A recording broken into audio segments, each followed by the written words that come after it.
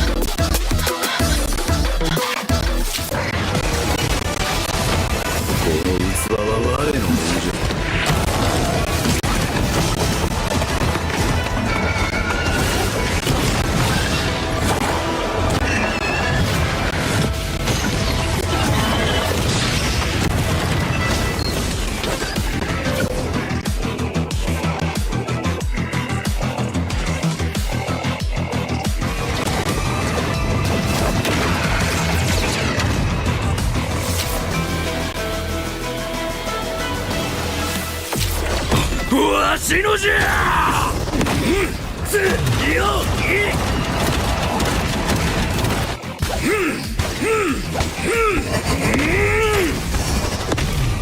楽しいのを呪いの家。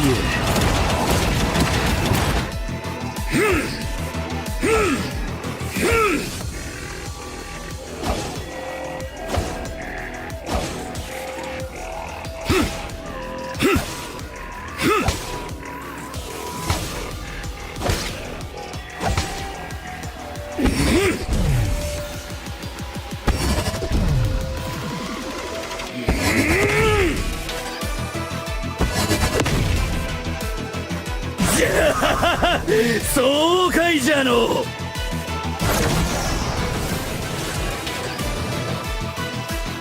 見つけた。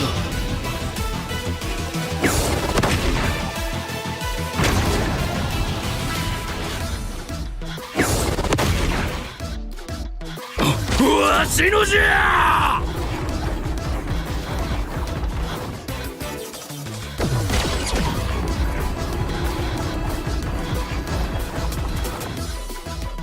楽しいのを。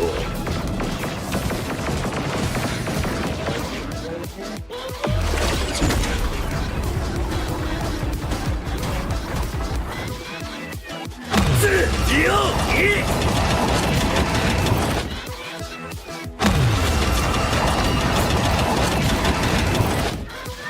呪いの家。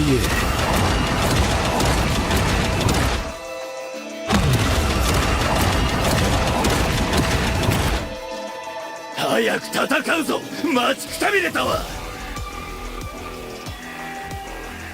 無駄じゃ。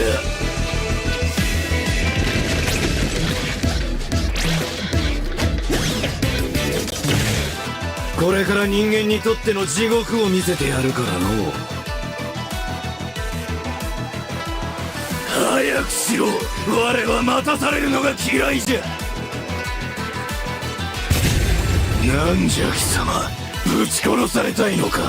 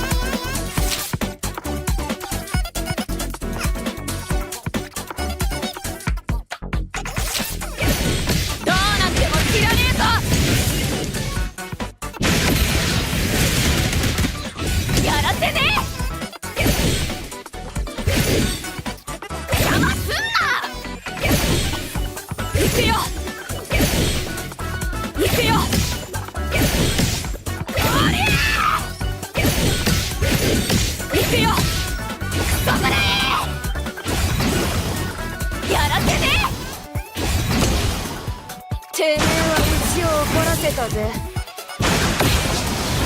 どうなっても知らねえぞ。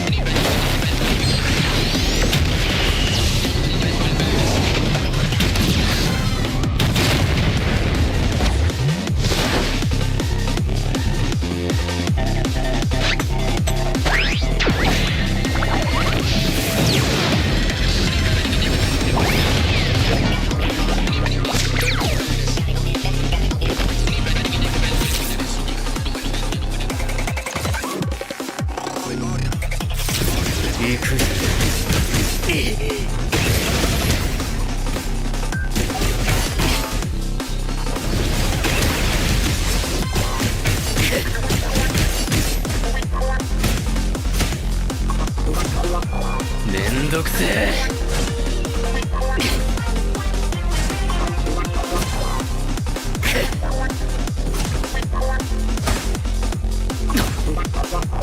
行くぜ。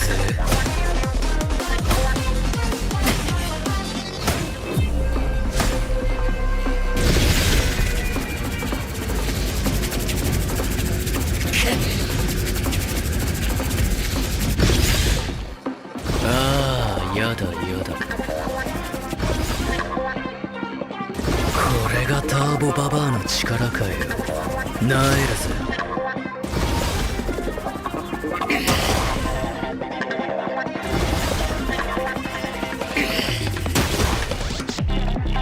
許さねえぜ、てめえはよ。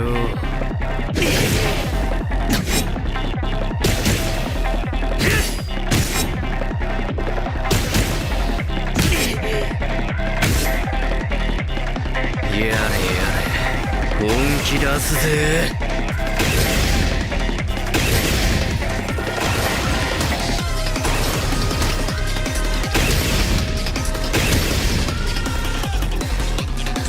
ももちゃん会いたかったぜ。強くならなきゃ、もっと強く。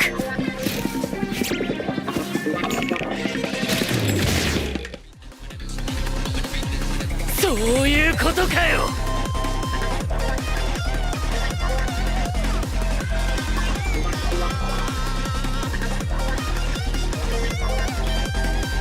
おっと悪い。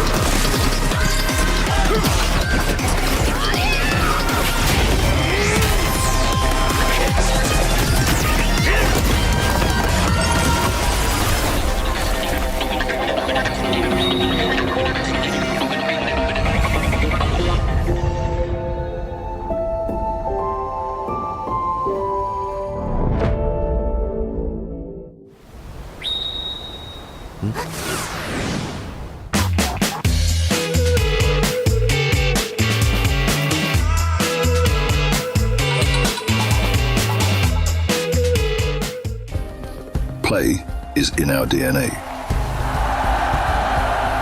Whenever we let it out, it becomes our superpower. Now imagine an entire city being built to supercharge it. Kadir City, powered by Play.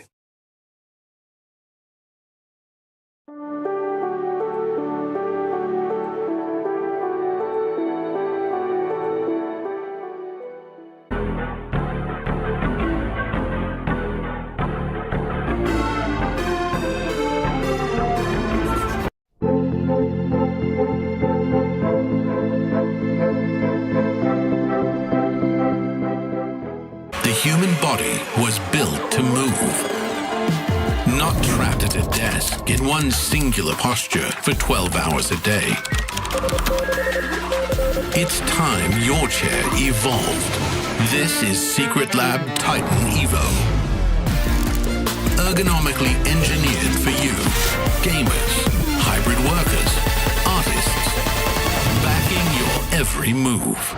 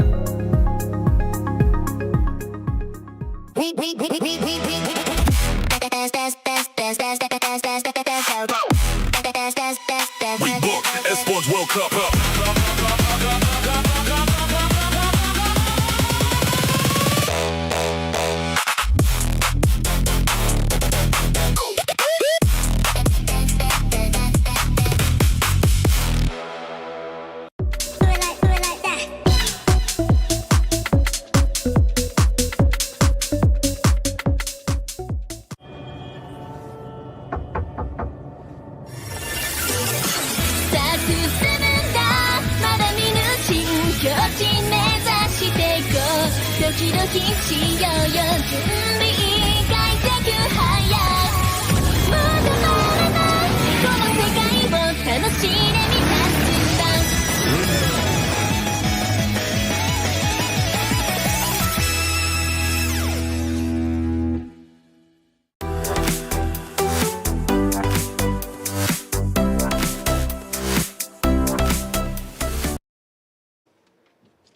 What's up, Chris? How you doing?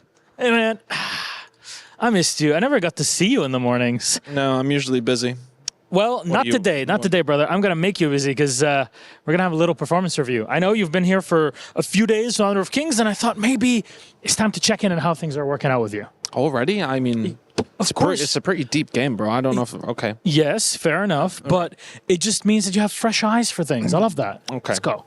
So on a scale of 1 to 10, how would you rate your experience working with me? Do decimals count? Yeah, they do, yeah. 3.5, 4? Not sure what scale, though. 3.5. That's... Okay. I thought you liked me more than that. Room for growth. Okay. What would you say is my biggest strength? You're very optimistic, positive. I think. Thank you. Okay. Okay. Final question.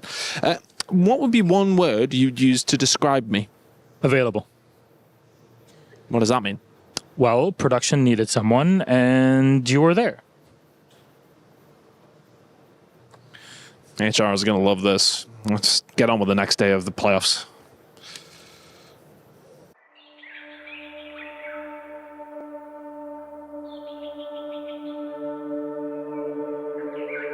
Wang 世界舞台的交手确实让人血脉喷张。Fighting our way back to the global stage wasn't easy. We have come way too far to back down easily, and we don't intend to fall behind. With our blood, sweat, and tears, we will fight to the very end. It's been a full year since our fall to the Titans. We are stronger now, prepared and ready. 重回旧地，热血如初。那些胜利的喝彩依然在耳边呼啸。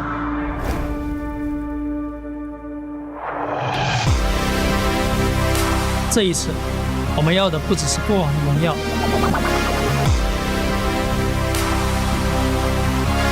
见证同门登顶，固然心怀敬畏。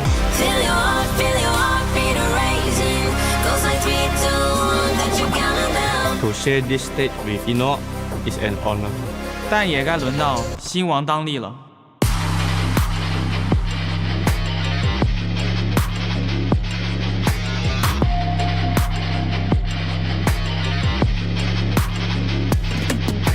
这一次，我们要的不只是过往的荣耀，一战登顶，视为冠军，连霸开篇，方筑王朝。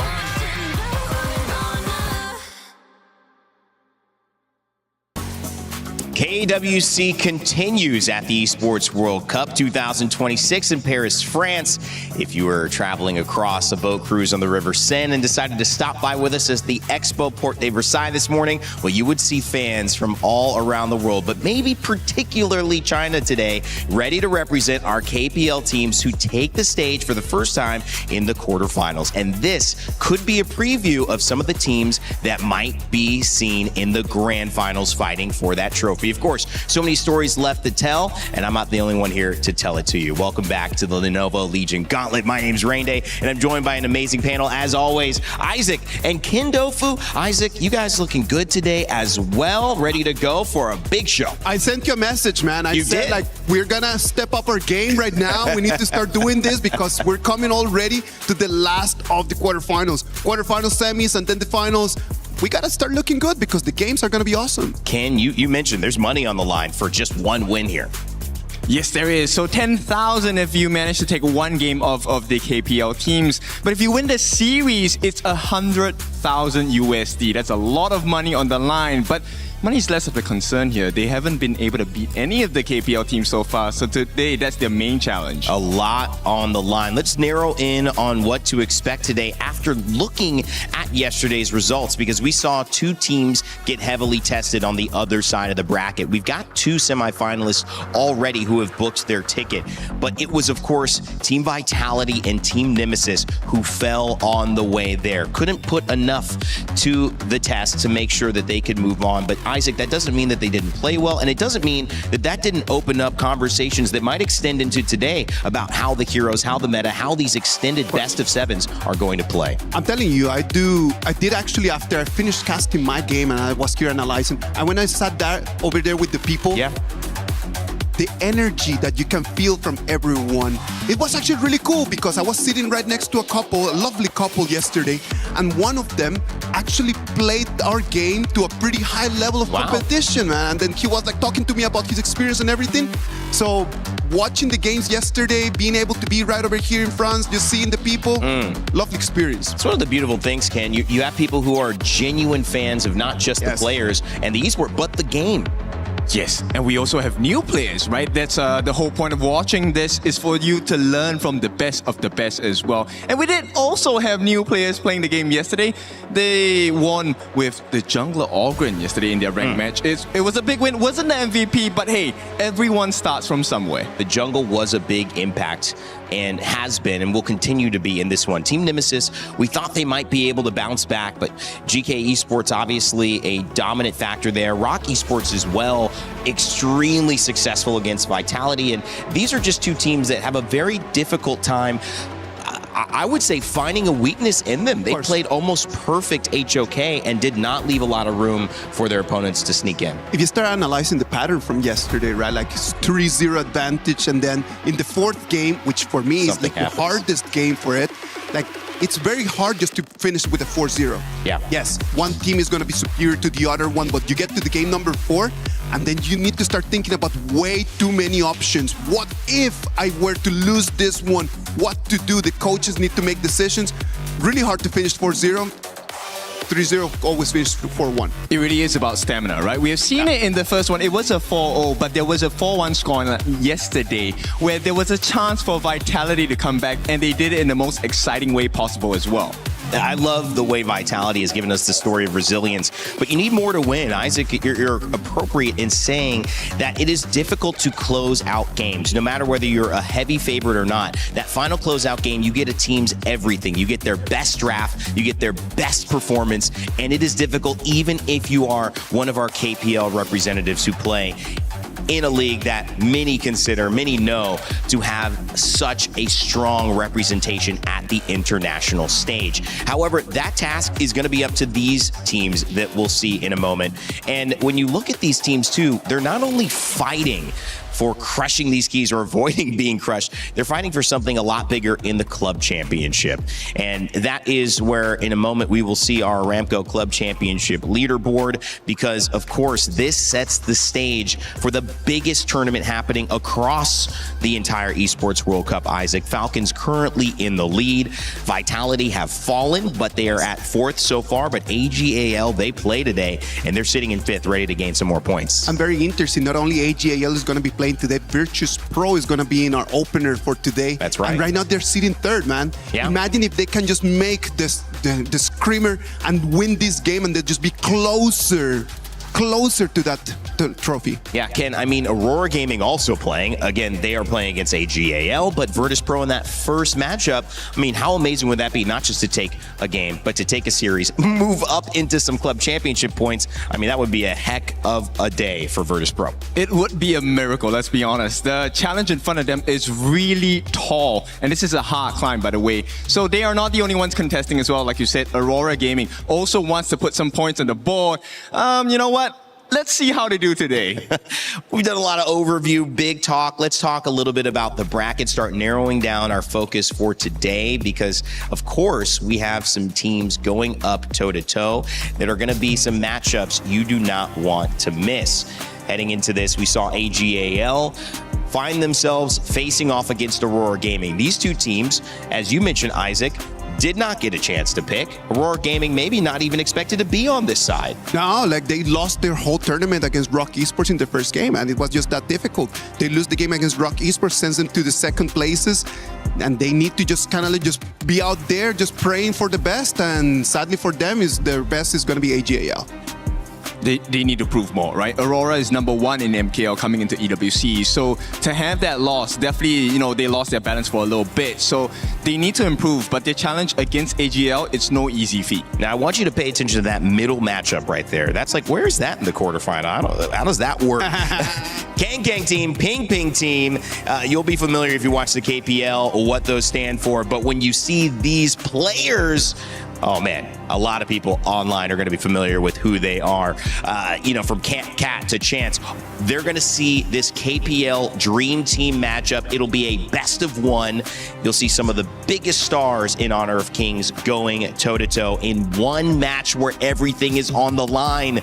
It should be a lot of fun, Ken, but also hopefully give us some good, some good clips, some good moments, some good excitement that will lead to an even funnier time and maybe more fun time on Sunday as well. It's going to be a lot of fun because all these players are not in their respective roles. They actually change roles, so this is going to be interesting. But it also gives you a chance to show that there's a reason why they are professionals, right? It is a show, man. Like, we're here just to kind of have fun. It's going to be just for the vibes. And we love games that are just like that. They're competitive, but at the same time, we're just here to have fun. All right, well, I love the fact that there are fans in the building right there. You can see it behind. The games haven't even started, and a lot of those fans represent two different ideas. One, KSG, who bring fans wherever they go, wherever they play. But also Virtus Pro, and that's our first matchup on the day because they've got that French European representation. We saw Clue hyping up the crowd. Wow, is what he was saying after they got a chance to speak on stage. We'll finally get to see him and the rest of VP. There he is right there walking in on arrivals, Isaac. They're ready to go, and they know they're fighting for a lot on the line. I just saw T-Gold and Jabba on my way here on stage, man, and I talked to them and I was like, how are you guys feeling? They said, we're feeling great. We're going to do our best. I asked Jabba, are you going to be able to carry the game? And he said, for sure. Oh, for sure, Ken. That's pretty confident. I like it, and I think you need that confidence because going up against Kuaishou Gaming, one of the best teams coming in from the international scene for KPL, you need to have your standards high, but you also need to have very clean execution because we've seen these guys play, they don't miss a beat. Yeah, and one of the things that makes them so dangerous as a team is their level of execution. The fact that they can kind of do things that other teams wouldn't be able to do, maybe even leave a farm lane exposed for a little while, focus on the clash lane, then have that deadly rotation to now just take over. We're going to be seeing, this is them live, by the way. This is both teams getting ready live. We wondered where these were. They're seeing us. They're seeing themselves. And so I always love to see who does what. Okay, they start looking at the screen. Somebody starts doing jumping jacks, push-ups. It's lovely. Like in traditional sports, it's the same, right? Yeah. Before the game, everyone has their own thing that they want to be doing. Like some people, they like listening to music. Some people just like to be quiet. What was yours, man? Like, man, it's interesting. I have the music in the green room. Right? I don't always do it though, but you guys feel like the music can come out. So people know me from that when I'm in the green rooms. When it was sports, I'm trying to remember, what did I do? I don't know. You know what I always did? Tell me. Maybe this is TMI. I always had to use the restroom, like right before the game. Okay. I couldn't do a game without going to the bathroom. So I think as an esports pro, I would struggle because those refs are so strict. They're like, no, it's not time. I'm like, I gotta go. I need to focus. I can't be thinking about this. All right, all fun and jokes aside here as well. Let's introduce KSG, who seem to be coming in. No, they are coming in as the favorites in this matchup, representing the KPL. They're so strong internationally, and one of the people I mentioned that kind of takes over the game if you let them is Silence on KSG. We had a chance to sit down with him a little bit earlier before this match. Hey guys, it's Sky. So I have Silence from KSG join us for the pre-match interviews. Please say hi. 跟大家打个招呼。Hello， 大家好，我是快手吴岩。Yes. So actually, this will be the third series for you in your journey here in KWC 2026. So how you like the entire experience and journey here in Paris? 其实这是这一次 KSG 在我们的世俱杯的第3场比赛嘛，对吧？然后其实已经到达巴黎很长的一段时间了，这段时间的经历给你留下怎样的印象呢？经历。哦，你喜欢这个城市吗？还可以吧。I like the experience here, and I like the city, especially in Paris. So this will be the second time you face VP, but in a best of 7 instead of best of 3. So is there going to be any difference? 然后这是我们第2次和 VP 交手了，对吧？但是这一次呢是在 BO7， 上一次在 BO3。你觉得这个对于你们来说会有不同的感受吗？或者你们的备战准备会不一样吗？就跟之前一样吧，就也要好好备战嘛。I think we'll keep everything like it was usually, and we keep our minds so we get very full study of our strategies, and we'll try to make a better scores this time. So there's a lot of players from VP actually. They liked you a lot. So what would be things you want to say to your opponents today? 其实我刚才和他们的选手也有简单的采访。其实很多他们的选手都很喜欢你们，也经常看你们在 KPL 的比赛。所以这场比赛开始之前有什么话是你想对他们说的吗？我觉得就全力以赴吧。Okay, I think we will try to do our best, and good luck to VP. We'll enjoy our time together. Thank you so much, Silence. And this will be it. Back to you, panel. Well, Isaac, deadly player, has so much impact on this game. Talk to me about Silence and what to expect from him. One of the very interesting things, as we were talking over there in the green room, right? Like we were talking a little bit about how does KPL work? Like there is this tournament called the Challenger Cup. So how does Silence actually end up in KSG? So imagine that once upon a time, like they're in this Challenger Cup, he's playing for a different team. KSG lose against their team, and then they look at this kid and they're like, you know what? I want this kid in my team, man. And then after that, the next year, they decide just to go and buy him. They buy him. He comes to KSG. In his first season in KPL, he becomes a champion. Wow. You know how difficult it is to just be in your debut and then being able just to win that? Only players from the dream team have ever done that. And in his first season, he comes in, wins, takes the trophy. So we know that we can expect a bright future from him. That's amazing. There's so many parallels to moments in sports that you could see, like kind of miracle stories like that. Someone's just destined for this moment. Seems like Silence has a little bit of that destiny behind him, and KSG certainly willing to prop him up into that role. We'll see if he can perform against Virtus Pro, which is a team that is not to be counted out. They're fighting not just for club championship points, but Clue, the rest of the squad, T-Gold, Nighty, Jaibao have been performing well enough to get into this knockout stage. We had a chance to mention what it would look like to come in here and face off against such a titan like KSG to Hai Long, and he gave us his thoughts heading into the match. Hello guys, I'm Sky. So it'll be my honor to have Hai Long from VP joining for the pre-match interviews. Please say hi. Hello everyone, I'm Hai Long from Virtus Pro. Yeah, how are you feeling today? Are you excited? I'm very excited. So during the draft, you were actually picked, right, by KSG. So what will be the immediate reaction when you got the news? I think that because we want to face the KPL team, because we want to improve ourselves and then get better and learn from them. And also, I'm the fans from Liu Lang. Yeah.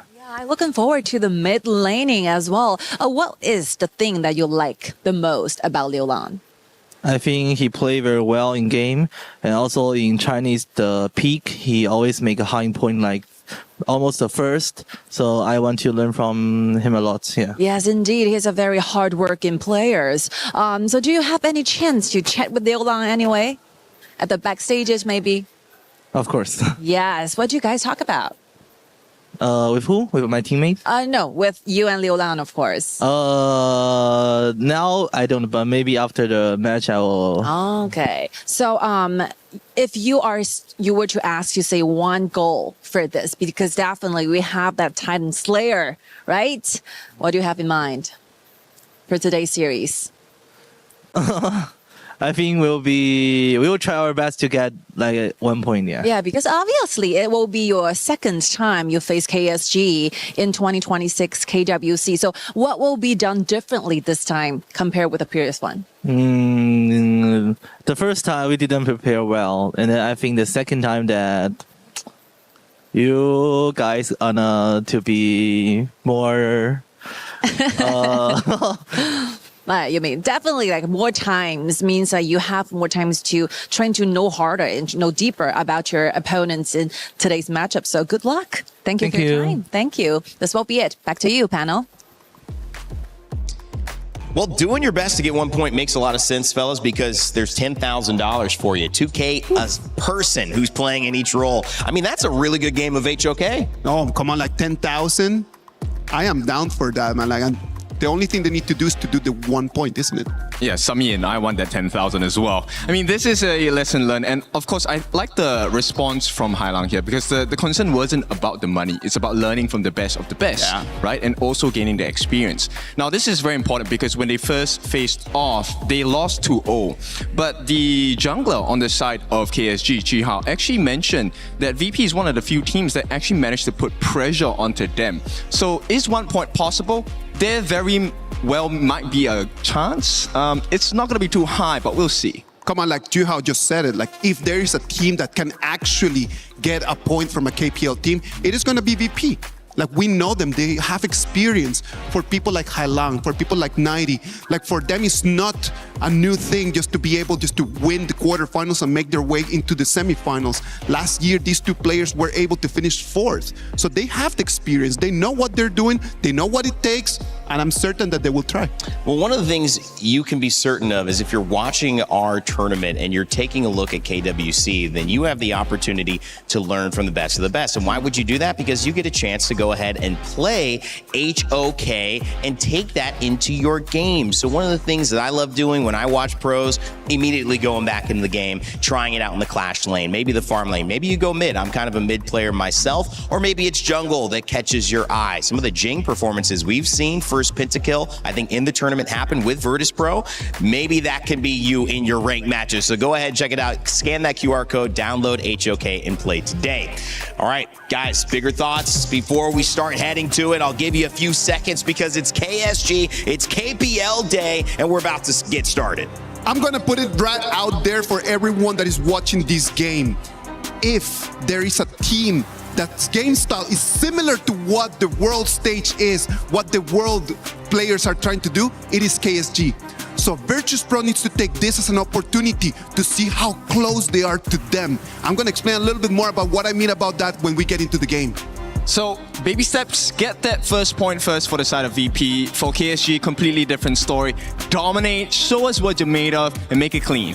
KSG fighting because they are the standard of the world. From the KPL, their fans, their supporters have traveled here to see them lift that trophy and maybe become a champion at KWC. But in their way stands the David to the Goliath in Virtus Pro. Will they throw a stone strong enough to even win one game?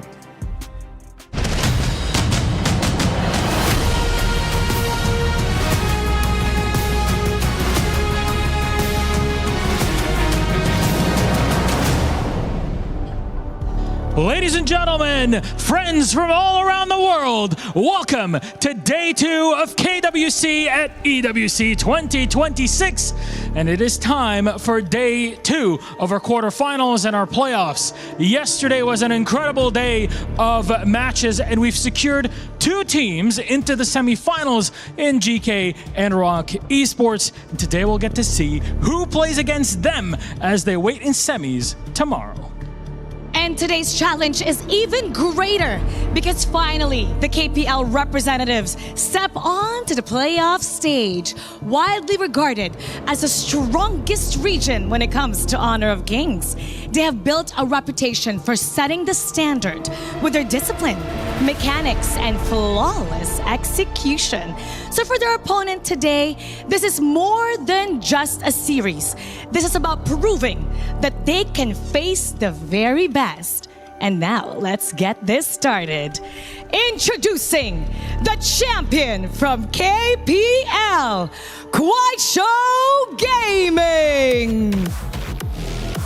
One of the youngest in KPL, Kuaisho Gaming entered in their season like a hurricane, fearless, explosive, and immediately established their power in their region. The young force that shook KPL brings their ambition to the world stage. A tough game and a rematch time, but our opponents are ready for it. Please welcome vsVP. What does one do when you get knocked down? You get back up again because you didn't hear no damn bell. That's vsVP's group stage in a nutshell. And with both resilience and fresh experience under their belts, they're ready to face the KSG music once again. Now, players, you may now go to your seats. And captains, you may place your key. And remember to shake your opponent's hand. This is the champion of KML versus the champions of KPL. Hey. And there's the handshake. vsPro versus Kuaishou Gaming. This is the playoffs.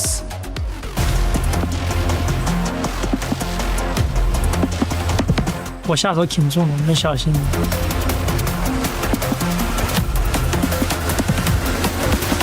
AG, we are not afraid you because we will do our best to beat you.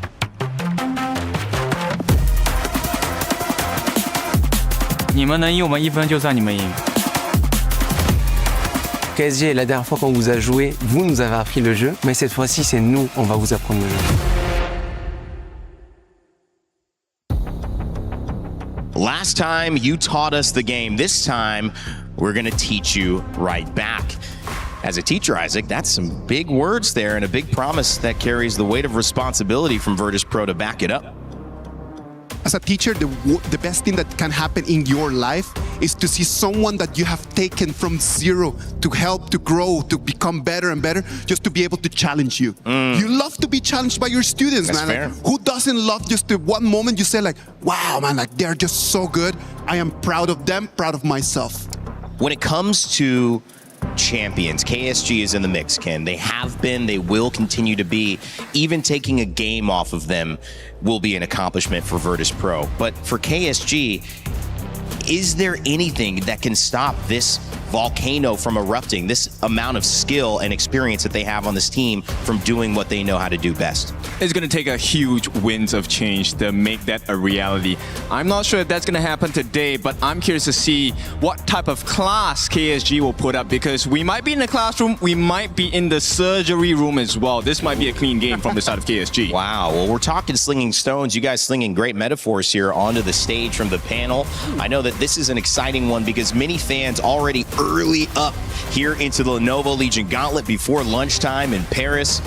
And as you probably figured out by Paris about now, you could sit at a cafe for hours without having to do anything. So there must be a good reason. And for those watching at home, it's of course because KSG have taken the stage. Isaac, Ken, any final words before we throw to our casters? Nah, man, I'm really looking forward for this. I have nothing else to say. I'm really looking for game one, and then after that, we're going to try to break it down. All right, well, it's time to get it underway. The draft about to begin. Let's send it over to Blam and Rookie for game one of our quarterfinals. Bonjour, welcome to the semi-finals here within Honor of Kings. We have Kuaishou Gaming going up against vsPro. Two Titans looking to go head-to-head, and like the panel said, they are looking to be a feisty matchup here. vsPro, like Kuaishou Gaming said, could be the team that's going to take a point at least. It's going to be a feisty matchup coming into the first match of today's tournament, because we've seen that Kuaishou Gaming said that VP was one of the teams that are challenging and that could possibly challenge them today. Exactly. I mean, that's exciting, right? You are coming from the KML. You have Jai Bao with you as well to be the potential to try and at least get the game right. We want to be crowning a Titan Slayer. I mean, some of the people in the crowd may not be, but I definitely be one of them that want to see a Titan Slayer. It's going to be $100,000 coming for any team that could defeat one of the KPL team. It's going to be very interesting looking at how they play today. Again, if we're seeing the matchups, teams tend to become very, very safe in terms of meeting KPL teams. They play safe, they play a bit more calculated. So I want to see VP playing loose and just giving their best gameplay today. Absolutely. Like you said, obviously teams do play safe, but The thing is, these teams need to realize it's a single elimination. What's the point playing safe, play decisive, play with discipline, and try and get a victory here? Like, that is going to leave you with a bigger mark within KWC 2026 than just playing safe and regretting it on the plane flight home. Of course, like 100%. Like, we know Show Gaming is one of the more aggressive teams coming into KPL, breaking one of the most scariest record in the KPL. So it's going to be very scary looking at VP. Like KSG, they play a very aggressive game. They like to invade. They like to push up the jungles in the early game. So we are going to see some very aggressive gameplay coming in from KSG. Yeah, I mean, you can kind of flip the coin and say for Virtus Pro as well, because if you look at the match times of both of these two teams, discarding obviously the series against India, we see these two teams finishing their games around about 13, 14 minutes. That's not just only Show Gaming, that's Virtus Pro as well. So you can see how much momentum these two teams have going head to head right now. It's going to be the battle of the master and the student. Last time they met up, it was 2-0 going into KSG. Yep. So coming in here with a new mentality and a lot of rest coming for VP, I hope that they could put up an amazing and interesting fight coming into the ban and pick. And the Jing has been taken out from the image. Yes, I think that's a good one, right? Obviously, it's a best of 7, so it doesn't really matter if the Jing gets banned out in game number 1. It's going to surface at some point, right? The mirror domain is going to come through. But we look over to the side of VP, they ban out the Diadea as well. Obviously, that's been kind of having a little bit more of an appearance now that we have these best of 7s come through.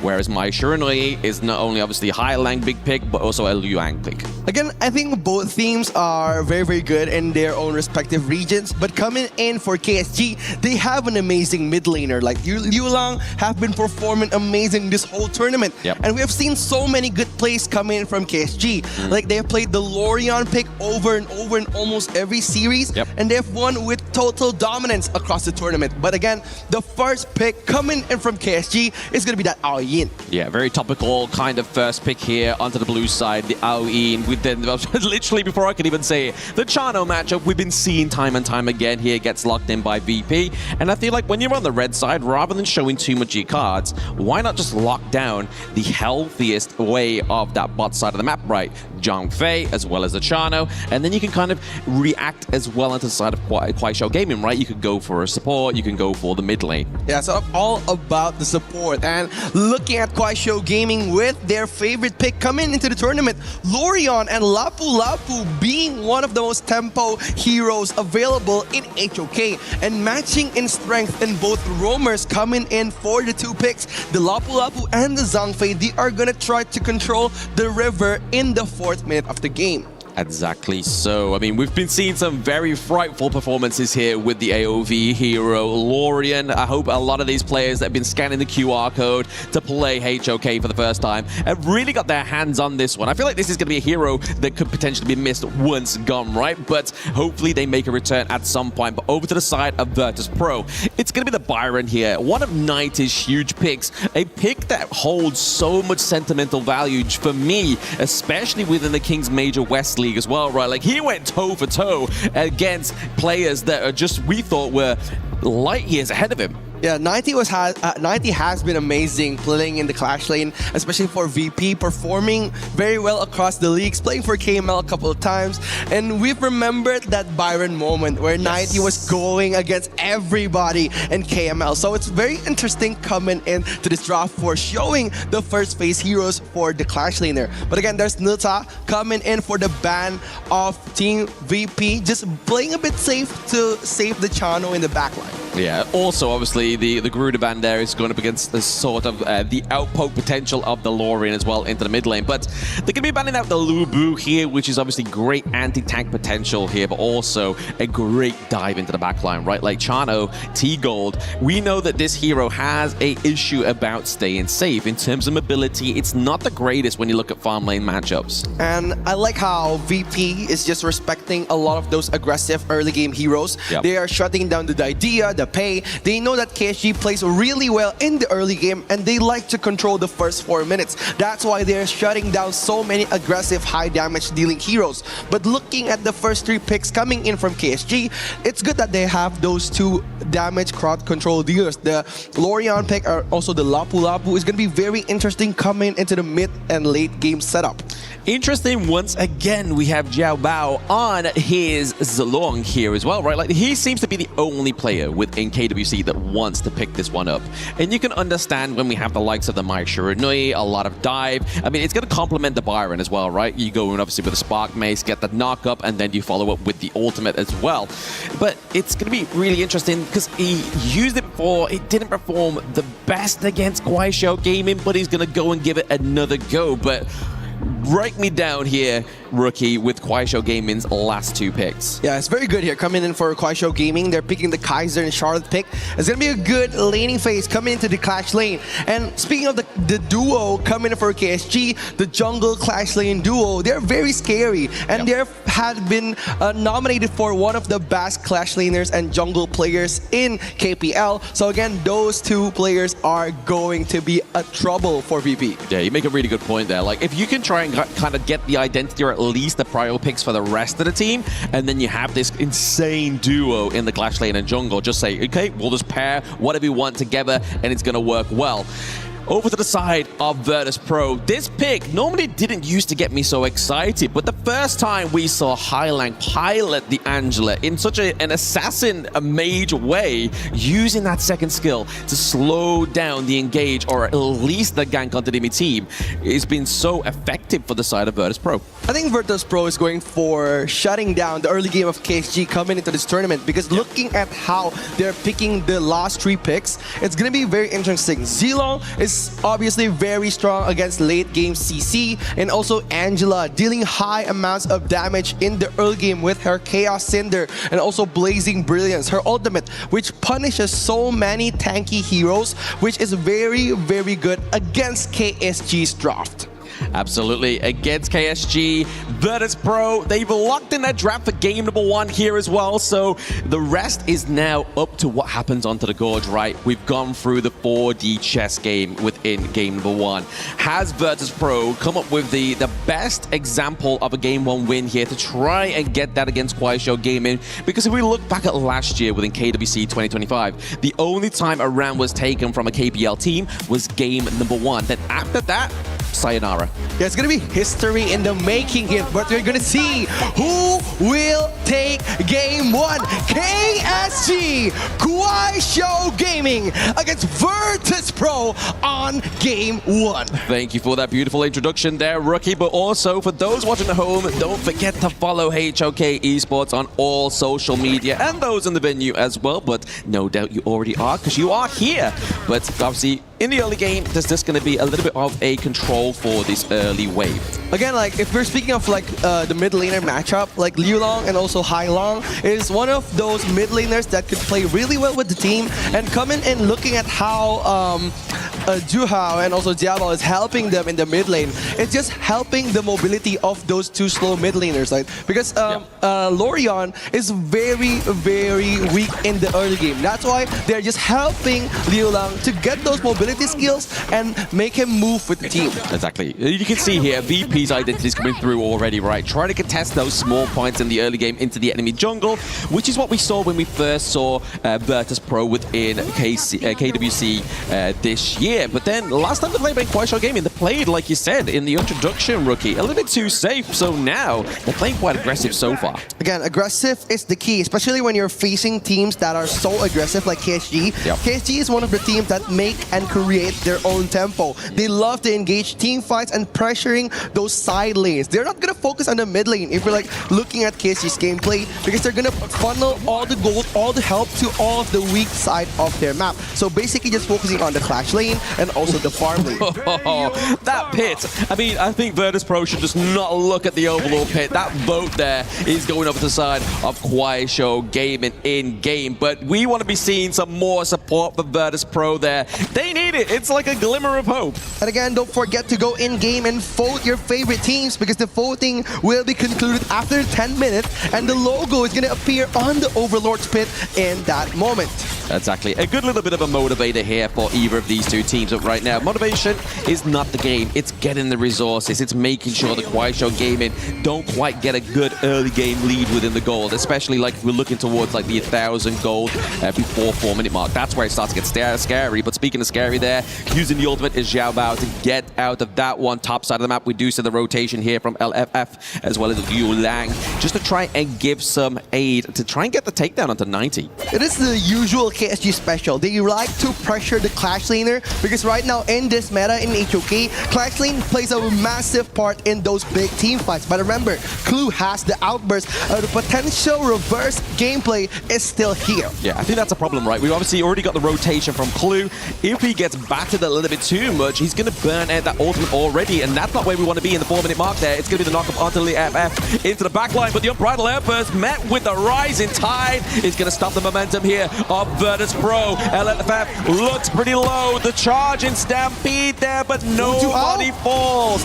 Jiahao is here just to give aid to his teammates. That's just like giving presents, right, to the team fight. Like, Jiahao is here, you gotta disengage because right now they have all spent out their resource skill. There's no more outbursts and Raging Sea coming from these two tankers from Virtus Pro and KSG. And if you're looking at the first phase items, I think 90 plays a big part in respecting the enemy here, building so many physical defense just to hide the damage coming in from Jiahao and Silence. Exactly, because I mean, you're not really looking and hoping for a lot of magic defense when really the only proprietor of that is going to be the Lorian into the mid lane, right? So I feel like it is a good shot here for 90 to make sure the physical defense into this pit is going to be terrifying here, but it's going to be the ultimate there to keep 90 alive for now. But can he dash off the wall? Jiahao as well as Silence, they commit here, they go for the dive. Can he get the skill? One! It goes first blood to Jiahao. It's going to be a matter of timing, right? 90 was waiting for his ultimate, for his full spear suppression, but it didn't came at the right time. And they know so well that 90 doesn't have that. That's why they engage in such a good team fight. We're going to look at the replay here. Jiahao calculating so much damage. He knows where 90 will be going to escape from those big damage. And Jiahao initiating the first blood, going in for the jungle of KSG. Yes, I mean, you see there in the little bot, we do see that the Tyrant went over to the side of Virtus Pro, so a little bit of a Brucey bonus for them there. But you saw 2 Gold's health bar in that lower part of the map there. He was literally super low as they basically transfer the awareness top side of the map to the pressure down to the bot side. Right, we've said this before, like KSG, they're a very, very strong team. Yep. They like to dominate those top and bottom lanes, making them so unviable for those team fights. That's why we're seeing a lot of pressure coming into 90 and also T-Gold. And probably the only counter to that is just focus on your farming, not relating or answering any of KSG's calls in this team fight. Yeah, it's just to stem the bleeding at certain points, right? Just making sure that none of these lanes in the side lanes are getting taken down, and just making sure, like you said there, Rookie, is keeping that gold lead. Kind of, if it's not in your favor, just not too far ahead.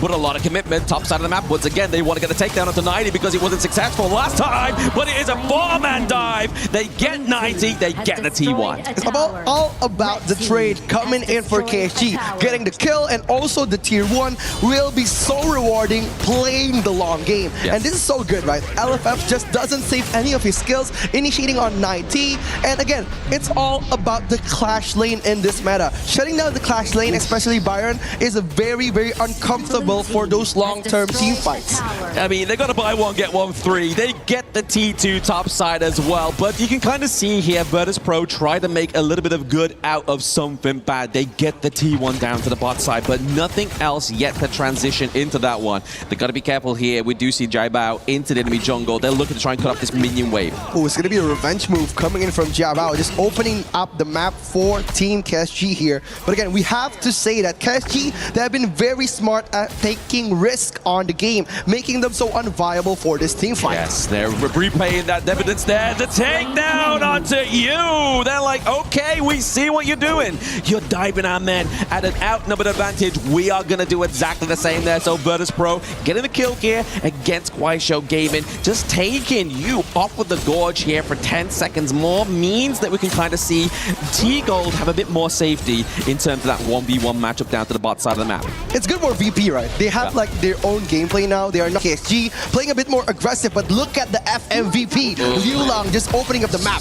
Yep, I mean, this is what happens when you do open the map so aggressively, right? Like, you can overextend, but there is no T2 to run to. That's a hard situation here for the side of Virtus Pro, but they're just looking to push a little bit more here as well. Obviously, bot side of the map does fall finally here for Kuaishou Gaming, but they got to be careful. That bot side T1 onto the side of Virtus is very low. Wow, this is an amazing play coming up for VP, giving a close game. And look at the gold at the map. It's not much, right? Even though that the KSG have been fighting a lot, but the gold gap hasn't been left out. Yeah, just trading blows here. Juhao as well as Liu Lang, LFF into the backline as well. Juhao has to escape this brush. It's going to be the unbridled outburst, pushing away Kuaishou Gaming, but that's not enough to save their jungle on the side of VP. He gets taken down. T-Gold positioning not quite as well as I wanted to be there. Virtus Pro are losing lives here, all for the fact of the enemy support.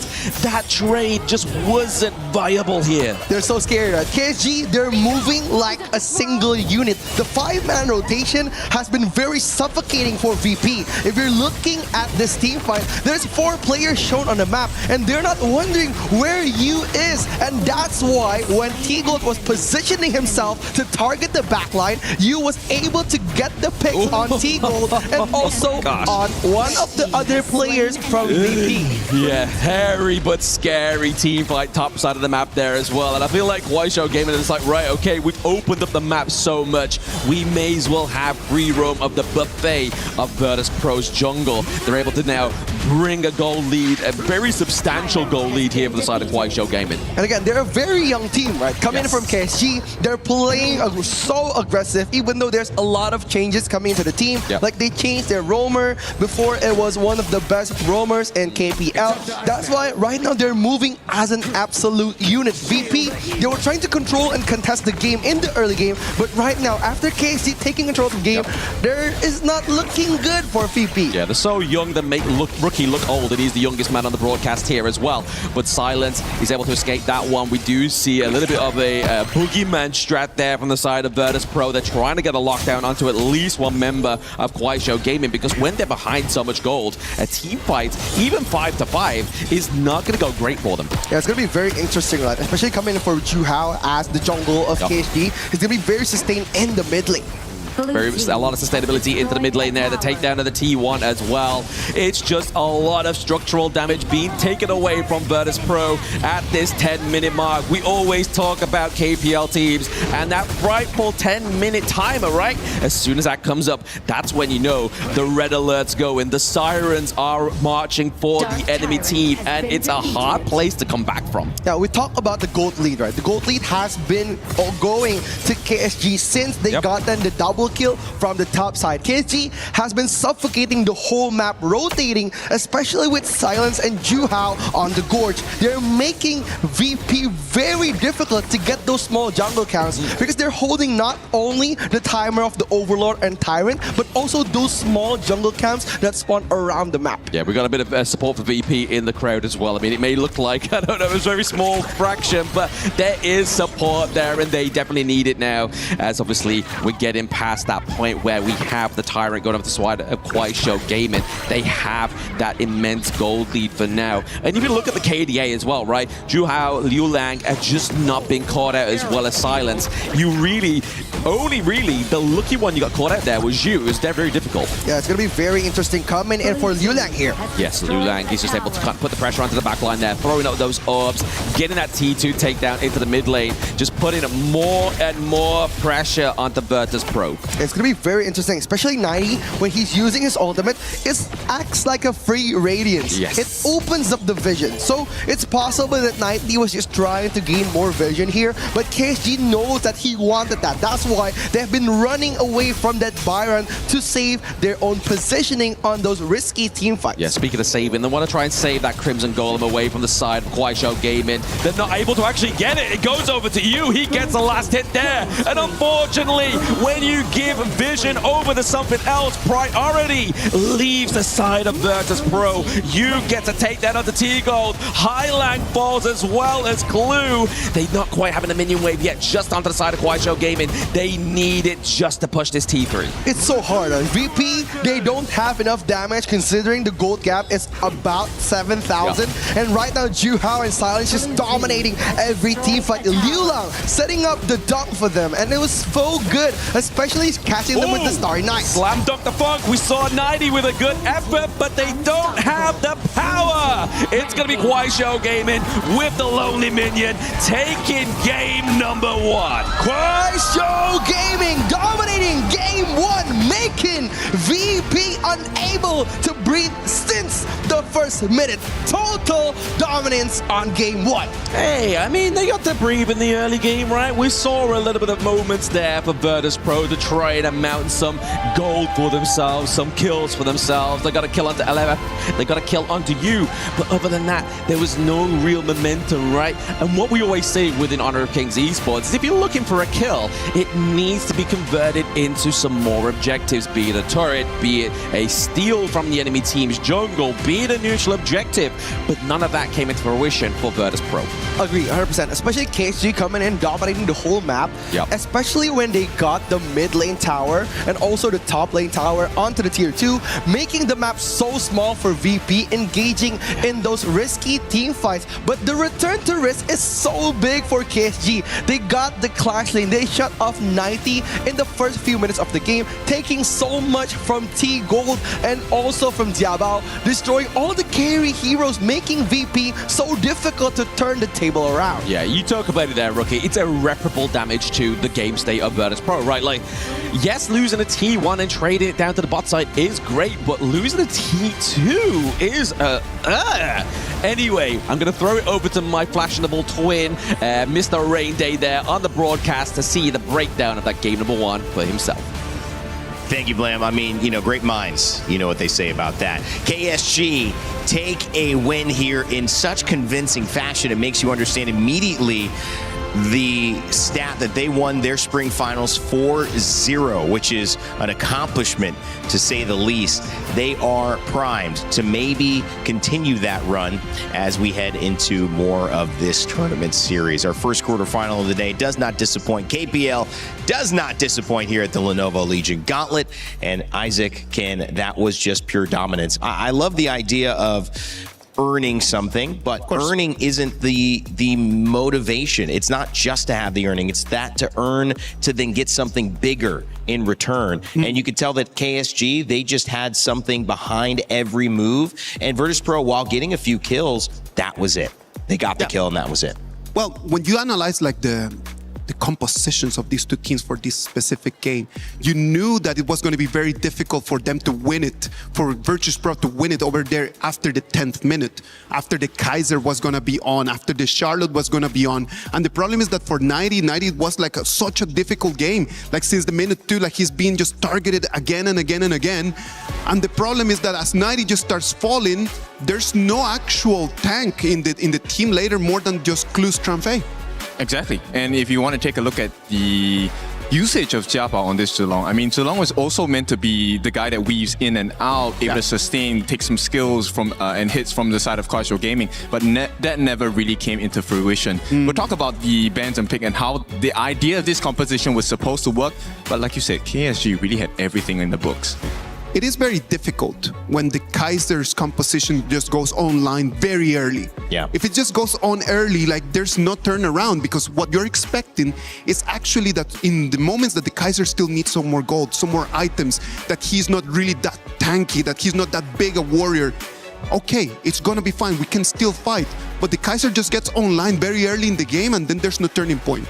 death by 1,000 cuts. The way that KSG approached that matchup seemed like a brilliant symphony, working in cohesion, coordination together, orchestrated for a different goal to create something bigger from all of the single parts. But where could you focus in on what was wrong? The most important thing that I thought showed up early was the clash lane focus. And you could see 90 just getting dove again and again and again under tower. There was no escape from the pressure can, but break down what you saw, because there was an element of the draft that gave that a possibility, also an element of somehow how KSG were manipulating the gameplay. Yes, so first and foremost, if you take a look at the Byron instead, right, there is a small window to win the lane. That's before you hit level 4. And once Charlotte hits level 4, there is no more team fight available for you. So if you take a look at the draft, okay, wait, I need to put down my notes. I have so many things on my hand. I'll grab them for you, boy.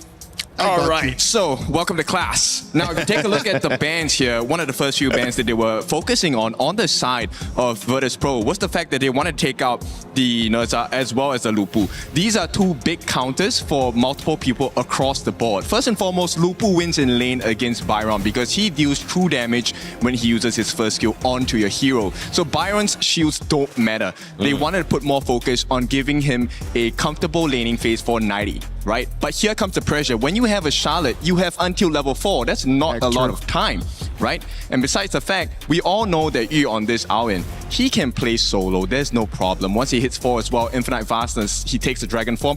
You can't apply pressure there. You're sending people 3 minimum to a place where you will find no value. Meanwhile, you're left exposed on the other sides of the map. Great stuff, right? And I was talking to Rain Day when we were watching the game.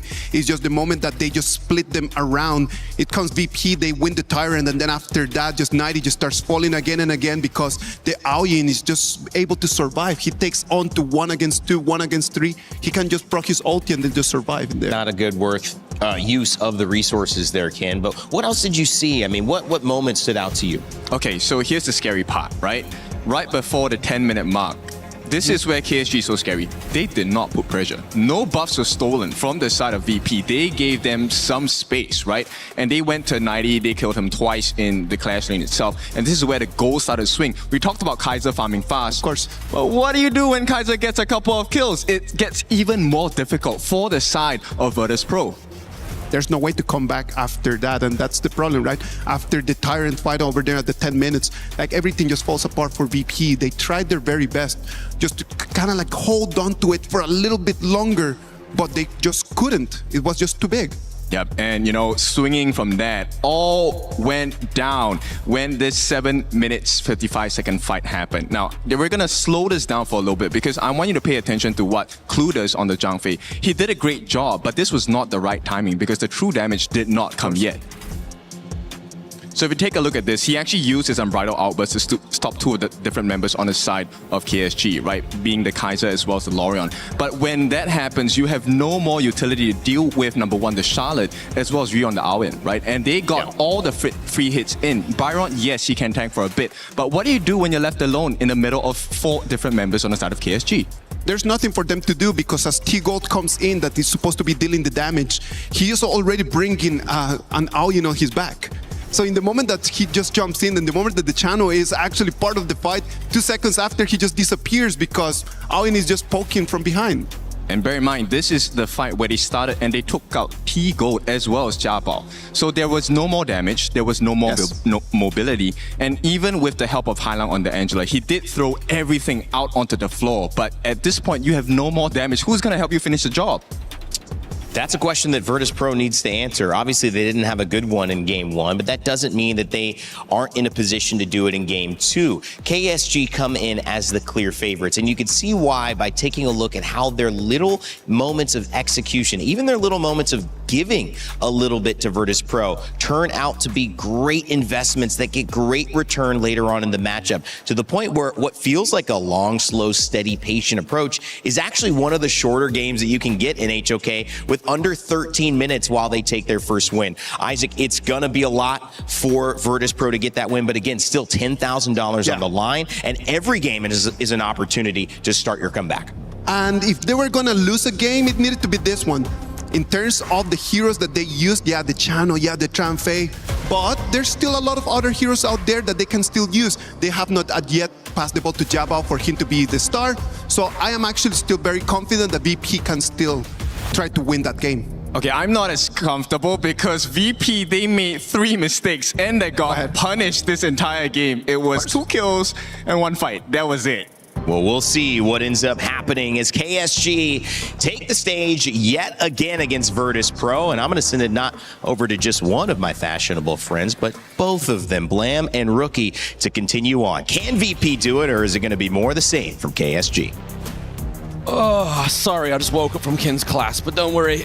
My homework's all done. It's in the desk in front of me. I knew it. I could fall asleep because I've already done all my homework. But anyway, guys, welcome back to the game number 2 between these two Titans. And with me still is Rookie. Rookie, however, he's had his Red Bull. He's awake. What are we thinking about game number 2? Game number 2, I think VP, they need to step up. Like we've said that the first few minutes, they've played really aggressive, countering KSG's aggressive gameplay with more aggression. Game 2, they need to step it on the late game. Because like again, controlling the mid game is one thing, but dominating the late game like KSG is another one. So it's another different animal. Coming in, speaking of animal, it's gonna be Guan Yu for the first pick of VP. The Warhorse, he comes through. But I mean, if you look at the 2 bans that we see onto the side of Virtus.pro, you know for the fact that Liang means that the Guan needs to come through, because with no Liang, it's a hard counter. With no Liang, you don't get the Princess Frost combo. But however, you get high frames, you get Florentino, you get Mai Shiranui onto the side of Guaisho Gaming. Is this going to be even more of a faster paced game number 2? It's going to be silence but deadly coming in for the Clash laners of KSG here. The Florentino pick, one of the best Clash laners in this meta, especially coming in going with Guan Yu. Okay, the early game 1v1 is going to be very, very good against Guan Yu with this Florentino pick, because Florentino could stun with his skill 1, a little bit of a knockback on skill 2, so it's going to be very interesting looking at how 90 answers the aggression coming in from KSG. This is the first time for Clue we have the Motsu as well. Motsu here going to be able to set a long range stun there with the Cannon Blast, maybe to try and deter. I mean, it's one thing to try. It's going to be hard to catch more than one, especially when you have a Florentino as well as a Mai Shiranui. And then obviously we do have the enhanced movement speed of the Cheater as well, right? Like, who are we looking for these Cannon Blasts to land on, and what's going to be the follow-up? It's going to be the Florentino or the Tita coming in for the long pace draft. But I like how KSG has been leaving no holes on the side lanes. Like on game 1, they picked 2 very strong top and bottom laners like Long and also Charlotte. And now they're answering it with another strong pick coming in for the farm lane and the Clash lane. Florentino, the single laning monster, and also Tsusa, a very strong poking farm laner for Yi. Yeah, it's going to be a very difficult matchup here. Obviously, we know that the Parasolar of Ali can block out those range attacks, right? But when you get attacked by that burst damage, it's not going to cancel that out, really. He's just going to kind of cancel out a phase, if anything, on that one. But the Annette here, we saw Annette rise to fame yesterday in these picks, right? Especially Geekay. Like, Geekay's Annette performance, and as well as, obviously, I don't want it to sound a bit too sore, but Team Vitality's F1. He had a good performance on this one, right? Like, don't cry on me just yet, Rookie. Don't cry on me just yet. Again, no crying left at the table because I have no tears left to cry. But coming in for Annette. Annette is very strong in this meta because of that ultimate that she brings into those big team fights. Those CC immunes and also shields helps the team get longer and more sustainable team fights, especially against 2 stun heroes such as Mozi and also Guan Yu. That's why they're gonna try to shut down those pesky roamers coming into KSG. And speaking of roamers, Lianpo, the Earth Shaker, is this Rain Day's favorite hero? I mean, probably, you know, maybe.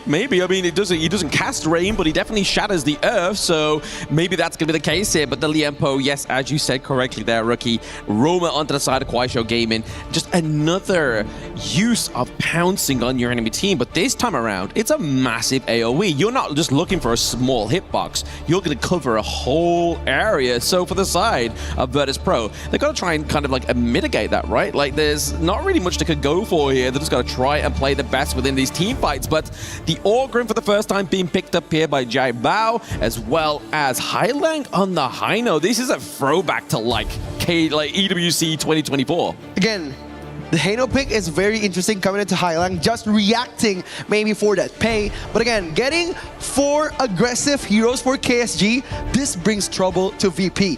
You know that KSG likes those early game team fights, and with Florentino and Pei on the 2 best players on the team, it's going to be very interesting how VP could answer those early game monsters. Absolutely. It's going to be, I mean, they struggled to answer in the last game, right? Like, that's the problem. Like, is VP's draft a more early game draft? No. Like, Orgren needs to scale, right? Obviously, Guan Yu has his kind of moments within these team fights, but once again, you need to get a little bit of itemization, especially with the amount of burst damage coming from the side of Kuaishou Gaming, right? Yeah, then again, it's all about patching the holes in the gameplay. Just resetting your mental state from game 1, improving for game 2. And this is what we are gonna see. The challenger coming to face the KPL Giants. Virtus Pro, will they get 1 game against Kuaishou Gaming? I mean, they're only hoping for it, right? They definitely want to be the first Titan Slayers being crowned here, but we have a high power rose for those at home. It's going to say, go Zhu Hao, give it your all in a match. We believe in you. I feel like that belief is kind of needed to be focused more towards the side of Virtus Pro. Yeah, it's going to be supporting coming in, but look at Silence getting the first blood. Again, the aggression from the amazing duo of KSG. He didn't even give me more time to read out the hyper and roast. He was just like straight in for the kill. Like I said in the draft, this is a lot more aggressive in the early game here. Everybody circulating around Juho into the enemy jungle there, just making sure, enhancing an already fast wave clear from Pei, but Silence at level 2 here on the Florentino. He is so deadly. The Cannon Blast not quite hitting the mark there from Clue, but it's going to be enough to tear away the side of Kuaishou Gaming. It's scary, right? Like, you're going to be laning with one of the best Clash laners coming into KPL, and also the FMVP. Like, it's going to be so much pressure, especially for T-Gold, where he has the skill too. But again, so many projectiles that he needed to be wary of, and Florentino was one of them. The most hilarious thing is that Knight is obviously switched lanes. He's probably thinking to himself, thank the Lord that's not me in topside. Like, he's like, I don't want to get dived. I don't want to die first. But he's having just as hard of a matchup here against, obviously, Yu into the bot side of the map. Guan Yu really struggles against that rage. Yeah, then again, it's very interesting, right? Like, if you're talking about range here, that's why Florentino is going to be matching up with Arlie. He wants to play the poking game from T-Gold, and that's why the Guan Yu is stated on the laning phase with Yi or with the Teta. So that's why it's a bit more aggression coming in from KSG. A lot more aggression, but again, once we see Clue's health bar fall down here, you are trying to land a Cannon Blast on such a agile hero. The takedown once again for Kuaishou Gaming. They're picking up 3 kills already and already doing some great damage to the structure top side of the map. Insane. Absolutely insane. I know now why his name is Silence. Because the gameplay of his is doing all the talking on this match. Literally, I don't think I need to do PvP for Silence's gameplay, right? Like, he's just like, okay, just watch him, learn. It's impactful. That's all you need to know. Yeah, it's just the amount of pressure that is coming in from the Clash lane, just pressuring T-Gold one bit by bit. And it's only the 2nd minute. And look at the kill points, and look at the gold gap coming in from KSG. It's about 1,500. Yeah, we wanted to see a little bit more of an effort here in terms of the early game from Virtus Pro. They're trying to get the catch out here of Liu Liang, but he's going to be just jumping across that mid lane. It's hard to lock down that Mai Shiranui. And Lord knows, he's tried locking down Silence on the Florentino. It has not quite gone to scale. Highland falls top side of the map once again. It's just a bloodbath already for Kuaishou Gaming. Dude, Silence is an amazing addition coming into KSG with that mentality, destroying the whole laning phase of 2 heroes. Now, T-Gold has switched to the mid lane, and Hailang has been tasked to do the 1v1. But again, with the double ultimate, the double life, Hailang still loses. He does lose there, but 90 trying to go with a good push there, but it's going to be that CC immunity, but Yu only has a little bit.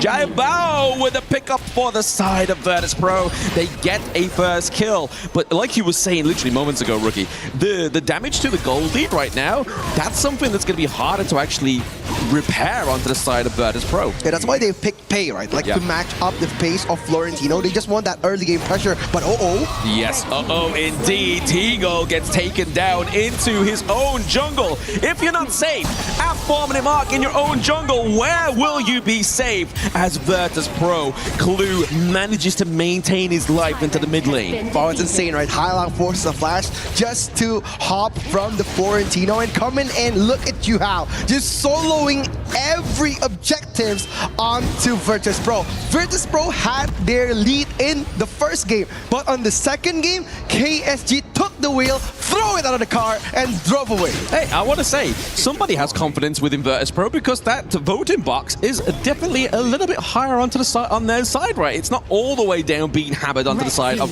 Show Gaming. There's some people out there voting for Virtus Pro. It's not me.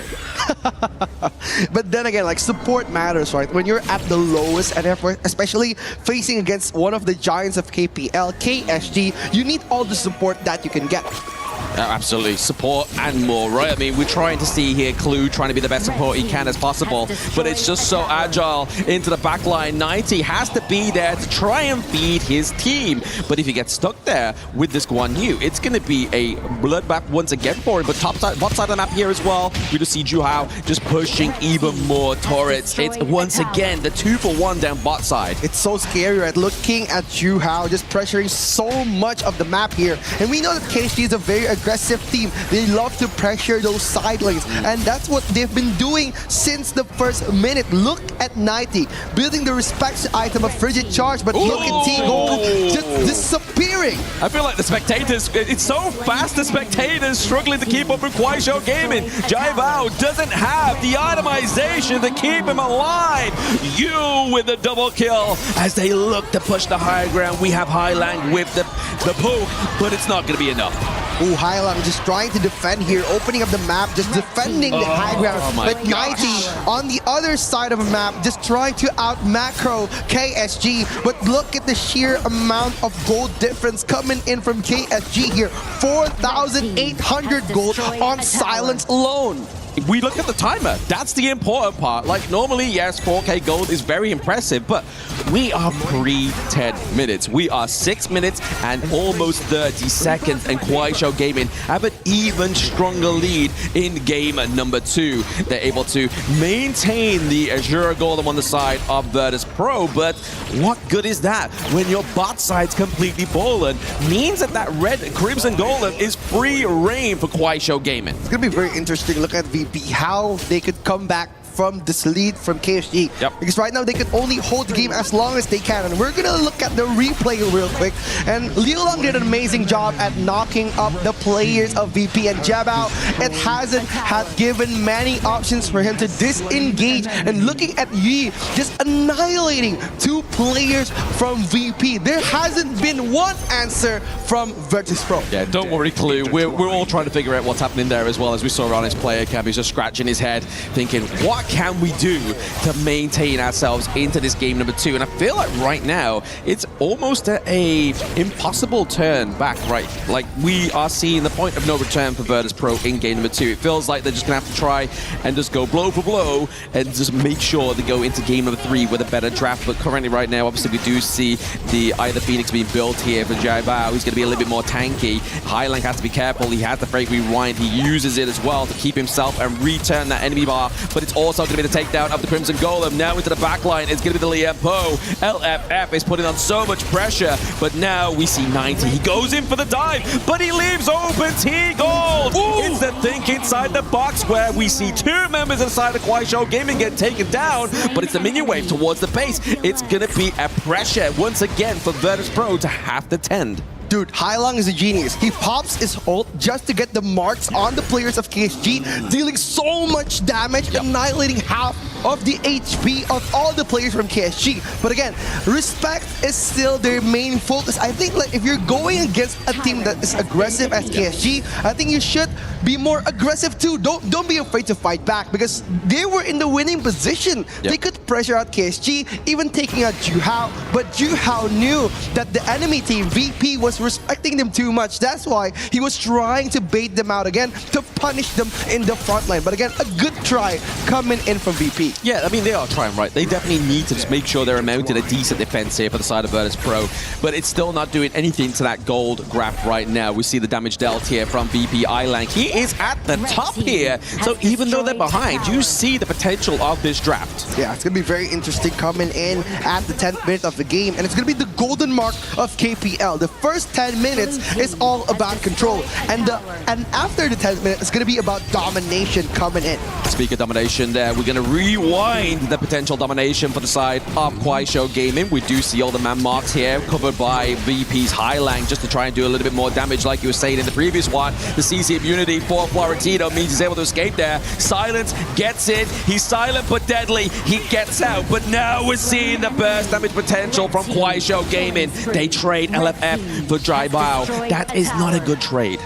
Right, T-Gold has been amazing this match, just trying to keep his gold lead. But again, 0-5-2 for a farm laner could be a bit of a heavy burden for him to carry. That's why KSG, they're always trying to shut down T-Gold and also 90 out of the team fight. While VP is protecting 90, T-Gold has been left alone so many times, making the team fight so difficult for VP without their main damage dealer. Yeah, very difficult here. I mean, they need to be making sure that Jai Bao stays itself as alive, like I've said, not only for the smite potential, but also the damage output here for the side of Virtus Pro. We do see them kind of amalgamating around about the Azure Golem just to keep making sure that Jai Bao is fed up. He has the Azure Golem, because it becomes a lot harder to dictate these team fights when you are behind in terms of mana, in terms of CD reduction. We have the mid wave being pushed through, as well as the bot side of the map as well. Highlang does have the Fate Rewind, but a lot of damage has been put through. He gets impaled by you, and now that's one member onto the side of Virtus Pro that's been taken down. LFF, he has committed the ultimate but cancelled it. It's enough to zone the way the side of Virtus Pro. Jai Bao has to retreat into the recall territory, and they're trying to throw the spears. They're trying to do enough damage, but Kuaishou Gaming in a quicker time take game number 2. It's gonna be the master against the student. Kuaishou Gaming teaches VP to take game 2. They do take game 2 here. The problems that we had in game number 1 is the fact that they lost a T2 straight after a T1. This was something that was not improved onto the side of Virtus Pro. If not, it was something that for Kuaishou Gaming, they topped. They got all the way to the T3 like almost 6 minutes, right? Like, that's something that you don't want to be letting happen. You want to try and make sure you're making these changes on the side of Virtus Pro that enables this not to happen, not enabling it to happen more. This is a total game for Silence on this match. He was dominating since the first minute, getting the first kill against T-Gold and punishing so much on the team fight. That's why we said that Silence, or the Florentino, is going to be very dominating on the first laning phase, and there wasn't any answer from that question. T-Gold getting a 0-5-1 KDA, getting punished almost every team fight, and the funneling is going to the jungle and Clash Lane again and again, making them very strong for those long-term big damage team fights. Exactly. Keyword, funneling. So we're going to funnel it back to the analyst desk. Let's see what Coach Kin can do to keep me awake this time. Well, you know, I think the interesting thing about this bounty is that we have set it up for one game to earn $10,000, a full set to earn $100,000 if you can beat KSJ or AGAL. But now I'm starting to think, maybe can we give like $5,000 if the game goes longer than 15 minutes? Can we throw a little bit somewhere? I mean, because that's the challenge right now. That's the challenge. I agree, man. Like right now, in terms of this game, it was very difficult for VP because of the way that KSG opened the game. Yeah. I do believe that they had a very clear idea. VP, they want to do the exchange, right? Like they put 90 and T-Gold, they swap their lanes to try to see if they can find something different. And then after that, just KSG just read that and they were like, okay, so you started with 2 cores. You had the Arlie, you had the Ogren. What about if we just turn that into 1 core by just taking T-Gold out of the game? You had mentioned something about the draft. I know we have some highlights coming up in a second, but Ken, the thought of stalling them either in the draft or in the gameplay, I mean, it feels like I'm watching Shakespeare written in HOK the way that they're playing. So that actually was the position for the side of Hailong on the Haino, right? He's supposed to be able to repair towers. Now, if you're new to HOK, Haino, the mid laner that Hailong has been playing in this game, if you use his ultimate around towers that have been taken, either take damage or has been crumbled down, if you use your ultimate within 5 seconds, you can actually restore the position of that tower where it was at 5 seconds ago.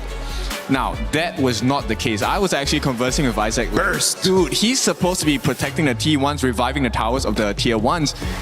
The first time he used it, it was on a tier 2. It was too late. There was not enough time on the side of VP at all. Time is of the essence too, because these games keep getting shorter and shorter, Isaac. So it's not like VP with some of these adjustments are making things better. In fact, you mentioned a bit before we dive into the draft with Ken that the draft just didn't seem to make as much sense to you as well, because they gave up on the Diadea, but they still took the Arlen. Of course, like if you analyze like the first 2 bans from KSG, they say, okay, we already played the Lapu Lapu, so no Lapu Lapu. And you already played the Tramfei, so you cannot pick Tramfei. What's the third best option? Then we have the Diadea. And then the Diadea, they just ban it. They put VP to decide, okay, you don't have a Diadea, what do you want to play? They decide to play a Mozi, and then they decide to play the Arlie. So they just break the composition for future games of having the Diadea with the Arlie, which we know that has been working really well in 2026. And the craziest part, VP kind of banned out themselves as well. They took up the Haya and the Liang in their own bans, so they kind of banned their own answers to the potential questions from KSG. Let's break that down, because I want to look at it again with you, Ken. What went wrong and what needs to be improved? Because that's just the question. If you can take a little bit of a lesson from each and every loss, start to improve, start to push those games longer or even more in your favor, I think that's going to be a win for Virtus.pro. First rotation, I want to talk about Liu Lang in the mid, right? This is mine. The initial part, I was kind of wondering when we were taking a look at the draft. Okay, look, in the laning phase, we have the Arlie going up against the Chicha. You're supposed to be outraging the Chicha and you should have a good time in the lane. Now, and the second part was they had a lot of pressure onto Silence, who was on the Florentino. We know what the weakness of a Florentino is, 1v2. And that's what VP was like, okay, let's put the Mortar and the Arlie on top, switch lanes and see how that works out. But because of that switch, it's meant to be pressure on to the side of Silence. That did not happen because Liu Lang came with the Mai, and what a beautiful setup. He even funneled the first blood into the hands of Silence. What does that do? It means it gives him more advantage at the early parts of the game. He can dive now into a 1v2. And within the first 3 minutes of the game, Silence got 3 kills in a row, no deaths. He was ahead in farm, he was ahead in EXP, he was ahead in equipment. And you could see later on, they transferred that responsibility over to Liu Lang. Hailang, sorry, on the Haino. But Haino is so slow, his first skill doesn't work as fast as the dashes on the side of the Florentino. He couldn't handle it. So nobody on that part of VP in the first 5 minutes could handle Silence. And what does that mean? The jungler, Jihao, actually gets to camp in the jungle and farm the real goal, which is T-Gold here on the Arlie. I am really sorry about this, but it's just like KSG answered back to this with mobility, with burst damage. They understood that just by taking T-Gold out in the first 2-3 minutes of the game, then the game was done. Why? Because the Ogren needs to be focusing on himself. The Ogren needs to be focusing on getting items and then getting gold, getting the buffs, but then he cannot just actually just go around and be supporting on the lanes. So by taking the Mai Shiranui, KSG puts Liu Lang in a very good position just for him to be setting up and then just to start focusing on one person. I can imagine that listening to this, that these are causes rather than symptoms of a deeper cause as to what's happening here, which is one team is coming in with a lot of experience, a lot of tools, a lot of tricks of the trade. It's showing up in different ways in the draft, but KSG just have the better end of this matchup by far. And Virtus.pro are doing everything that they can, but they're getting caught when they zig. KSG is zagging. Game 3, though, will give us a chance. And if you think you have an answer to what Virtus.pro should do, maybe you think you've solved the problem. You know how to get $10,000 by sending them the correct draft, the correct bans to ultimately take down KSG. Well, then you can become a part of our creator program. By doing that, you can earn rewards for however much watch time that you get and actually be a part of the EWC ecosystem. Scan that QR code and join us. We want to hear what you think about all the matches happening here today. And what we're deeming KPL Day, and for our first 2 games, you can see exactly why. You know what? I'm going to just start a conversation with that for everyone at home. When you start thinking about the way that Kuaishou Gaming plays and the way that AGAL play, they're very different teams. AGAL, they're methodic, they're slow, they understand how to boil you really slowly. But Kuaishou Gaming, aggressive, they love to fight. Who else is aggressive and loves to fight? VP. So what about if they just fight aggression with aggression? It might just be a 6-7 minutes because it's a very big gamble, but I do believe that that is the key to success. I fully agree with that. And Kuaishou Gaming was also one of the first few teams to show what happens if you try to invade, right? But I think teams need to do that. Yes, we had teams who tried to invade their jungle, got first blooded in the attempt of the Crimson buff, and then it went from 1, 2, 3, 5 kills in the first 6-7 minutes. So, you know what? VP, give it a try. You know what? Like, let's just go all in red. Let's go. Let's go all in, push all your chips to the middle of the table, man, and who knows, man? Like right now, you're not winning, so maybe this is going to be a different strat. Nothing left to lose. Fight fire with fire is the suggestion of our panel. Blam, Rookie, do you agree? I mean, I have a simple request. Can we not mention 6-7? I've got Rookie here stimming. He can't stop doing it. He's throwing up the hand signs. It's not good. I need him on my broadcast. Can we not distract my co-partner, please? Thank you very much. But he's stopped there. He's no vocal. He's verbal once again. It's gonna be the retention time of again Z. That's why like this 6-7 thing is happening. But again, coming into this tournament, KSG has been very dominating. 2-0 wins all over. And right now with this best of 5 series, I've seen a perfect draft on the first 2 games. Yep. KSG, they like to dominate the side lanes. They're bringing in very strong side laners now. After all of those heroes have been picked, what will they answer on the 3rd match? Yeah, I mean, my notes for game number 2 looked very little. Like, it looks like Doctor's writing, but the one that you can make out and basically give to other opponents of Kuaishou Gaming, don't give silence to Florentino. Like, literally don't give him that pick. But still, we're seeing Jing being banned out once again, 3rd game in a row. Don't want to give it over to Jaibo, as well as the Diadeer as well. We don't be giving that up now. Obviously, Kuaishou Gaming still have the Arlie available, right? It's going to be very interesting. Kuaishou, they love the aggressive plays. Arlie is out of the picture. Pei is also gone. Florentino Lorion, also one of the strongest heroes coming into KWC. But then again, there's still Xiao Qiao, there's still Princess Frost and Liang. There's still a lot of combos coming in for this big draft picks. And look at VP. They don't want to give the Guan Yu to their opponents. Exactly. This was going to be my next point, right? Like, we've seen Virtus.pro use the Zhang Fei. Zhang Fei, we know Clue loves this pick, and this is something that's still available for Kuaishou Gaming.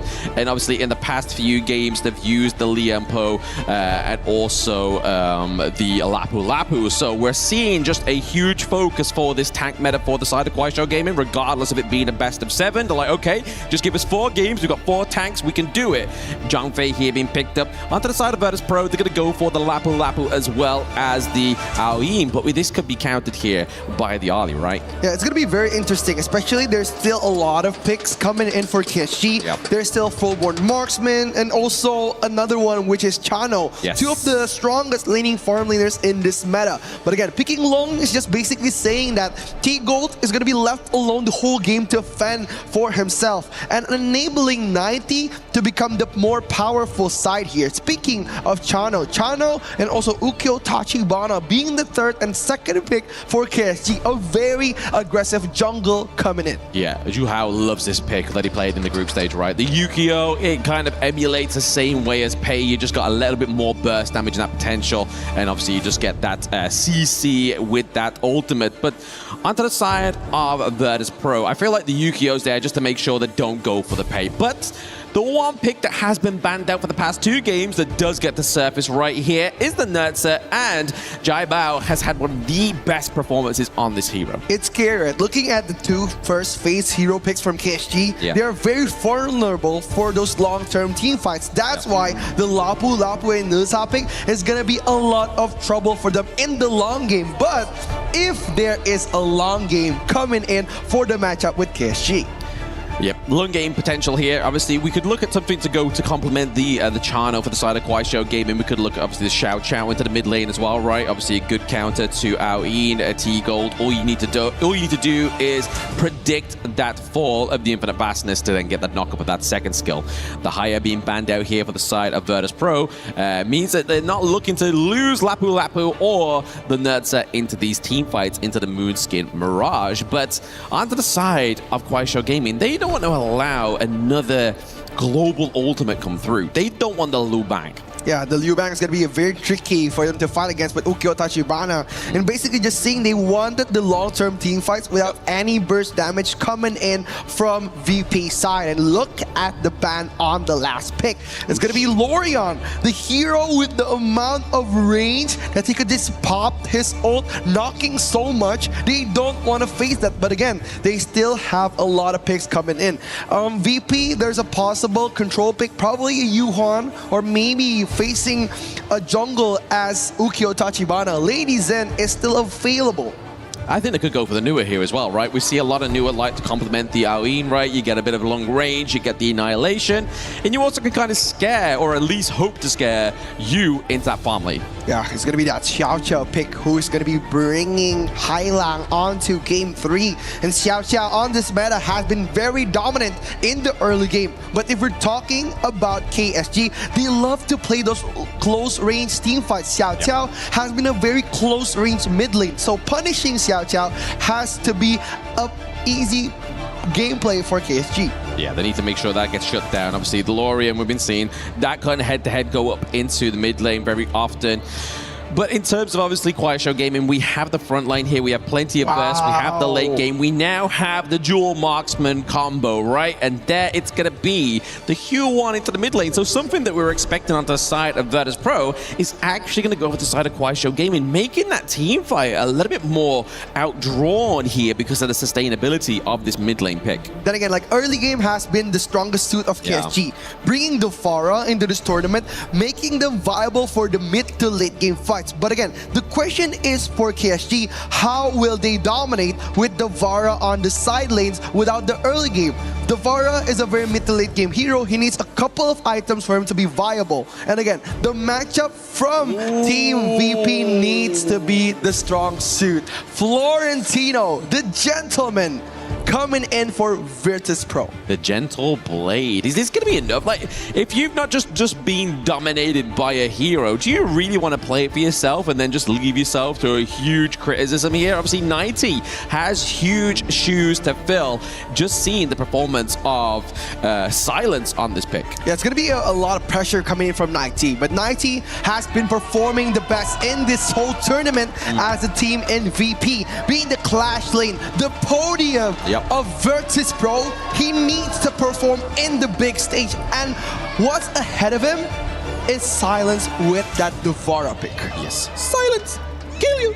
That's going to be the name of Virtus Pro. They want to get the shutdown of Silence, right? That might be a little bit too more of a niche quote for you, my young little co-partner here on the broadcast.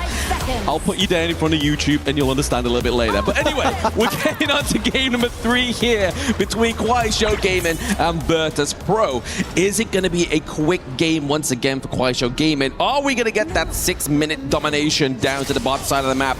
How is this draft faring in the early game? It's going to be very interesting. It's going to be the newcomer against the Giants once again. Game 3 on the line, and the best of 7 series. Will Virtus Pro be able to be pulling one game out of KSG here? Look at Chuhao just dominating the mid lane. A fast clear coming in for those 2 combos. Chuhao and Liu Lang have been impeccable in this series. Absolutely impeccable indeed. I don't think there's been any kind of weak link onto the side of KuaiShou Gaming, right? Like, we know that Liu Lang is probably the longest service teammate on this roster, right? And then everybody else is a little bit newer, but that's not showing right now. If anything, it's showing more of how aggressive these young players are within HOK, right? Again, they're like one of the youngest teams coming to KPL, one of the youngest champions to ever do it. So again, a lot of pressure on their backs to represent not only their team, but their country. 90 has been amazing, taking control of the Devara, but we know that Devara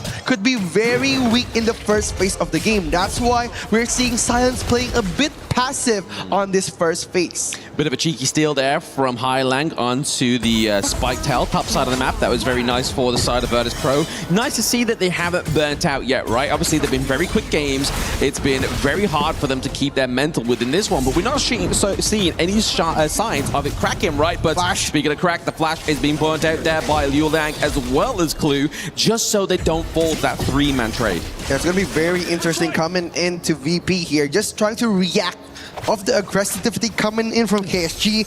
And looking at the gold gap, it's very interesting. But not only does 90 gonna bring something to the table, but look at the spell that he's bringing. Yeah. It's such an interesting spell against a Devara. Maybe for the late game potential. Yeah, maybe. If they can get into the late game, right? We just need to get VP there first, and then maybe we'll see the impact of that one. Canceling out the call there for the side of Silence on the side of Show Gaming. He tries to finesse. 90 gets turned into Day. It's going to be the Skyfall that keeps Jai Bao alive on this Nurtza. Oh, it's going to be very, very scary. Like, we know that Discipline is one of the strongest suits, but look at that. Oh no, he loses the Assure Golem after he's just claimed it. Juho gets taken down. These are the little trades that we needed to see from Virtus Pro a few games ago. But then again, like, losing the Azure Golem buff isn't the biggest suit. The biggest one is losing the gold in the XP. Yes. That's why Juho was willing to trade that with the first kill that he got on the top lane. Again, still a 1-2-1 trade. Nothing too major for KSG and also Team VP. But this was so good, right? If you're looking at Liu Lang and also LFF, he was just holding the outburst because Florentino has the anti-CC skill. His ultimate makes him immune to every CC. That's why he's just waiting there, trying to give help for Silence. Yeah, it's a hard one to overcome here for the side of Virtus Pro. You have to kind of get a lot of burst down, right? Before he kind of takes the sky, you just get the burn down, hope that Silence goes down very quick. But like you're saying there, I want to go back to the point of where we saw, obviously, Juho die.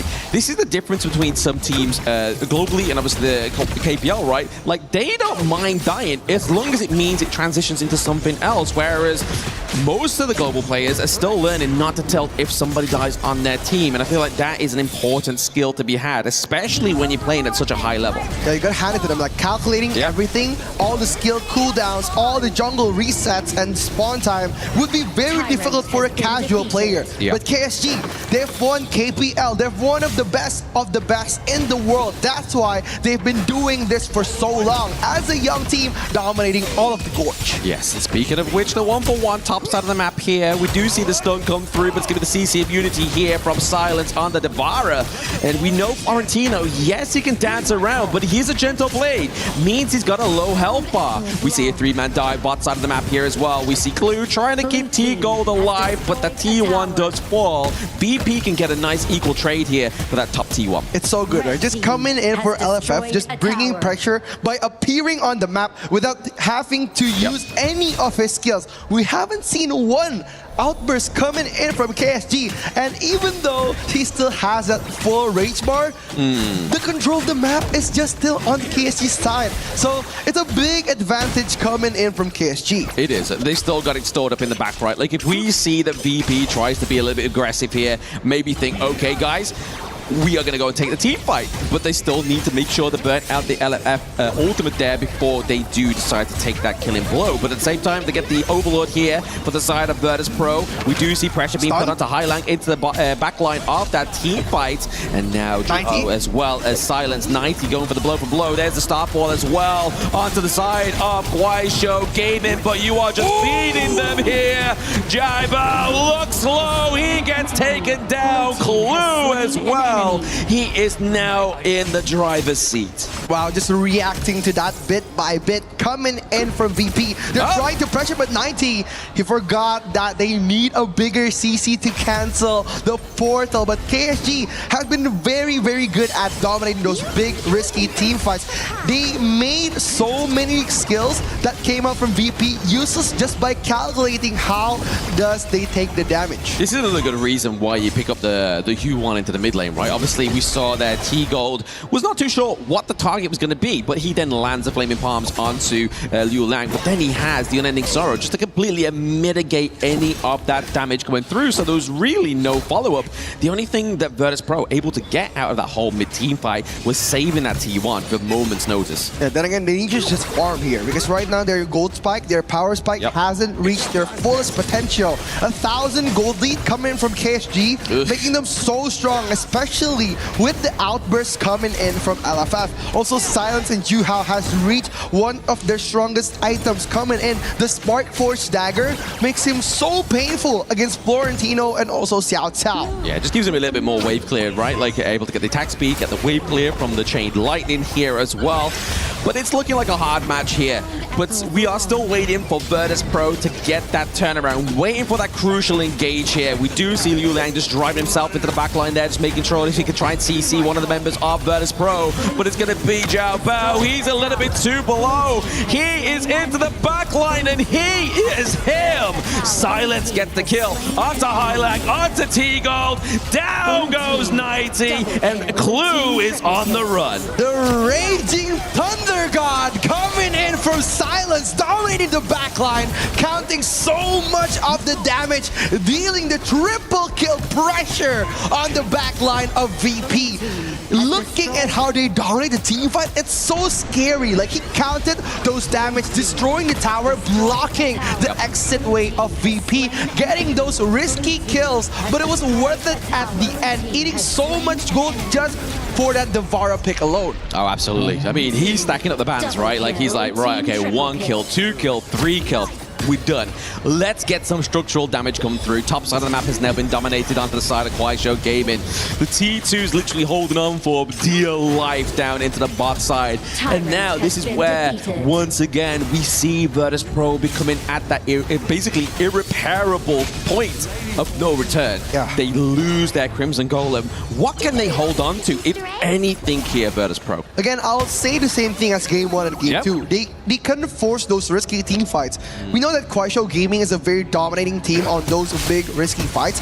And Virtus.pro is just walking on their trap. They want this. They want them to fight and lose the gold gap from the minion waves. They need those jungle camps. They need those advantage coming in from the waves that are coming to them. Because if they're risking fights with KSG now, it's not going to be good for them in the late game. Not good at all, but there is going to be lots of multiple variables of damage here. But LFF, he uses the ultimate. Silence. Can they get him? Silence into the backline. He's like, yes, keep focusing the beast.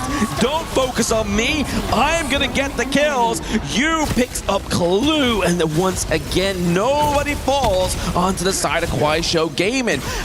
I'm at the point in my life right now, after seeing 3 games, I don't think it matters who you give Silence in terms of the draft. He's going to perform. Dude, Silence has been so good this series. 3 games, 3 best performances. And right now, he's going to lead KSG onto the high ground tower.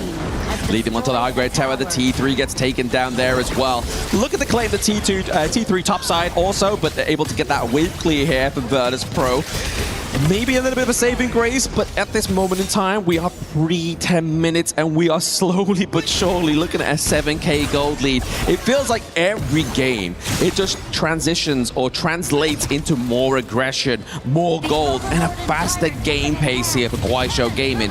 They are not letting up. It's like the panelists say, right? Why not just let them go blow for blow in an aggressive fight? But it's still not working for Virtus.pro. Look at the Devara, though. The Devara holding 4 players on the left side of the map alone. And he knows that he could fight him. He got the items that ready. The Frigid Charge giving the slow and stun effects. And the Frenzy is still up for grabs. Silence dominating the top lane alone, giving so much space for KSG to get that Shadow Tyrant. And now, looking at the control, falling deeper into the ocean. Virtus.pro, they need to swim up. They do. They need to share that plank, right? Obviously, it's like when the Titanic fell, there's just no room, but there needs to be room here for 5 members because the ship is going down here for Virtus.pro. Unfortunately, like, we're trying to see a potential comeback here for this team, but it's just not, there's no signs of showing, right? Like, we see a glimmer of hope, but it's all just a playbook of Kuaishou Gaming. They're playing into their hands. Yeah, Silence just baiting out all the skills, coming in, trying to open up the vision, but look at how he eats up those damages. Yes, it forcing out the Infinite Bastards there just means that T-Gold is going to be another sitting duck. LFF is able to get the connection onto the back line, just keeping Hylang out of that team fight because he knows how frightful that AoE damage could be. But they underestimated the support of Kuaishou Gaming. He gets a triple kill, and now they're looking to take the crystal of game number 3. Kuaishou Gaming make it the match point. One step closer, going to the top 4, Kwai Show Gaming, showing who is gonna dominate Virtus Pro as their teachers. Yes, I mean, it's a hard lesson to learn, but somebody's got to learn it right. And Kwai Show Gaming, they knew what they needed to do. I mean, you might be stimming out here. There's a lot of brain rot going on in the audience. Calm yourself, rookie, calm yourself. We may still get a Titan Slayer yet, but Virtus Pro has to do so much more within this draft. It's insane, right? How they controlled the early game, even though they're holding on with a late game clash lane, they still managed to find a way to funnel all the gold into Silence. Silence getting so much out of every team fight. The early game pressure coming in from 90. The reward goes to Silence. The triple kill in the mid lane. Silence eats up that one. And the only kill that they got was onto Juhao. And after the 4th minute, it was all KSG. They've dominated all the backline, forcing Diabao to initiate a retreat from the offense and making that Nilta pick so unviable. Nilta, when he dives in, there's no way for him to go out, and that's why when Silence closed the back door of Team VP, it's so hard for them to just run away for those long-term team fights. Yeah, it's very difficult, but I do have to give props over to Virtus Pro's Jai Bao, right? Like, even though he was playing it very hard there and it was a very difficult match, he was always still trying to create the pressure and the space for Virtus Pro to thrive. But the fact is, they're below so much gold, it was hard to thrive. But unfortunately, we are at match point rain day. Can they do it? Can we crown a Titan Slayer in game of 4? Take it away. We'll find out. Naja. Man, I've loved playing with this character for a long time, but also representing billions of dollars at the box office. Barely represents 10,000 gold in game 3. That's unfortunate to say. However, it is accurate, and KSG accurately, if we have anticipated, are dominant and starting out in such a fashion, Isaac and Ken, that it makes it feel impossible. The weight of this pressure, sometimes you get that pressure, it turns coal into a diamond. It looks like maybe more time trying to discover that bright stone, because KSG have simply shown domination. They showed domination, but I really like what VP did to try to turn things around in this one. Like we talked about, like, okay, go and be aggressive. So they are like, all right, let's try something different. We're gonna pick the Nurtra, and we're gonna try to jump onto the channel, try to split them apart. And if we are able to split them apart, maybe we can beat them in the small fights. But they just were not counting on that Devara pick just popping off so early in the game. Yes, I mean, this is a very scary memory for me, but this feels like when I went for football training when I was younger, right? The coach would tell me, look, I'm going to teach you how to, win me in this 1v1. And I'm like, okay, I learned that. And the moment we go for it, here's a new trick. You have more lessons to learn. Of course. And this is exactly what KSG did to the side of Virtus Pro, right? The Vara pick, we'll get to that in a bit. But for me, this play from the side of KSG in terms of giving the lesson to Virtus Pro, here's the lesson, right? Yeah. When you see that your opponents are using big ultimates, big heals, this is one of the main components on when you want to jump in. And KSG actually used that moment to their advantage, because Virtus Pro thought that KSG had used their biggest cards in the fight, which was the LFF ultimates, the Liu Lang ultimates, the heals and the stuns. But they found out really quickly that when you are going for a battle, the one that hits you the worst is the hits that are given to you in silence. This is just an amazing lesson for Virtus Pro, man. Like, and I know that for the players, like at the end of the game, you could see a little bit, just saw T-Gold over just kind of just holding his forehead and just being like, man, what to do in this thing? You can see Clue over there just kind of thinking about it. He's shaking his head. He's like, what do we do? They're rubbing their hair. They're like, what is the answer? But that shows that this is a very good lesson. This is just like when you go for the first time to Calculus 3. You go to Calculus 3 for the first time? You went to Calculus 3, man. I didn't even make Calculus 1. I was like, excuse me. I didn't even pass that. Excuse me. I'll go back to English and history. Brother. I'll start with the stories. Man, Calculus 3. Okay, what happens when you go to Calculus 3? There are no more numbers no more, man. There's no more numbers. There's only letters. You know what? What's going on? Let me get clear. Calculus, what are you doing? You're math, but you don't have numbers. What's wrong? What is happening? That's why geometry, too, was a bunch of angles and stuff. I was like, man, this is not making sense. I'm good with quick math. That one is not quick. But Ken, you feel me there, and you also feel that there was an important pick in that draft. Yes, I love that you're talking about angles, because if we take a look at from one angle on the side of 90, right? When we go into the draft itself, I want you to take a look at the Florentino pick. We know this to be a 1v1 monster. Yeah. And he was kind of winning the lanes against the side of Silence at the early parts, right? But here comes the kicker. He was doing okay, but KSG knew that, you know, we just need to let Silence farm, and Silence did farm. And the way that he played his Devara was kind of different from the traditional Devara, right? Devara, normally when we go towards the later parts of the game, he's going to act as a second farm laner, more damage in. But he actually bought Frigid Charge. He's going in to be in the middle of everyone of VP. And I believe that when Silence made that pick, that he just told everyone, you know, guys, don't mind me. You guys do your own thing. Just do not even come over here. And it was just that, right? Like when you are on a player, when you have a player on that kind of heroes, like you need to be able just to show that confidence that the 1v2s, 1v3s, I will still find my way out. And so let's dive a little bit deeper about Devara. We're talking about this, right? So on his auto attacks, he actually gains a passive bar. And once that passive bar is full, he gets an enhanced attack that does AoE and deals more damage, gives him more lifesteal. So he can sustain himself in the fights, also has additional movement abilities. And he took the Frenzy common spell for himself. So this gives him more lifesteal and more mobility as well in the team fights. And that's exactly how he won the team fight for KSG, that tipped the skills over in their favor. So he has sustain. That sustain just transforms into damage as the game goes on. Usually it's a very late hero, but there's no late game in here because by mid game, it was already just gone. Yeah, the late game is happening in about 6 minutes. Yeah, of course. So this is such an incredible display. I mean, Ken, you have a play set up, and I see some highlights there from LFF. What are we focusing on here? Okay, so LFF is one of the main people that we need to take a look at, besides Liu Lang as well. As the fight goes, you will actually see that they notice that, hey, huge ultimates are being used already. And this is where, at this point of time, you take a look at what's happening on the backlines here. I'm not sure whether I can zoom in there. I got you, buddy. I got you. All right, so if you take a look at the backlines, everyone was ready to jump into the backlines on the side of KSG. But what they didn't figure out was that Silence, number one, he did a fantastic job. He took out the first possible turnaround condition, which is the T1 in the mid. Right? As the game and the fight goes on, you notice on the backline, suddenly you find yourself, hey, 90 calls for the team fight. 90 is in the middle of 4 different members on the side of KSG. But at the same time, you take a look at what Silence is doing down here. He's going to take care of every single member on the backline by himself. And we know what Florentino's weakness is. You can't take a 1v5 like that. He's going to be out of the game. Well, they had a great answer attempted there, but it was not successful. KSG grabbed game number 3, and after a little bit of analysis, it's very clear that one team is heading towards the semifinals and one team desperately clutching at their pearls. Will they find a way in Paris to turn the tables around?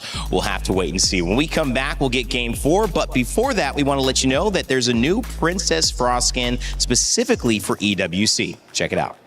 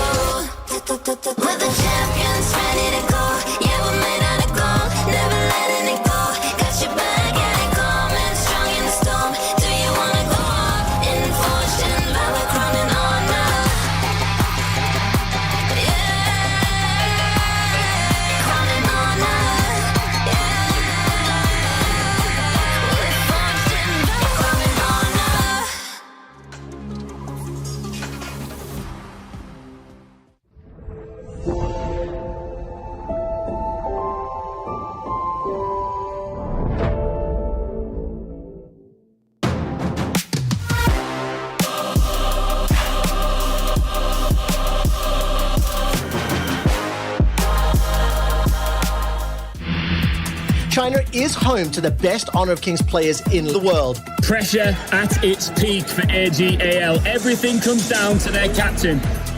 I love you, family. He thinks he can come in here and play my game. Let's go. He knows nothing. Let's go! Tyler Wine, you're done. Raw energy. Half from blow the house down.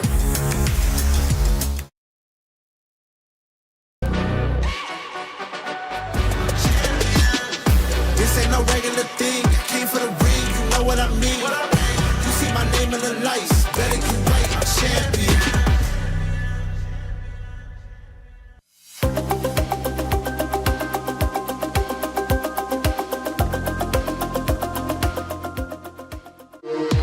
We were there. For every click, every clutch, every respawn. We were there for the years of grind. And we're here. Now. The proud founding partner of EWC. Powering the biggest event in gaming. Shoulder to shoulder with the world's best. Making history. Greatness deserves a stage. Lenovo Legion. Reach your impossible.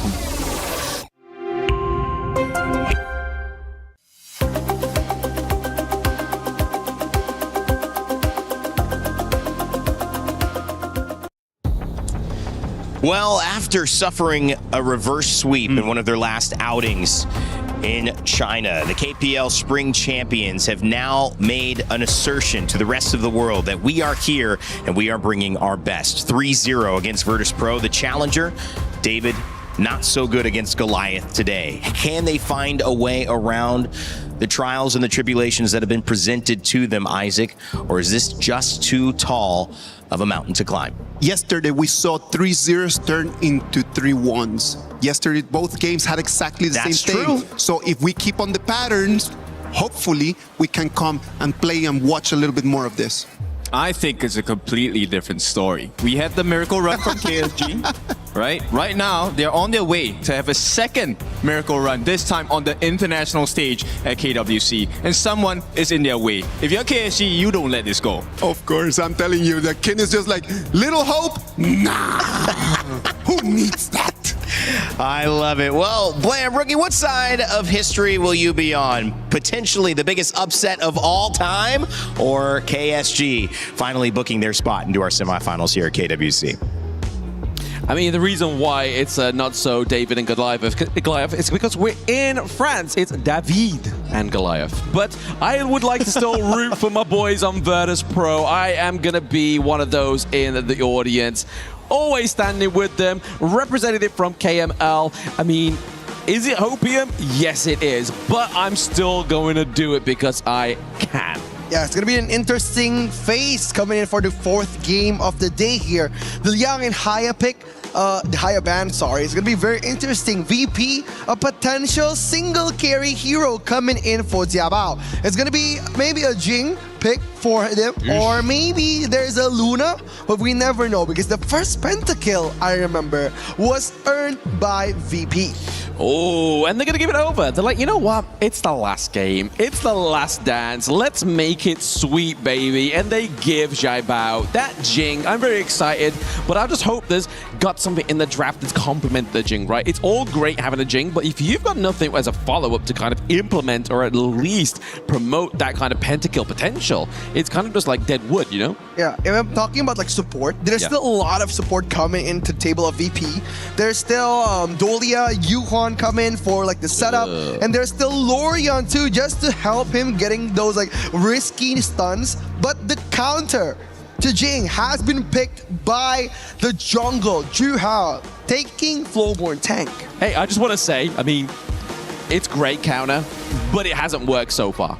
Every game Flowborn tank has been played in KWC against a Jing, it's failed. So statistically, statistically, bear with me, I know it's a little bit more Hopian, but it might fail here. But okay, T-Go goes for the Shoyue, and we get Highlank on the Lorian. That's another little bit of juicy AoE coming through here for Virtus Pro. Yeah, Bailey Shoye has been amazing against Arlie, and it's a very, very well-known pick in the best of 7 series, playing by the range, playing by basic attack too, the late game monster. Shoye has been dissecting a lot of like those tanky heroes, and again, Arlie and also Fullborn Tank could be wary of these two counter picks. Lorian could possibly stun the Flowborn or even ruin the setup that KSG has been made.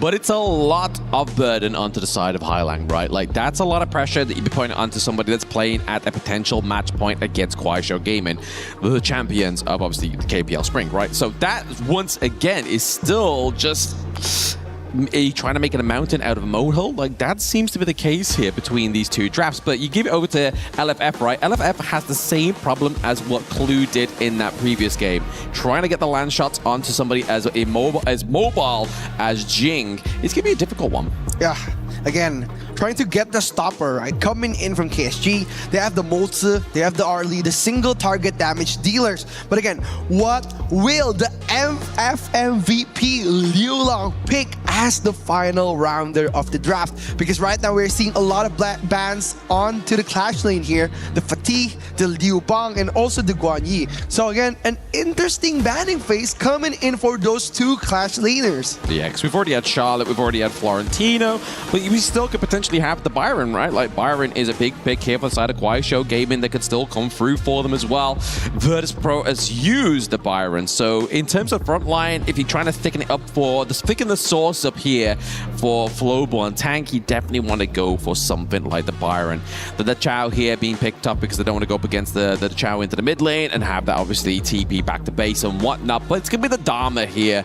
Trying to get the knock-up, trying to get the setup paired with the Motsu can be quite a deadly combo here. Yeah, it's not going to be only playing with the Motsu here. The Flowborn Tank could possibly play with the power from within. His ultimate gets a 5-man knock possibility. And what's good against Lorian is actually the heroes that can dive in the backline, such as Flowborn Tank and also Dharma. That's why Silence is going to be playing a big part in those team fights at picking off Soye and also Lorian. Yeah, hopefully the plays aren't too shocking here from Silence, that it creates a radio silence here on broadcast.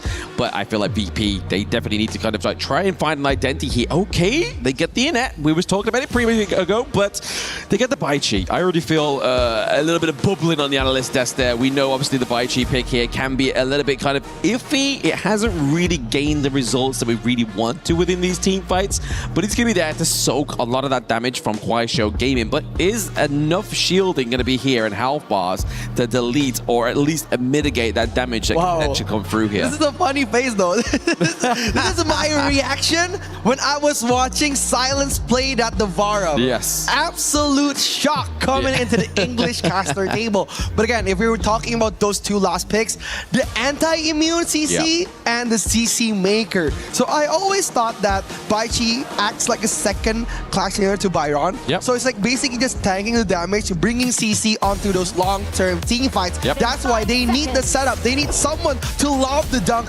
onto Jiabao. So we are gonna see KSG against Virtus Pro, David against Goliath on game 4. I've already told you, it's David. We're in France, it's David. We gotta be David and Goliath. Or Goliath, you know, if you want to give it a bit of pizzazz on the French speaking. But no, we are here. It's potential match point here for Kuaishou Gaming right now. And we know Virtus Pro have been given quite a few big picks, right? But is it going to be enough to get a point? Is it going to be enough to get a Titan Slayer crown in this game number 4? Yeah, I think it's going to be very, very difficult, especially coming in with KSG's draft. They're basically shutting down VP onto the first phase of the game. And if we're talking about how they managed to counter KSG, VP has been doing great the first 4 minutes of the game.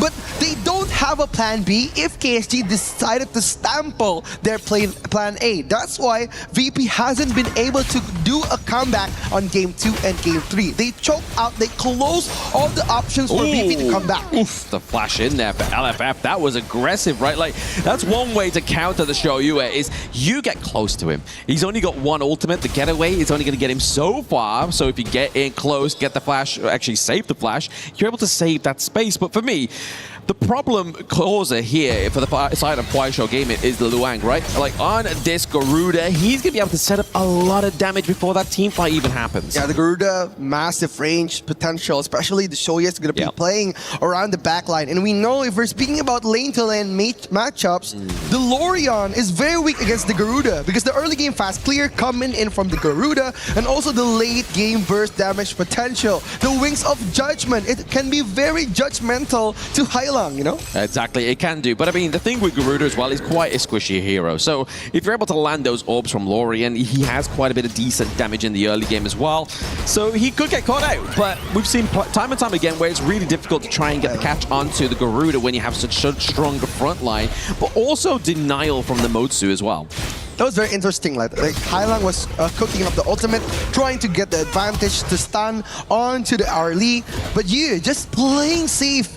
Because right now the main focus of HOK is not on the farm lane. The stronger side appears to be the clutch lane. That's why if we're seeing pressure, KSG has been punishing so much of 90 in this 4-game series. Absolutely. Just giving some aid over to 90 is going to be Jiabao into top side of the map here. Just clear out, put a bit of pressure, but it's not going to be enough to kind of keep Silence locked in place for long enough. Looking at obviously the level advantage, we know that Jiabao is going to be expected to be ahead in the levels because the wave clear from Zhu Hao is going to be a lot slower, right?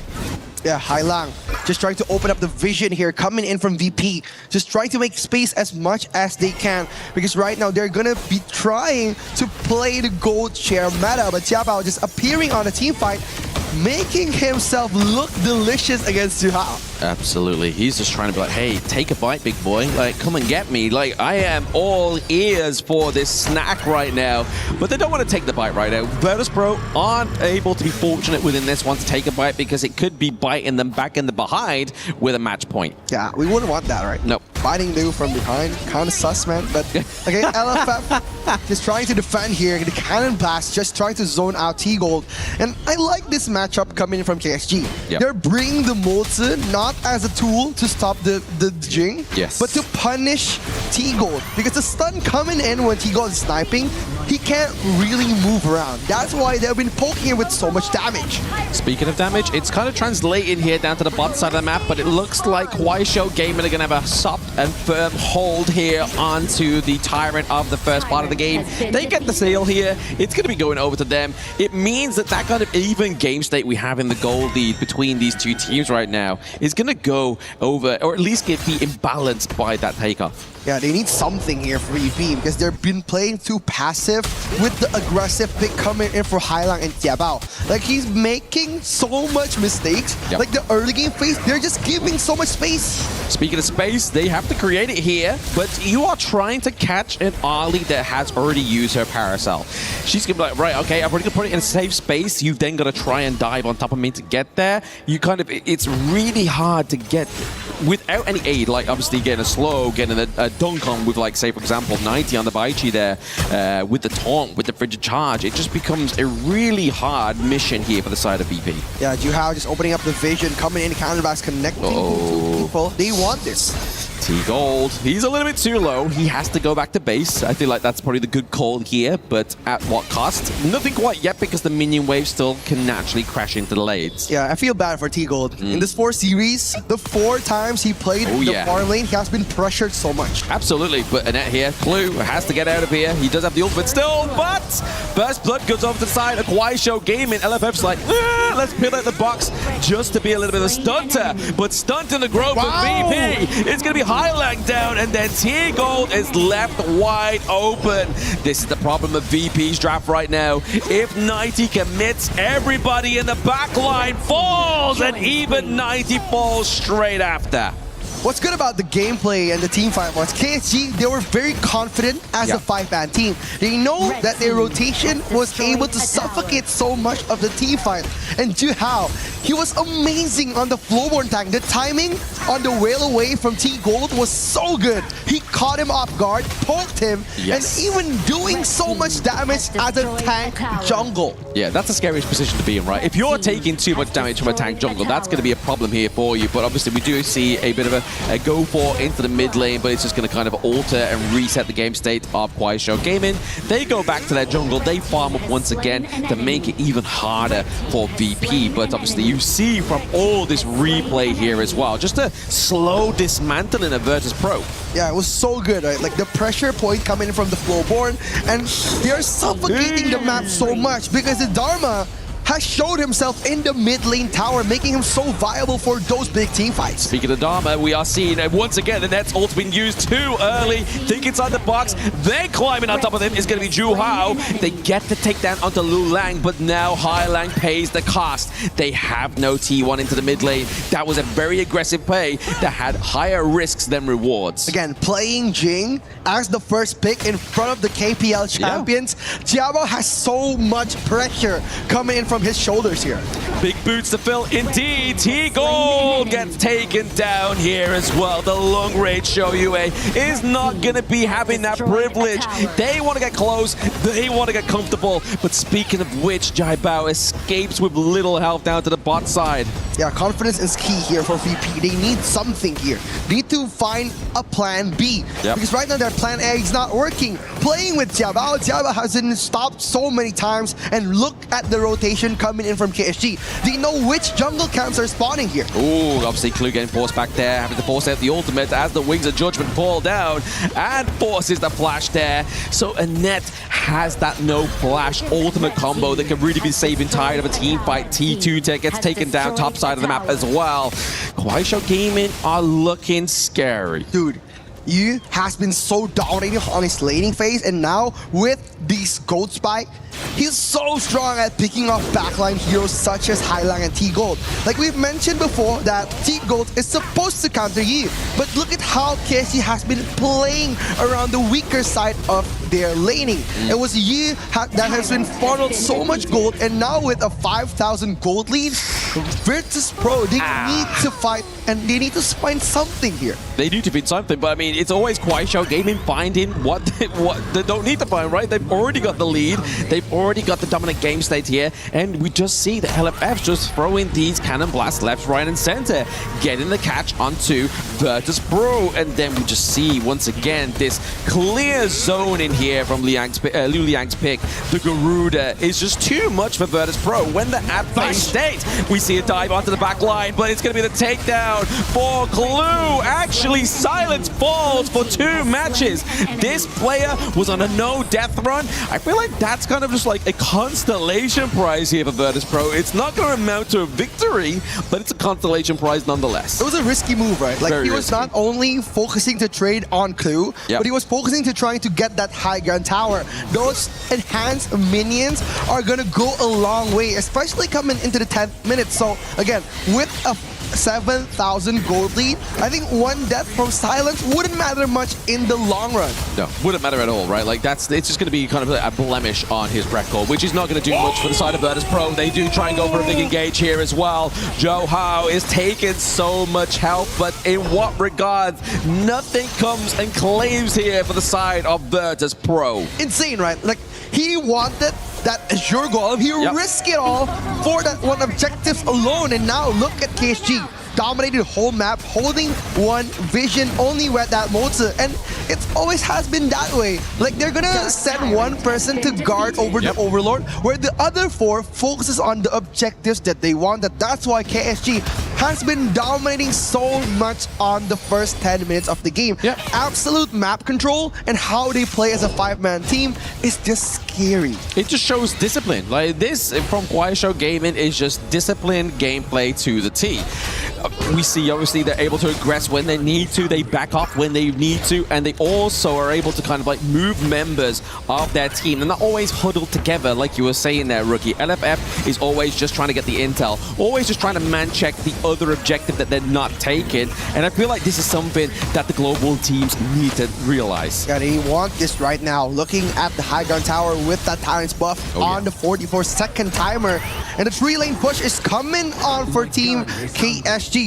And the utility skills already, Zhu Hao is ready to pounce it. Absolutely. He's on the waiting wing here. Silence is just trying to keep an eye on Jai Bao as well, right? He knows the minion wave's been froze by the side of the map, so there's no real pressure coming from there. So really for Virtus Pro, it was just focusing top and mid.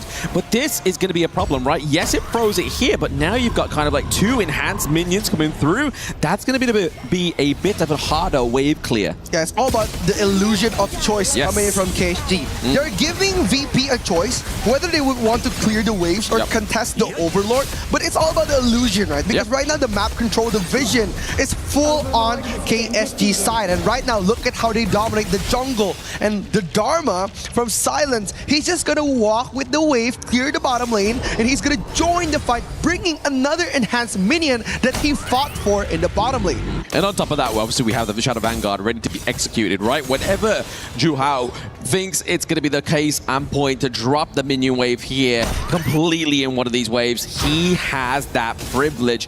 VP have to surmount some kind of huge defense. There it is. He does deploy it as well as the next minion wave is about to spawn. That gets wiped out into the mid lane. The focus here is going to be huge. Yeah, they're going to try to destroy the backdoor of Team VP here. Just preparing the best. But remember, 90 still has the flash and the stun coming in from the items here. Jia Bao just opening up the vision, trying to find as much as information that he can. The Overlord Vanguard is coming. The path to glory is here. Yes, and speaking of paths, it's going to be Silence finding the path with a flash onto the back line. Tigo falls down early on within that one. The deterrent from Huailang. He's trying to keep this team safe, but we are seeing members now looking to try and climb on top of the side of Kuaishou Gaming. It's going to be the takedown of Jai Bao. This is it. It's their first time here at KWC. They came here with high expectations, a high standard, and they proved themselves. Kuaishou Gaming break down the doors to the semifinals, discarding the key of Virtus Pro. Perfect is the word for Kuaishou Gaming. Total dominance on the 1st to 4th game. No answers were answered on this match. Virtus Pro, such a good run coming into KWC, but being chosen by one of the giants. One of the giants ends here. That actually got to fight them in the group stage as well, right? Like they already had a pre-showing of Virtus Pro. They knew what they were going to expect, and they were already prepared going into this quarterfinals. Kuaishou Gaming in this replay are really going to show you a masterclass for some of those global teams that picked the Flowborn tank against the Jing, and it never worked. This is how you do it. It was so good, right? They're just basically giving them the illusion of choice, basically just from the draft here. Like they haven't given them so much options. Like 90, Team Gold was forced to pick that Shoye, but countering the Shoye with that Mota, making him so difficult in the early game. And that Lorian pick, it's so difficult for him to rise up after the dominance coming in from Zhu Hao. So again, so many good plays coming in from KSG, a perfect run, and the perfect timing from that Overlord. Wow. Beautiful. Absolutely beautiful, but what even more is going to be beautiful is a beautiful end to this quarterfinals. We throw it over the stage for the interview. Can we hear some noises from the crowd one more time? Thank you so much and congratulations, Liu Lang, on making it to the semifinals. You are officially the top 4 for KWC 2026. How do you feel right now? 非常恭喜 KSG， 也恭喜流浪选手呢，这一次通过这场比赛，我们成功的挺进了本届 KWC 的4强，进入了半决赛。现在感觉怎样呢？感觉还行吧，还行。I feel very excited. Actually, I have a little bit like very calm feelings. Let's talk about that more. So we are very curious. You are only one step away from the grand finals. How does it feel? 其实我们都知道，你现在感觉还挺平静的，但是呢，在完成一场比赛的胜利，就可以进入决赛了，是什么样子感觉？感觉要再赢2场吧，再赢2场会非常开心啊。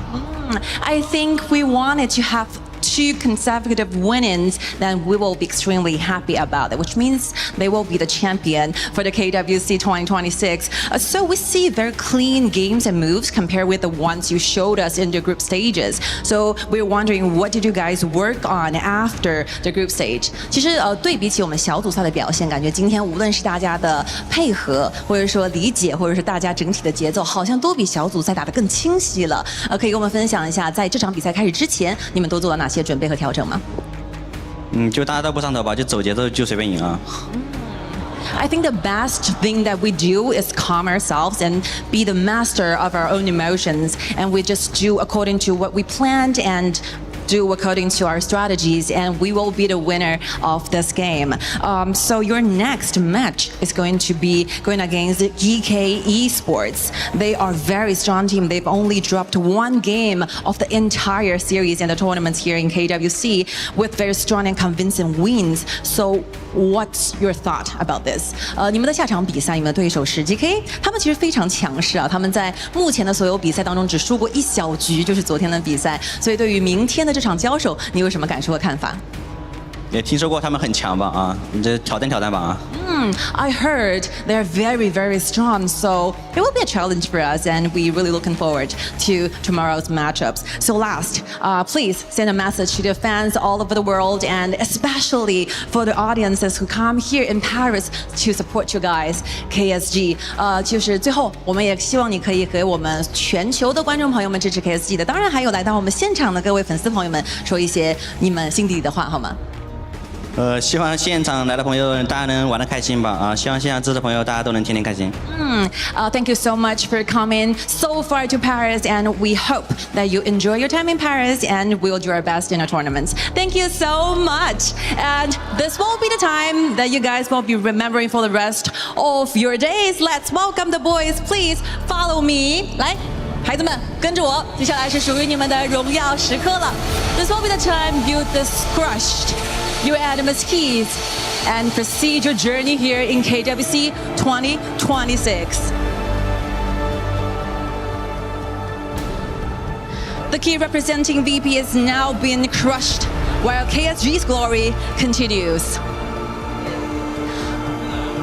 One team presses forward while the other's journey ends.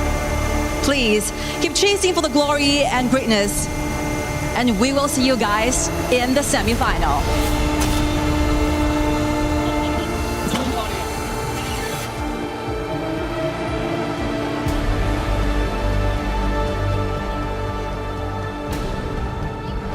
Well, dreams dashed, but hopes, as you can see with the fans, with their recording ready to go to capture every major moment. We have finally seen their team move on into the semifinals. And as we continue to celebrate them and their journey and their victory, we bring you back on to the stage here at the Lenovo Legion Gauntlet. What a fun time for KSG fans, for the Chinese fans in our building in Paris, France, who have traveled to see. I've not seen this many cameras, this many high-tech cameras as well in our audience until this moment, and it's for one reason only, KSG. And what they did too to Virtus Pro, dashing their hopes, not only in this tournament, but in the club championship as well. That will be as far as VP goes, who currently are sitting above not only Vitality, who is out, but also AGAL. Yeah, no, I'm telling you, man. Like, I'm just talking a little bit about the cameras. That's just the way we do it. That's it. We go around and then we just have like this gigantic cameras with us, and then we love taking high quality pictures. High quality pictures because this is high quality gaming, man. Yeah. Good memories that we want to keep over here. For VP, I know that right now their dreams are just crushed. That right now their way to KWC 2026 glory has come to an end. But I know that the boys are not going to stop. They are going to continue. They're going to do their very best just to come here in KWC next year and try to make it again into top 4. Yeah, I mean, I remember we used to think of, how many megapixels does this camera have? 200 megapixels, 300. Wow, you got the big one now. I mean, I don't even know what we're in. Tetra, I don't know the numbers, but Ken, whatever it was, in clear vision, we got to see KSG dominate. And I know you have stuff to break down for us, but I'm going to kind of bring you present here. If this was your panel that you were running, what would you ask? What would be the most important thing to talk about in you after seeing those 4 games where it was dominance from KSG? What would stand out as something you want to talk about more? What time is rank? We're gonna do that. And then I'd say yes, and then it'd go right back to you. And then I would say, okay, let's whip out our phones now, play the same draft, and we already have the lesson installed. So that's gonna be what we're gonna be talking about, because this complete composition by KSG was so well planned, well executed, and there really was nothing much you could do. We asked for VP to have a little bit more aggression. We wanted more power, more of a showcase. They did try, but I felt like they were quite greedy in this last game. I'm sorry, I do believe that on game 3 they did try. They did their very best just to be aggressive. In this game 4, the beginning of the game, they tried to play very methodical KPL style. They did. And that is okay, but then the problem is that then you're not gonna die at 6 minutes, 7 minutes. You're just gonna die at 12. Yeah. There's not changing the outcome. No. You cannot best them at their game. You need to bring them to your turf. Listen, we've seen a lot of superhero movies over the years, and a very famous one is where there's only one out of 14 million some type of occurrences where there's a victory. In this one, it felt like they were living all of the other 14 million ones, where no matter what they did, no matter how hard they tried, they couldn't take down the final boss. There was only one instance of that happening, and it had to come in the form of their farm laner T Gold, but he could not hit the mark. He was still at least 4,000 gold away from being 6 slotted. I believe that in these 4 games for T Gold, this has been an amazing experience. He's very new to us. Like, he is not like Nairi or like Hailang or Clue, that guys that we've been seeing for so many tournaments. For me, T Gold comes in here like it was just an opportunity for him to learn. It was too difficult a lesson for him to study. But I think this might be the new growth of T Gold. When he comes back into the Pro Leagues once again, I think we can be expecting a completely different beast out of VP. Hopefully he can learn a lot. And again, I think I'll go back to it. I know you have your telestrator ready to come up, Ken, so I want to see what we can dive into. But if you can hear the murmurs, it's because of what's coming up next, our Showmatch. It is exciting. You could already tell people are not sitting anymore. They're standing. Some of the players that are some of the most famous players. You see behind me, right there. They've already started to take the stage. It's going to be fun, so don't go anywhere. It's KPL day here at the Lenovo Legion Gauntlet. So let's get into that telestration, Ken. What'd you see draft-wise? I mean, just the final game, break down what you saw. So there is no middle space on this particular screen itself, right? So we'll go right into it. Let me help you out. I got you here. So if you take a look at what this composition has, there is no middle ground. The only 2 people you will meet inside the fights are either the Dharma or the Flowborn tank, right? And in the midst of the fight, before even being started, you're already getting poked down by the Mortar, played by LFF. He made life so difficult for the side of our dear Soyue pick here for T Gold. He never got into the laning phase at all. So just to explain to Rain, the Shoyue pick right over here just allows you to just snipe from very far away, man. So then what KSG decide to do is just to poke as well with the Motsu, with the Garuda, and with the Arlie. And the ideal combination you're taking a look at is we need to have the Baichi set up 1, you have the Lorian ultimate follow, and then you have space for the 2 remaining members here, which is going to be our Jing and Soyue to get the damage in. But here's what happened, unfortunately, for the side of the team, and this is just a very slow-mo look of what happens in this fight itself. So when the Jing goes in and tries to get the 1v1 here, completely stopped. The net save no longer possible. Now Chabao has to run out, and this is where I'm gonna pause right here. If you take a look at the vision that they wanted to have, there's only one place you're going to be looking at, right? On the 2 members, you're looking at this place. And where is the Dharma? The Dharma is over here. He's going to be coming in and showing you a world of pain. So as we go further into the clips itself, I'm going to speed this up a little bit. Wait, that was not... On opposite day, you mean? All right. So this was a 1-by-1, right? And with that last moment where we actually had the moment where silence entered, this was a perfect one. He got everything that he needed to get for the team fight. And when you're left as the Baichi alone, you can't do a 1v5. Not with a goal gap that is as big as this within the first 6 minutes of the game.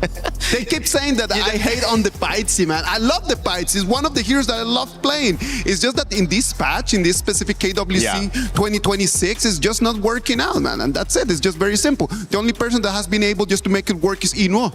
Yes, this guy, he played it in the farm lane. It's not even a traditional role, my goodness. I love the criteria, which is he can't 1v5, so this character can't bring anything. Is he supposed to be able to 1v5? How about 1v1? All right, we'll see if that turns out better for our opponents against the KPL teams coming up. As the schedule will reveal, we've got more action, more stars from China who have graced our presence on this stage. All the way in Paris, France, it's Kang Kang team versus Ping Ping team in our show match. That's happening, and of course, you see these stars I mentioned. Cat, we've got Chance, we've got Pang on the other side. This is gonna be a blast. I'm telling you, those are the biggest names in our game. For those of you who know them, this is gonna be an amazing game. The 10 best players, not only best players, they're legends for what they have done to our game, for their serve, for their purpose to us. I believe that this is gonna be like the 10 most influential players. Ken, I mean, this is going to be fun, and also it's a best of one, so we kind of get to see everybody maybe get into those 1v5s. For sure, you're gonna let loose. I want all the fun heroes, all the heroes we don't see in rank or even in professional gameplay. Give us all the goodies, please. I can't wait. All right, goodies galore coming up. We've got our show match of the day right after this, but before we get to it, check out this brand new collaboration with Dan to Dan in game, giving you some cool skins to play with. Play is in our DNA. Whenever we let it out, it becomes our superpower. Now imagine an entire city being built to supercharge it. Kadir City, powered by play.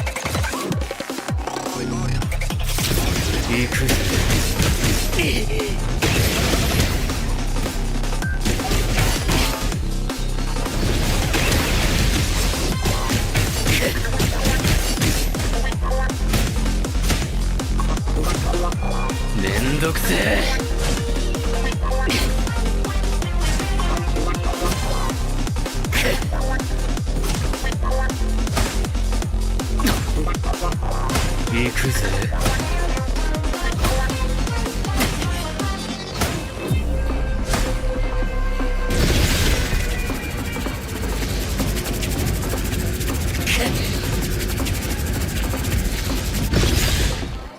ああ、やだやだ。これがターボババアの力かよ。なえるぜ。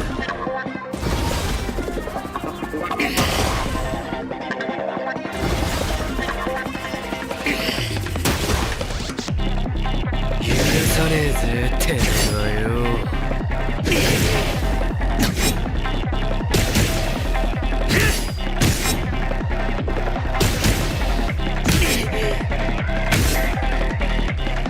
やれやれ、本気出すぜ。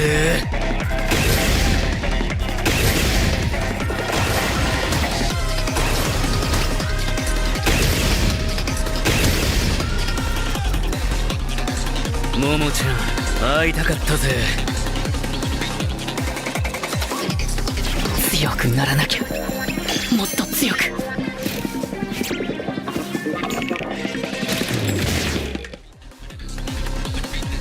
そういうことかよ。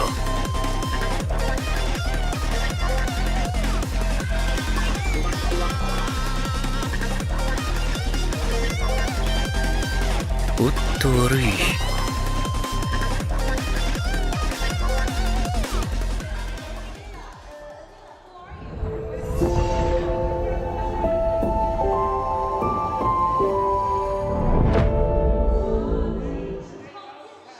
He can come in here and play my game. He knows nothing. Let's go! Tyler 1, you're done. Raw energy. House from blow the house down. China is home to the best Honor of Kings players in the world. Pressure at its peak for AGAL. Everything comes down to their captain. I love you, family.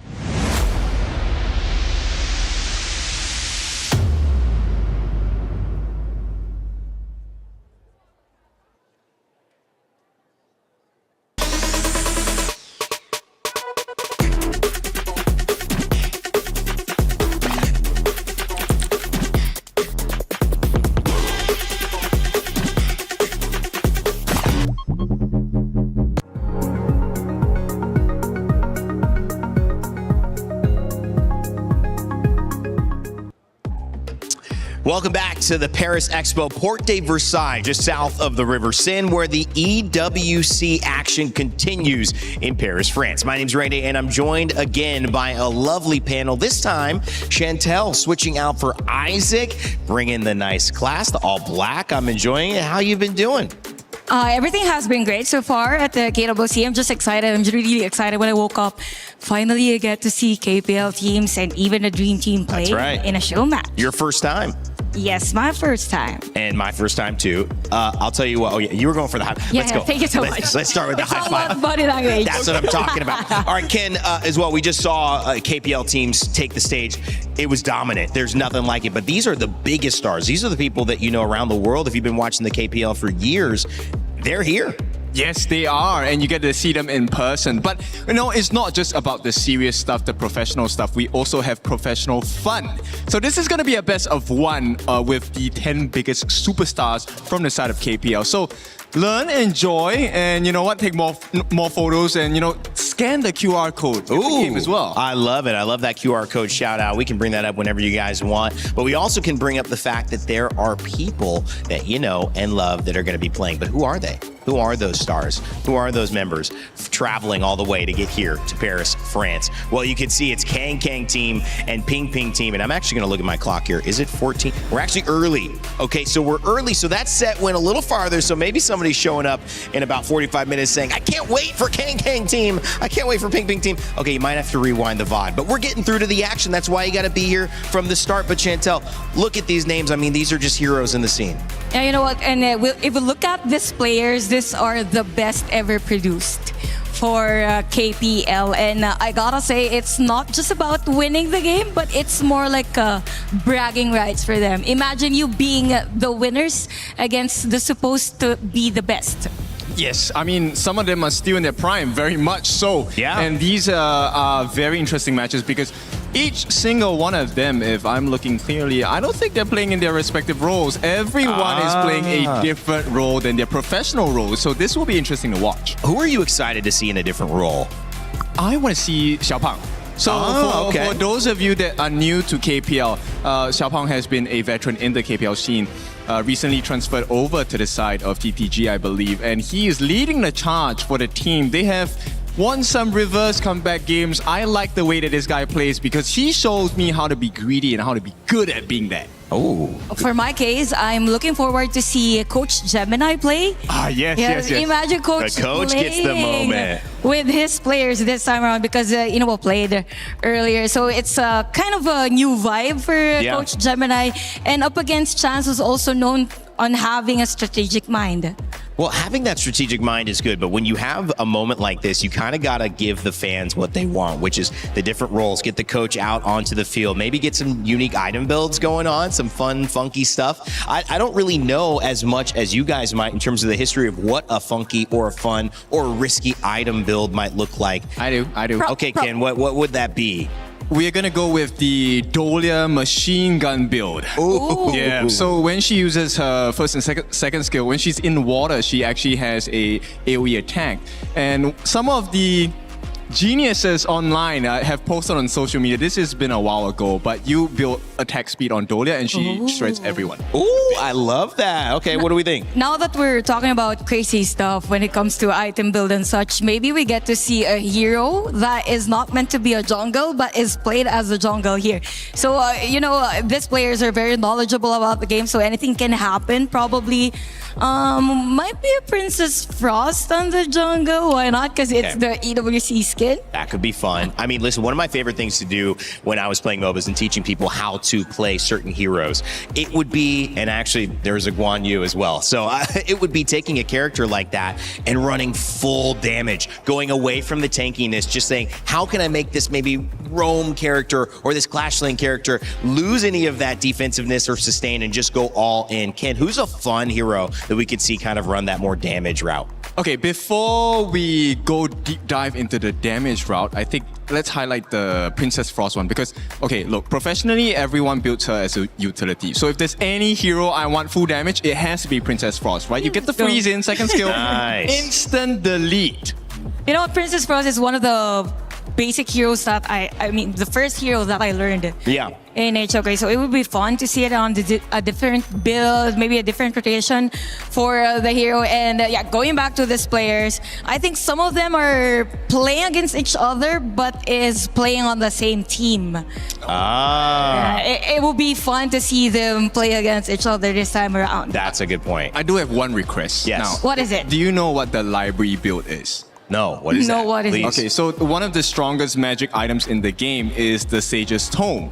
So the library build is you build 6 of the Sage's Tomes and you just go ham. So that's fun to play. I love it. A library build. That's got a great name too. That would go viral on a video as well. So whether it's the library build, whether it's old teammates versus new teammates, whether it's coaches playing or new roles, our show match is about to begin. So don't go anywhere. Let's head it over to the stage and begin what will be a glorious best of one with some of the biggest stars from the KPL.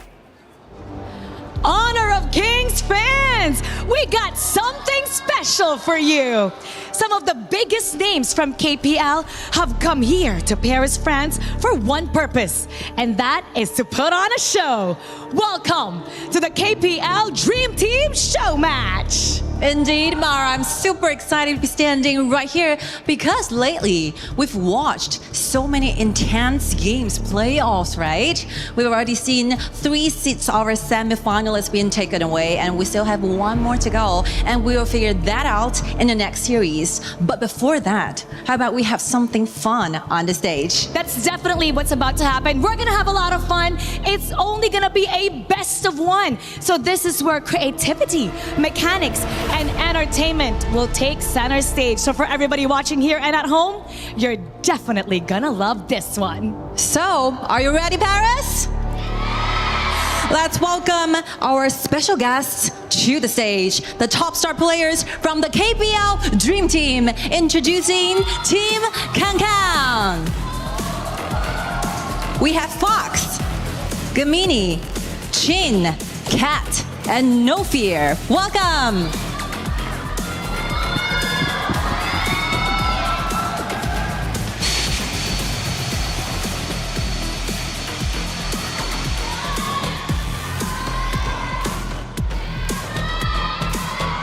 And now your KPL Dream Team from Team Ping Ping.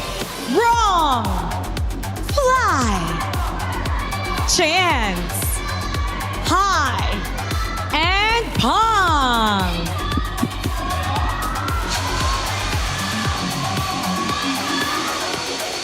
Welcome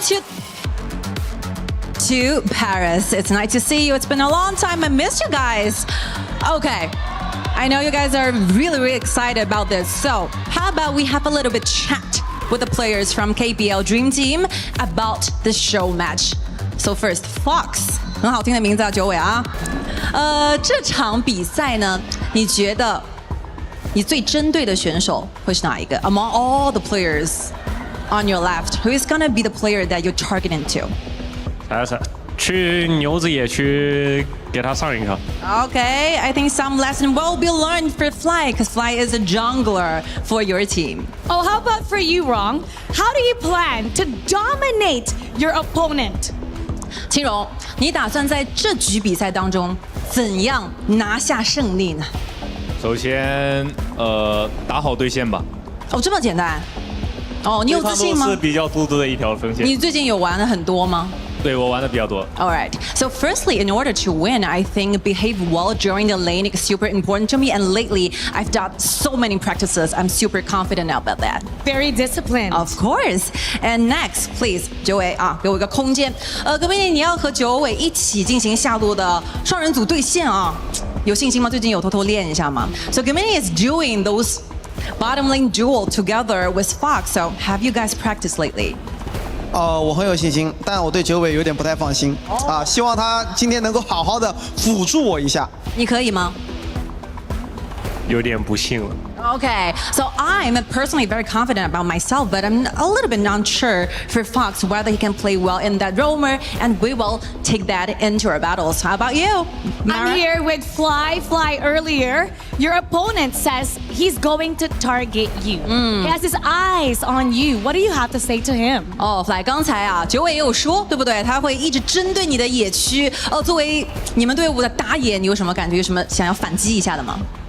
其实作为一个打野，我会时不时关注一下他跟葛密这条路，然后时不时去对面的对抗路再去搞一下子。Okay, so as a jungler, I think I'll tip a very deep focus on the bottom lane where Fox and Gamini are together, and apart from that, we'll have my reliance and importance on the top side as well. So clash lane need to be careful. And next, how about we move a little bit to the laner 千青哦，青青，今天青青要在中路和你的老队友千城打对线啊，我们很少看到这样子的场景。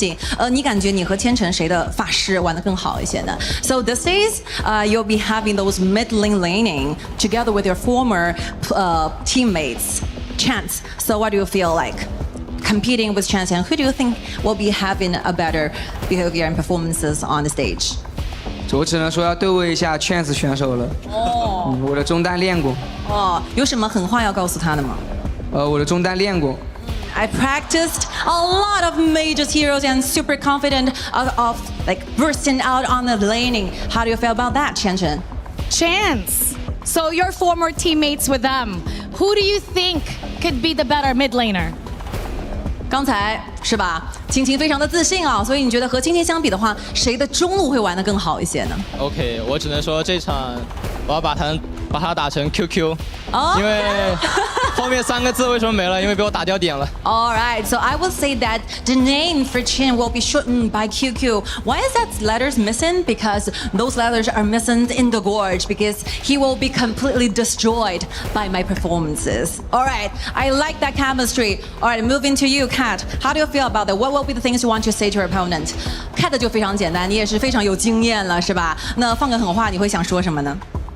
我觉得今天大家能够来到这里，我就先不放狠话了。我觉得今天，在之前从沙特，然后今天到了巴黎，能够相聚在这里，一座美丽的城市，大家一起去打表演赛，大家就打出一场精彩的比赛就好了。让我们感谢 EWC， 让我们相遇巴黎。All right, first of all, instead of the trash talk, I will say we feel so grateful so that the EWC and KWC can give us this very precious opportunity to meet each other here in this beautiful city, Paris. Because it's been a while since the last time I saw my good friends in here. So instead of the trash talking, I will say, let's enjoy our time here on the stage. Thank you so much. Thank you, Kat. That's a really great answer. How about you, Hai? What message do you have for everybody, especially those that are watching you right now? 那海，其实刚才就是 Kat 也说了很多了嘛。那今天呢，可以来到我们的巴黎进行这场表演赛，相信你也和很多的选手很久没见了。我听说你们也在巴黎度过了非常快乐的旅程，所以在这边有什么想和我们分享的吗？大家节目里面看就知道了，对我就不剧透了。Okay, as we how happy we got here in Paris, we will soon discover it in the program we're shooting right now. So I won't disclose a lot. So just pay attention to our program. Thank you so much, 谢谢花海。So last but not least, No Fear, because No Fear is once a Clash laner player. So I was wondering how he felt about this. 其实很久没有看到5位在对抗路，对吧？进行比赛了。这次会觉得非常的刺激，也很期待这次表演赛吗？首先在特别的地点肯定会期待吧，因为平时表演赛打的比较多都在国内嘛，然后这一次在巴黎的话，我希望就是能呈现一个精彩的比赛，让大家开心。对。First, it's so special that we can have this Showmatch here in Paris. It's a very first time thing for me and for my team as well. So I believe that what is the most important thing is that we enjoy our time and bring the best possible games to the audience here. Thank you so much. And here with me, Pang. What can we expect from Team Ping Ping? What are we going to see today? 那小胖英文也非常好了，对吧？那我们今天可以在我们的平平队看到你们怎样的表现呢？只能说我会把对面打爆的。Oh, I have only one word to say. I will destroy you completely. Looking forward to your play. And there you have it. From Team Kong Kong and Team Ping Ping, this is your KPL Dream Team Showmatch. Casters, lead the gorge.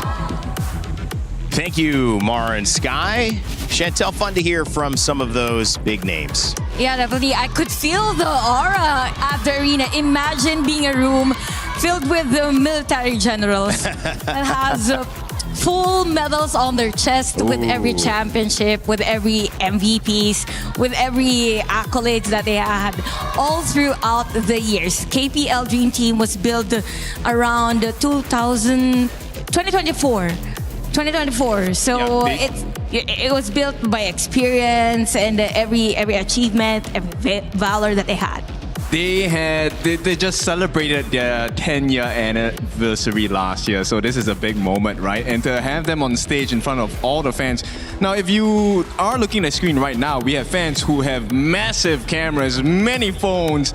Everyone is standing up, getting ready as the players are getting ready for the stage as well. This one, I hope, is going to be a lot of fun.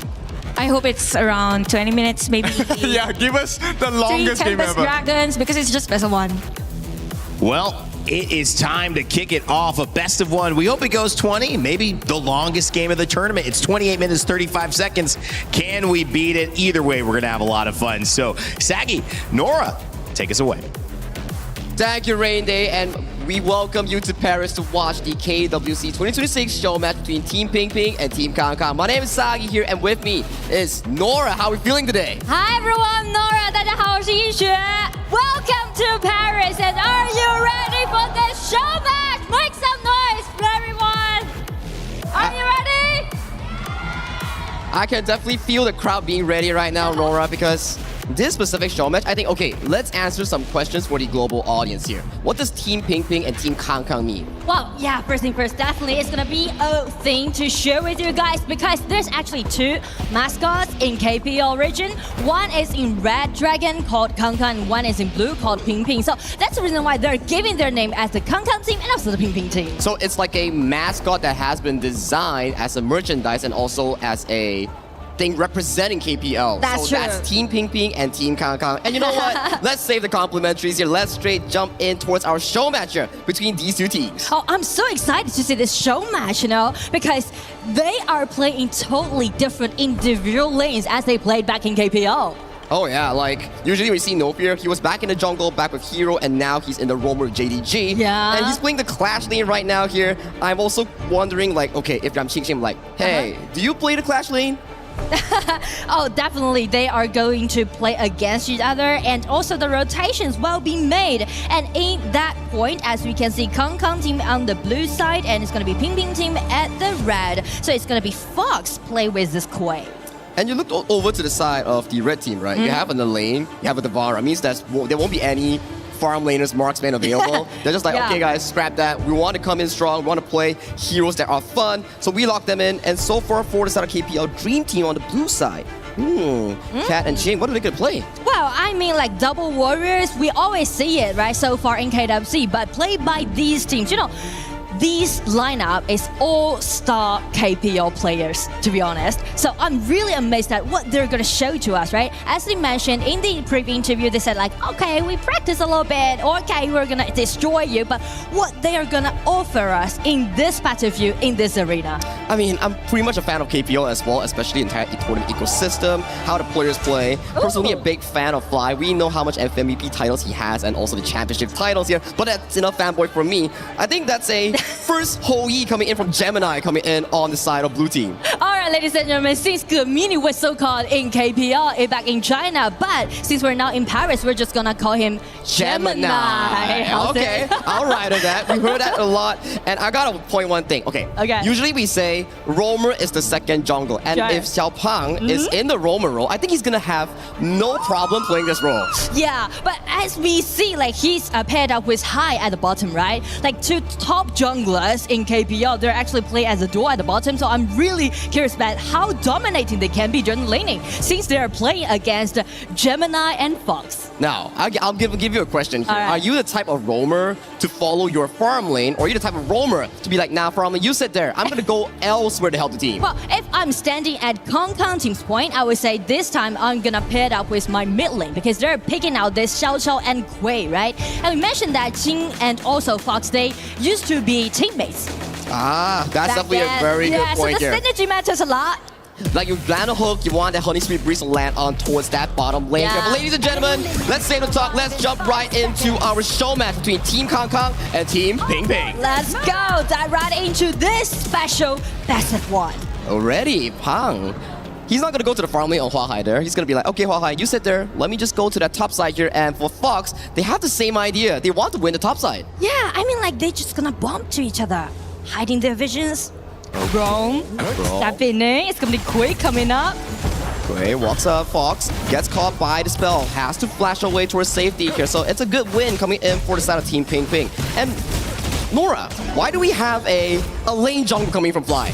I mean, like, you know, it's in Fly's comfort zone, right? Alien, he's a good Alien player, and since it has been a long time that he didn't play this hero, well, maybe he's just gonna, you know, miss Alien a bit, just play as a jungler. It's a bit reminiscent, right? Like, considering the fact that the lane in global server, it has pretty decent stats. Shane towards the mid lane here, finding chance for a bit of a reunion between former teammates here. Gets caught by the market, gets first blood on towards the side of Cat. Cat's not over yet, finds the Hound on towards Hai. Hai gets taken down for a double kill for the side of Cat. That is such an amazing play in the early game. And a double kill goes over to a young Jet in this patch. He's gonna dominate the game. And he just stole waiting a 0 gold on the side of Fly. So Fly's like, guys, it's only 1 minute and a half. Where's my blue buff? I feel like, both teams, all players right now in this arena are just being so excited about make a lot of things happen. I know, right? It's about aggression. It's about like, hey, after I win you, I'm gonna be talking so much stuff at the green room. Just check the river side, right?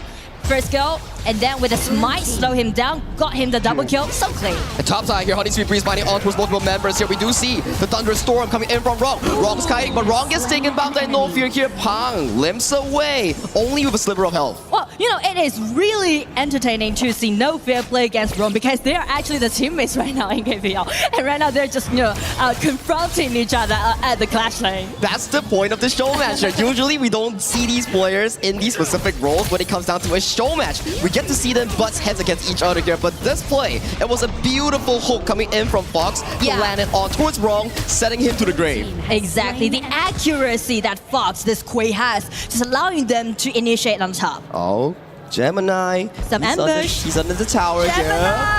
Nice stun coming in towards Gemini.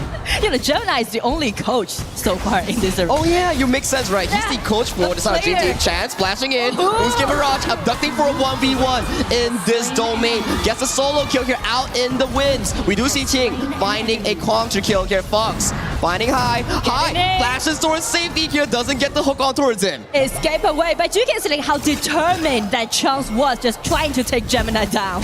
No, hang on a moment here. Cat getting caught in towards the river here by the side of the lane Fly. Goes in with the Death at Sunset. Finds the first kill on towards Cat. Cat gets taken down on the side of Fly. He's still struggling. He's getting out alive here. Nice disengage coming in from Pong. Sending his rover towards the team. But nice hook coming in from Fox. Sending Pong back into the fountain. I mean, everything just went so well on the side of Fly. The Alin did a great job with his ulti. But the synergy that we can see from Xiaochao and Quay just did it so neatly. I got a question for you, right? Yeah? Usually when you're a coach, you don't really play. So you think that all these players are like, now you're on stage, so every time you scold me as a player here, I'm gonna pay back.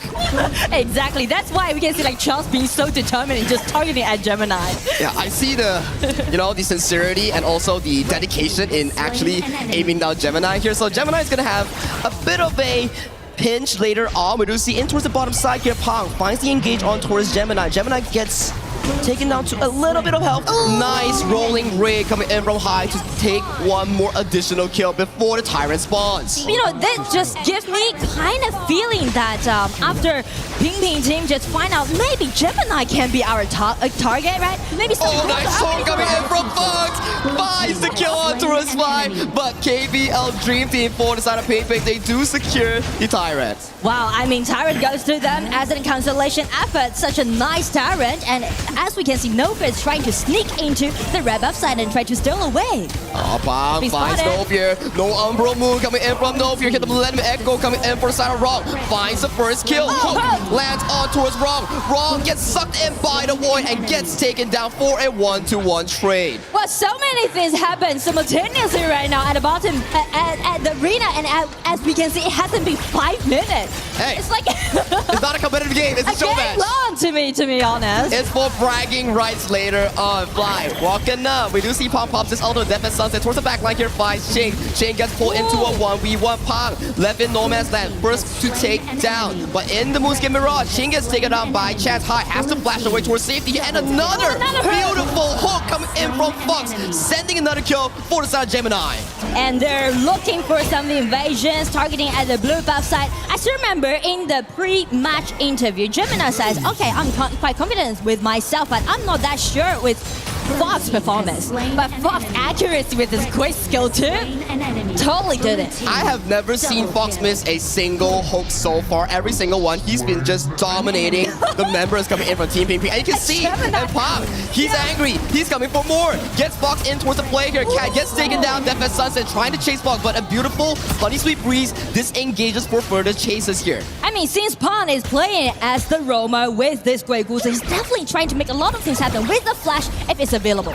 I'm telling you, jungle is like roamer here. You want to set up for your team, and for the side of Pang, it's like, oh, I don't want to farm camps now. Let me just keep on ganking, making plays on the map. But the thing is that, you know, if you want to use this play was really nicely initiated, it's going to be a little bit tricky for you to do so. I fully agree, right? That's why it's really amazing that Fox has been landing multiple hooks thus far. Ultimate being popped by Ching just to evacuate Pang from this specific play. Life pretty low, but mission is done. They take away the Crimson Golem. Well, I mean, like, speak of we're looking at the ulti, right? Dealt by Gemini, but it seems like it missed it. But anyway, some skirmishes happening right now. Going in, Fox gets the first kill pick up here, and they get Chance and Pang towards the grave. That's 2 quick kills over the side of Team Kangkang. Oh, everyone just go all for it, you know, head to head, toe to toe, just being so explosive in this best one. It's aggression and bragging right here. Check out a replay here. We see how it exactly went a full. I like the Miyu. It's a good counter against the higher when you link it,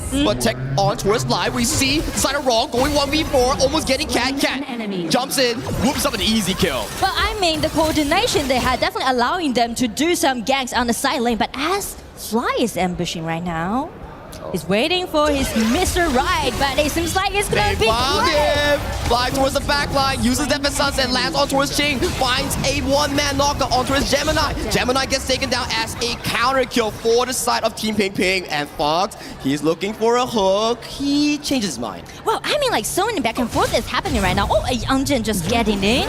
First out the flash that Hai has. It's gonna be no fear chasing in, try to bait a little bit more, and it's gonna be the ulti from Chance. Everyone's waiting for Chance. Waiting for another chance. The ulti and Hai has been denied. Someone has to check on Fox because he's just landing every single hook in this game. I mean, just check Fox KDA 1012. I mean, like. And Wrong, he's coming back for more. 1v1 takes down Cat. Wrong is not done yet. Gemini, you have no flash. Wrong is chasing. He still wants more, but he has no more spell. He's in the middle of multiple towers here. Fox, you need to land this hook. Pang comes in, finds the car control onto the side of Fox. Oh, nice stunning engage to reset onto his Pang. Pang is taken down once again. I mean, the controllability is just being so beautiful, but I do like the way how Roa is trying to, you know, kiting 1 versus 3 or 1 versus 4, just, you know, build themselves the advantage on the top side. Wrong is consistently jumping on towards the side of Gemini, and Gemini is like, hey, I'm human being. You want to come towards me? You better be chasing me. All right, ladies and gentlemen, just slow down a little bit more. As you can see, there's so many things happening right now at the battlefield. The accuracy that Fox has, and also the ambush that Fly did. It seems like after all those kills happened, the only man that suffered is Gemini. It indeed is. He gets taken out. When he comes back again, he gets taken down again. And towards live itself, Fox gets taken down for his over-aggression here. So far, it's been pretty equal here. Team Kangkang has more of a aggressive lead thus far. And I mean, speak of the power pike, actually we can see like on the team of Ping Ping's side, with this Lady Sun, they can have a really promising late game actually. I fully agree with you, right? Towards the mid lane. Unless we do see Gemini landing a beautiful arrow on towards any of the members here, that could be Pang. Finds an engage. Gemini mid-time this flash, gets taken down, and Fly is not over yet. He's trying to go for the back line. He gets sucked in towards the void, making a 1-for-1 trade, and that's all it is for this upcoming play. But I mean, like, the point is that you sacrificed your farm lane against the jungler on the other side, so definitely it's gonna be fair trade on the side of Kangkang team. I have a question, Nora. Why does every single member coming in from Team Ping Ping going against Gemini? Yeah, that's what I want to say, you know. Maybe it's because, oh right, it's going to be another skill 2 made by Ching. Nice flash combo in.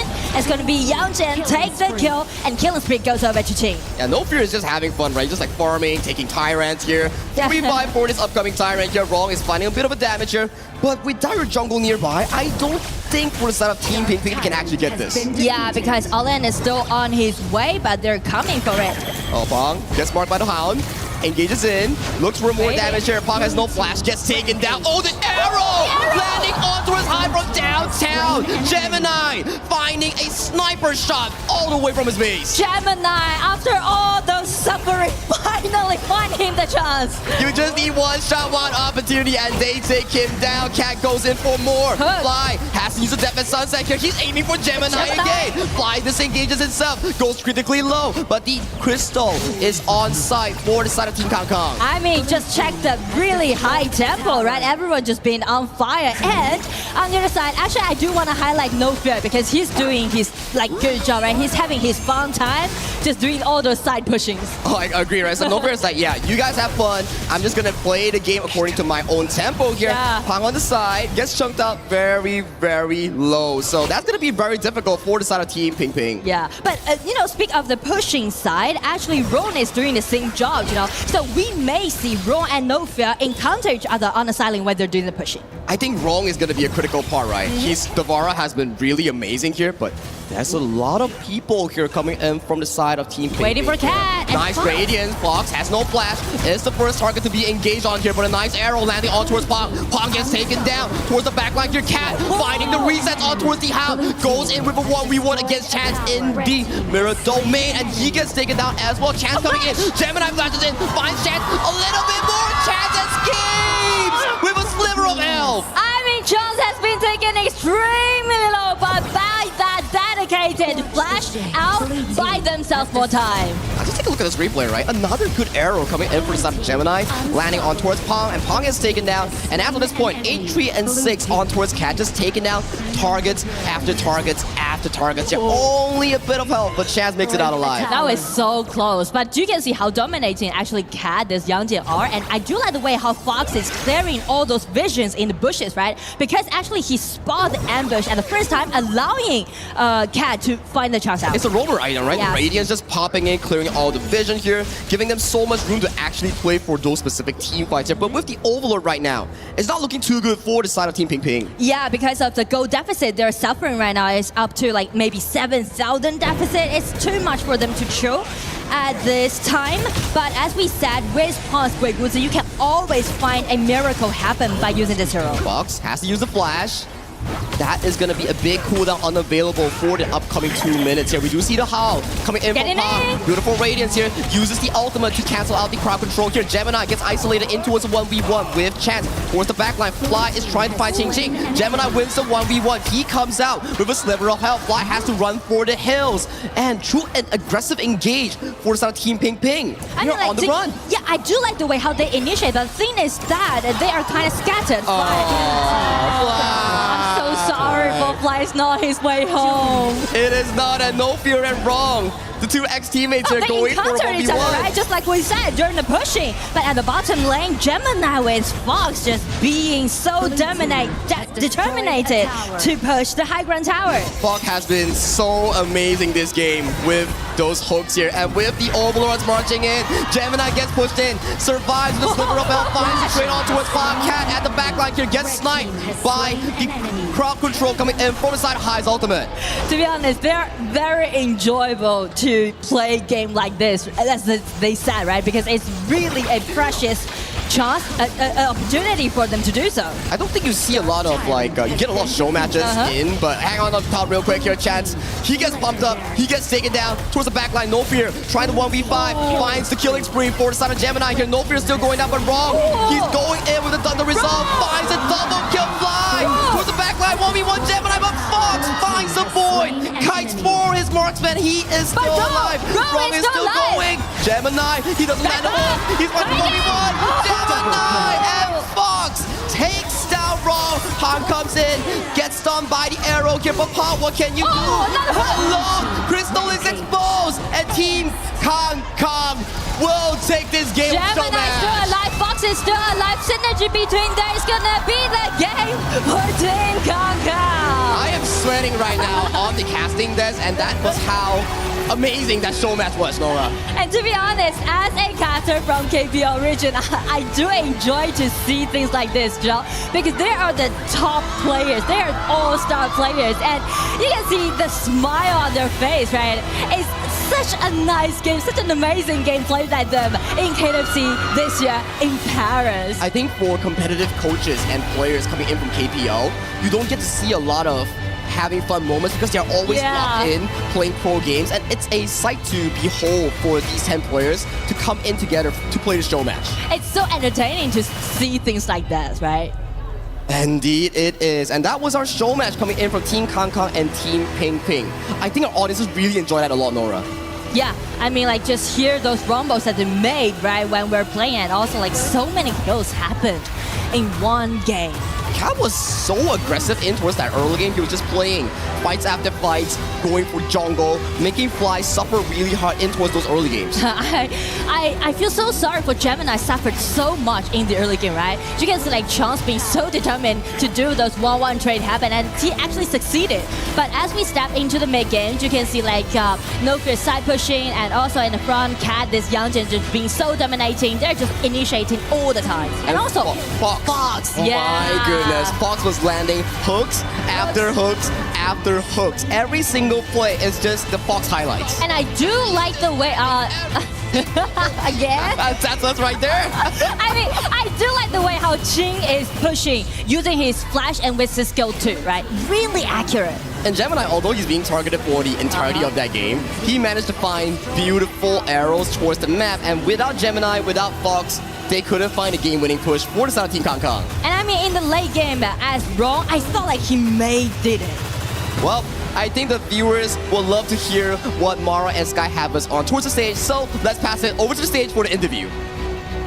Congratulations one more time for Team Kangkang. What a magnificent show play. It's so many things are happening on the gorge. I was wondering how they remembered this game. So, Alon, on my right side, what will be the MVP for this game? Gemini. Let's get some noises for Gemini, please.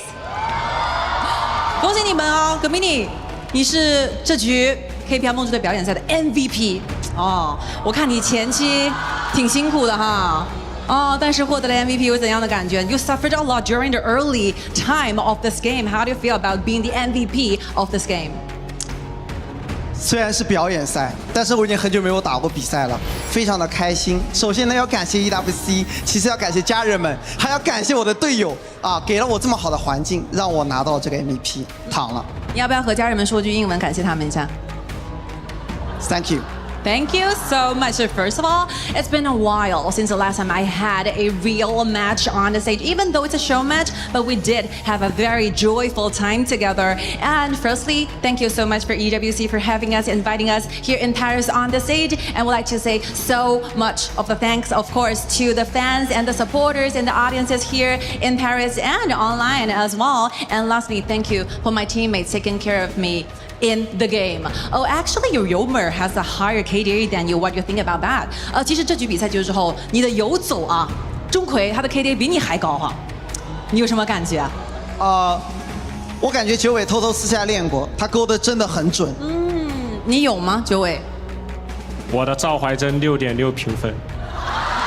我问你是问钟馗呀？钟馗平时经常在玩。I think that I feel so satisfied with my roamer because obviously Fox with that Quay play is so amazing, and actually Fox telling us that he practiced a lot of these heroes usually during daily lives. And thank you one more time for your amazing play. Shout out to Team Kangkang one more time. Thank you so much for having you on the stage, and we're looking forward to see your future play. Thank you so much. Studio, take it back. Thank you, Sky. Kangkang team with the win, and the crowd is excited here, representing so many heroic moments in the KPL and now in France. As we come back to the panel from the Lenovo Legion Gauntlet, Chantel and Ken. But Chantel, I'll start with you. What a fun time to see 10 stars going head-to-head in a fun match. Yeah, definitely people are enjoying that game. Everyone was just shouting, and it's as if they are not playing their main roles because everyone was playing really well. I mean, those folks from Fox, even the comment section in our live stream, we're just so happy that Kat is good with the Youngjun. I mean, he's normally a mid laner, but at the same time, during that game, it's as if his main role was the jungle area. Yeah, he had claws, man, for this one. Youngjin, I mean, we all know Cat as a mid lane god, right? So for him to come out into the jungle lane and to really just dominate the Young Gen pick. That was great. And of course, with the help of his team, I play Kui on my own. Kui is one of my favorite heroes. So to see Fox showcase what kind of hooks, what kind of angles, and the decisions he was making in this game, that was fantastic. Like, delaying your ultimate just so that you can get out a CC control, that was beautiful. What was your favorite moment, Chantel? It's not really a team fight, but it's more like a Fly was just standing at the bottom lane. Yeah, I remember because that. He knew right then and there, there's no chance for me to escape. Yeah, that was pretty fun. And also, I think we have to focus on Gemini here. As a coach, to come back and play, that's one difficult task. But he was carrying with a Hoey, one of the first few heroes you will ever get in HOK. Maybe that's one of the many reasons as to why majority of the players were targeting him first, because let's put a lot of pressure. He's not been playing for a very long time. So let's have a vibe check with a vibe check. Something like that. I like it. All right, let's get a vibe check of what's coming up next on your TVs or your tablets or your phones or wherever nowadays you are watching Esports. AGAL and Aurora Gaming to close out our day. Best of 7 yet again, another champion of many things, but still looking for a title within this year. 2026 could be the resurgence for AGAL, especially with the chance to defend their title at KWC. We're going to take a quick moment to reset and get ready for that game. But in the meantime, let's take a listen to Kendofu's confessions. What?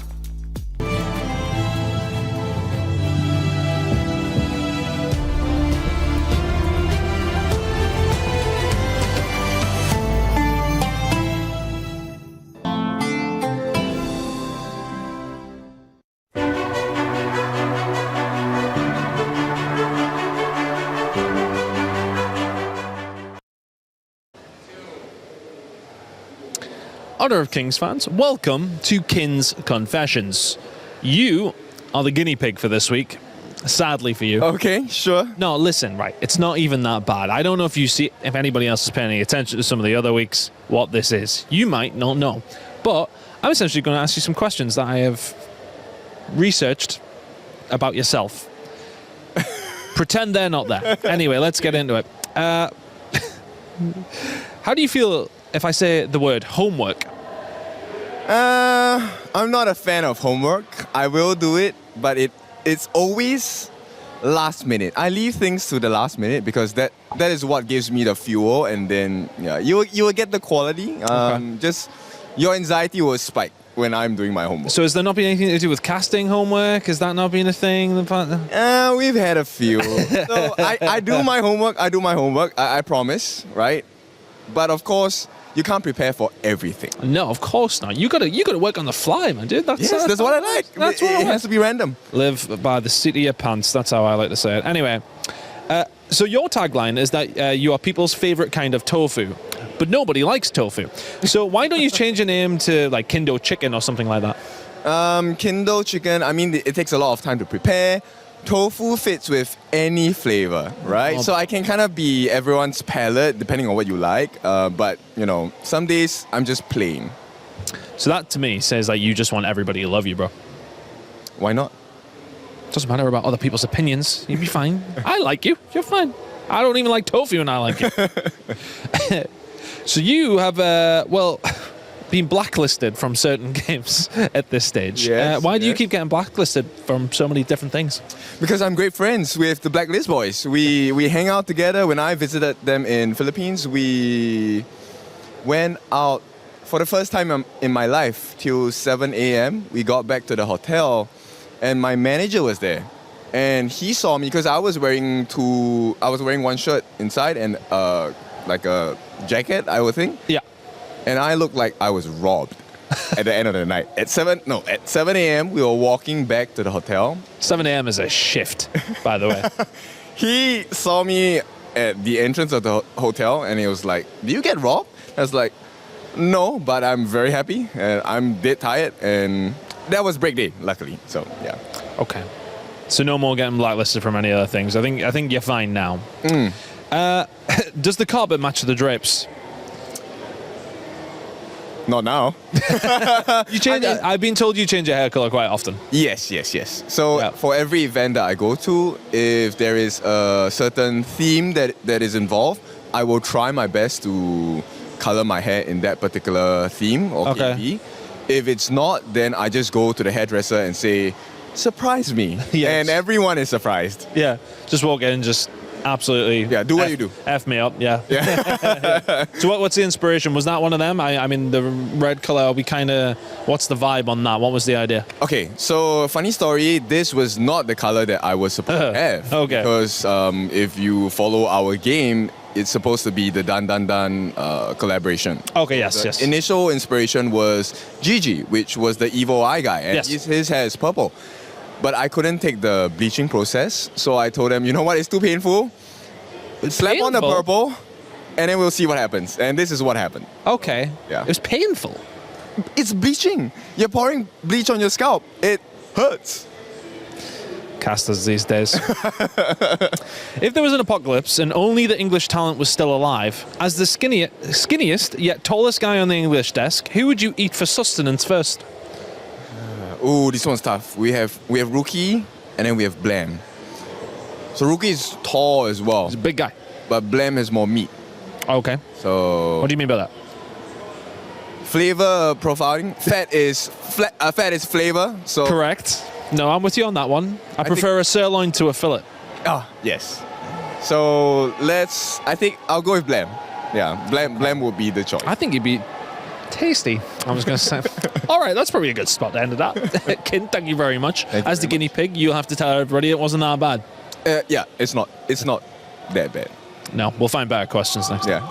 Thank you very much, Kin. That was Kin's Confessions.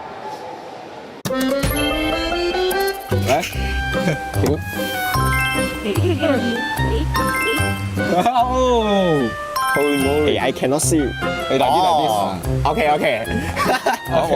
You ask first. Am I a robot? No. Am I a front lane? Yes. Or am I a mid lane? No. Am I a jungle? Can jungle? Yes, can jungle. Can jungle. My D0 is a T0.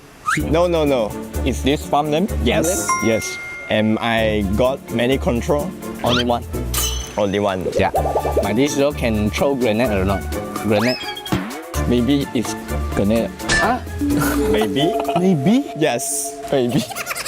Is this a human? Yeah. Yes. Human. It's human. It's human. Okay. Am I a girl? Yes. Mulan. Wrong. No. Okay. This hero got movement skill or not?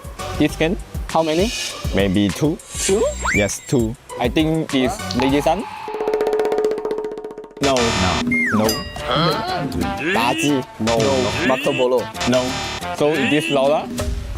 Yes. Congratulations. Okay. I know. You guess. Aoi. Yes.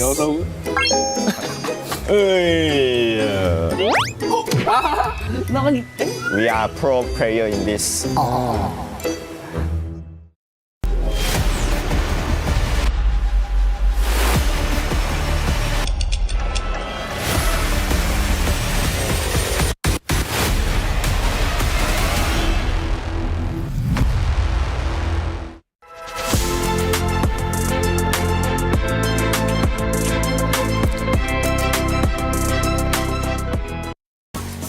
Welcome back to KWC at EWC. My name is Rain Day, and it is time to get into our second series of the day, which includes some title defenders. That's right, AGAL are going to take the stage. The fans are already here and prepped thanks to our Dream Team show match that just occurred with Kang Team grabbing the victory. But that is just a prelude, an aperitif, an amuse-bouche, so to speak, especially since we're in France. Hopefully it's not escargot. I don't really mess with that. Some people might, but it should be tasty nevertheless. We've got Chantel and, of course, my man Holler back on the stage. Welcome. It's good to see you, Chantel. We introed you already, so Holler, I'm going to go straight to you. How have you been loving seeing these KPL teams take the stage? I mean, it's kind of what we expected, right? A little bit of dominance, especially in that early one. But again, that last one, that show match, that was a lot of fun. It was really back and forth. It's what we kind of expected here. It certainly is, Chantel. And more of the same potentially here with maybe one of the biggest teams in the world. It could be for sure in terms of KWC, the biggest team here ready to defend their title. Yeah, definitely. I'm looking forward as to how AG will try to defend their possibly back-to-back championship on this match. So that's both pressure for them, but at the same time, it could be fun because most probably they change some of their strategies coming to today's match. Yeah, and I think that going into this one, I don't think that any of the teams really expected Aurora Gaming to be here. I think that was something that was going to be a little bit later, especially since that upset from Rock Esports. And now that they had been dropped in, and I mean, it's not like AG selected them. That's right. But still, the way, it's like destiny, if you will, and they've met in the playoffs here. Well, if you're going to defend your title, you got to do it in a big way. I mean, you're going to have to go through everybody, right? So you have to, I guess, accept that Aurora Gaming, despite not expecting to be here, is here. And that leads to our Crunchyroll story of the day, which is set up for this matchup here. You can read it on the bottom of your screen. The first defiance to the Dynasty. Well, Aurora Gaming kind of put a wall up to AG's title defenses, or will they find a way? And Chantel, obviously, what Holler just alluded to was the fact that they weren't really supposed to be here. Coming in with a seed already given to them, Rock Esports with the upset, and then AGAL having to unluckily pick last means they didn't really get to pick. It's more like a matchup that has been decided by fate. I mean, they had no other choice. They ended up being matched up together on this game. And it kind of feels like for Aurora Gaming, it's more like of them a test as to where the global teams are now currently with the patch. But I feel like for AG at the same time, with them adjusting to two patches, the global and their own patch, it's gonna be a test, but at the same time, given the experience that they have, I don't think that it's hard for them to adjust. Yeah, I don't think it's going to be very hard. Let's be very honest. This is a multi-winning championship team that's like gone through all of the different pieces, right? So I think the expectations are for them to continue rolling. But to your point, Aurora Gaming being able to kind of step up. Like, how much have we leveled up? I think going into the EWC this year, this was our champion, if you will, right? Every other team had been like looking at them as a Goliath, but now they're going up with a true Goliath here in AGAL. And we also have to remember that this might be, was the third KWC championship appearance, so a lot is at stake for AGAL, but at the same time, it is expected from the very beginning that we might see them on the championship or on the championship stage. It's just that for Aurora Gaming, it's about them transforming into a team that we don't really expect.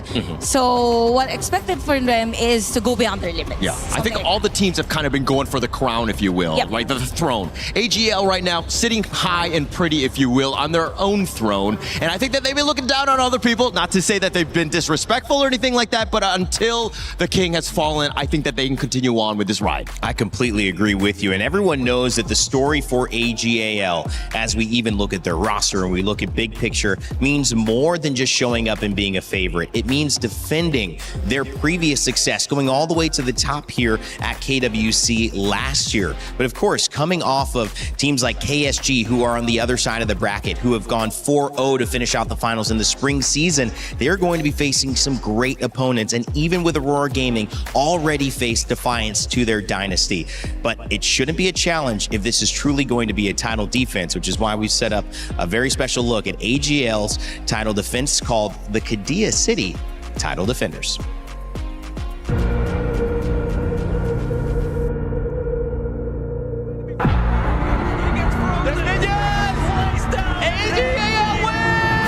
Takes the KWC Championship. AGL is really the best team in the world. When AG won last year, we were in the casting booth, and at that point, it felt like AG already had one hand on a trophy, so it was well deserved. It was really exciting, and to do it in front of their fans, it was a huge moment. It was very tense and dramatic last year in the final. From what I've seen, how AG has performed since then, not as good as what I think their fans would have liked. This year, they're facing some troubles, like some rotations have been made, and also they are trying to find some kind of different play style. So yeah, I'm a little bit worried about them, but I'm sure that they can put themselves back. So I'm really looking forward to seeing them play in EWC again.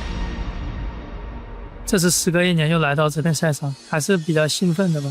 又能和各个国际战队交手，我觉得他们这次准备的也很充分，因为我们跟他们打了很多场训练赛，觉得他们相比于去年进步非常大。I think from the game last year, we are not doing the best in game. We are because we are a little bit afraid of them. But this year, we will try our best. AGAL is a team that is strong in China, and they are the champion. I think it's an opportunity to show that Malaysia team can beat all the China team, including AGAL. 我们会先做好自己。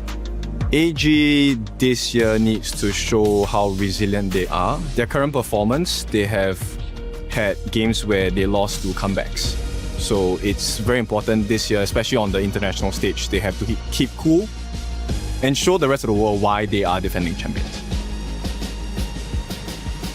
我们尊重每个前来挑战我们的队伍，但是这个冠军我们没打算单纯。Well, thank you for that special piece, the Qiddiya City Title Defenders. It's always fun to see how these kind of epic pieces that we put together at EWC can tell a story, but also tell the narratives that can spin off from that story. It's almost like a network stream, right? Oh, wow, we can make 7 shows from this thing. And I think the narratives, when I open that question up to you, Chantel and Holler, is they respect every team, but they're not planning on giving up the title. But also, as Nora mentioned in that one, they haven't had the cleanest season to their standards, which we know are so high. And so how do they not only do what they're expected to do, but also know that we're veering in a different direction? We need to maybe get our groove back. Yeah, definitely. That's why we keep mentioning on words like a pressure and such. It probably changes in terms of the play style that they could do or Probably, have a yeah. different approach on how they play. And for AGAL, I think there was a game against Blacklist International that some of the players had the kills against them. Some of the games were even extended. So it just means that for the global teams, so they're slowly getting there. There is a progress, but at the same time, it's the chance for AG to show why they are the defending champions of KWC. Yeah, I'm looking at Nora's comments as more of trying to humanize them, right? I think at the end of the day, they are still gods, let's be very honest, but they do make some mistakes, right? And I think that that's kind of what everybody's trying to point out is that, hey, there are potential ways to get back into this series if they're able to do it. That's a whole nother question. Zeus's law, you got to treat everybody like gods in disguise. So we'll see. AGAL not saying that we're better than you, but saying they are going to do their best. We'll see if that's enough against Aurora Gaming, who have so much to play for. Not only do we see them with a chance to book a $50,000 extra ticket into the semifinals to increase their pay from just the top 8, but also $10,000 every single game that would be won, alongside $100,000 for winning a set. So you can imagine how much money that is when you start to add all these pieces up. From Saber to Yulong, we actually saw this team get ready, and we had a chance to talk to Siang a little bit earlier about what his expectations are facing the title defenders. Beside me is Siang from Aurora Gaming. Siang, you're smiling right now. You seem to be in a really great mood. But when you woke up this morning knowing that you're going to go up against AGAL, the defending champions, what were you telling yourself in the mirror? I tell myself, do our best in the match and tell my teammate, today is a good match. Yeah. You know, your team has always dominated the global scene, especially in Southeast Asia. Is this the type of challenge that Aurora is hoping for now that you're up against the behemoth of AGAL? When we know our opponent is AGAL, we're very surprised. And I think this is our chance to show ourselves in this game. Yeah. So you were surprised when there was the draw? Yeah. Did you get nervous during the draw? No. Not at all. We're very confident.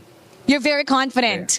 So, you know, a lot of people favor AGAL to win. Actually, in the Honor of Kings app, they have a lot of votes. So with that, knowing that you are the underdog, is that something that you embrace? Do you think that it's an advantage for you? I think no. I think we just need to do best of us and just beat it. You just want to do your best. Yeah. You're going to beat them. So this is a best of 7, which means you have a lot of time to adjust as long as you stay composed. How close do you think this series will be? Best of 7. Our leader say 4-0 easy win, then 4-0. You think it's going to be 4-0? Yes. They will not get anything. No. Not even a single one. No. Okay, so to get that 4-0, what was the biggest focus for Aurora Gaming against AGAL? The preparation. I think it's our team fight and our communication. Yeah. So you think you have better communication? Yeah. You know, earlier on, Inwo sent a message to Aurora Gaming. If you look into the camera, what do you want to say to Inwo and AGAL? Be careful. Be careful. Yeah. That is the challenge the Aurora Gaming is giving AGAL. Now we're going to head back to the desk. Lead the gorge. That might work. That might work on me. Be careful. About what? What? Where? When? When I get home? On the way? Is it something in the car? I don't know. Please. I'm scared. I'm looking at. Is it on me right now?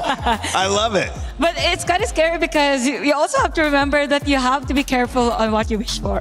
Oh, that is true. That is true. Way to turn that around. I hope those words do not come back to haunt him. I think considering he's making predictions of 4-0, yeah. I think that's a very bold statement going in. I don't expect it going at least in that way, but I do expect a very competitive series here. Yeah, it seems hard 4-0 for Aurora Gaming, but it might not be as hard for you to go 4-0 in the Clash lane or the Farm lane if you download and play HOK, which this QR code will allow you to do. You've got your phone on you, I know you do, or maybe your tablet, whatever you're using to watch this on. Scan that QR code, download the game. You'll get to see a little bit of how to enjoy these new heroes, but more importantly, the difference and where you can grow to by watching these pros on stage, the best of the best in the world going to the ultimate limit. And you can maybe see how good you are in comparison. Chantel, I know you're probably like, a couple ranked games away from being up on that stage, right? I'm not sure of that. You're not sure? Like 2, by the way. I am for sure. I just unlocked ranked actually, so maybe a few more than a couple holler. Yeah. Well, just a couple more. You're going to be there, but I think we'll see you be on stage very soon, right? I have different ways of getting on stage, but it's not through playing the game. So I think that's my route. Same, and I think even for Showmatch, I'm not sure if I'm gonna play the same with the players earlier. But yeah, I'm just excited to look on how things will go for Aurora Gaming because with that performance or with that interview earlier, there's no sign of intimidation. There is none. Purely confidence from them, so it's a good sign because maybe they'll surprise us. Maybe they'll get game number 1. Yeah, I want to go a little bit of flashback back into the groups after Jihong. They ended up winning. He was saying he was very confident, like they were going to roll over Rocky Sports. Rocky Sports got the better of them, as we all know. I think that was good for them. It's a wake-up call as they now go up against AGAL here. Rocky Sports maybe got the better end of the side of the draft, but either way you slice it, whether it's AGL or Kadia City title defenders or whether it's Aurora Gaming, you are going to have to slay the dragon. And whether it be at 20 minutes when the Tempest spawns or whether it be in game 1 right away to set the tone with the very first blood, all of this is on the line. The trophy in the middle, what these two teams are fighting for. But pride and skill on display better than ever here at KWC. It's the second best of 7 series here at the Honor of Kings World Cup at EWC. And earlier today, we saw what a capable KPL representative can do. Complete domination. Their opponent didn't even stand a chance. 4-0, Milosh. 4-0 domination, as you say. That just means that one KPL team, Guashao Gaming, is already awaiting the wings for the semifinals. Tomorrow, though, they'll be playing against GK Esports. I cannot wait for that matchup. But of course, we have to decide who jumps in on the other side of the bracket wing. And now another powerhouse from KPL will enter this stage. They're ready to defend their title against a regional champion with nothing to lose and everything to prove. One is looking to protect their legacy, and the other is looking to commit the biggest upset of this tournament. Then, my friends, please join me in welcoming the defending KWC and EWC 25 champions, AGAL!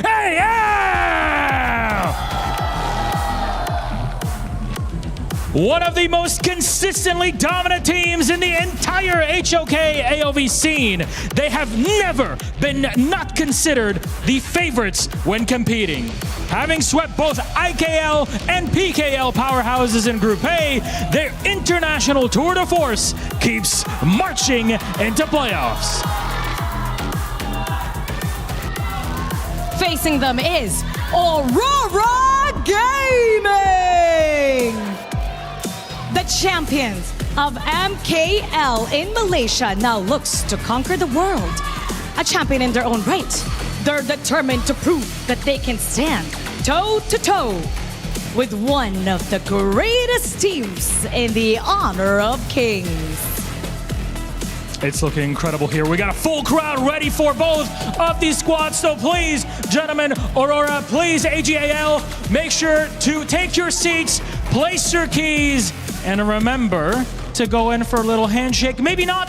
Who knows what kind of tension we'll get between our two team captains. As they turn to face one another, it'll be a handshake, respectful between both of our squads. Our game is set. Our final quarterfinal is about to begin, so please, let's get this game on the road. You know, if you looked in the crowd and you saw the cameras here, you might think we were on Safari. But the stage is only 5 feet away. Why are the lenses so long?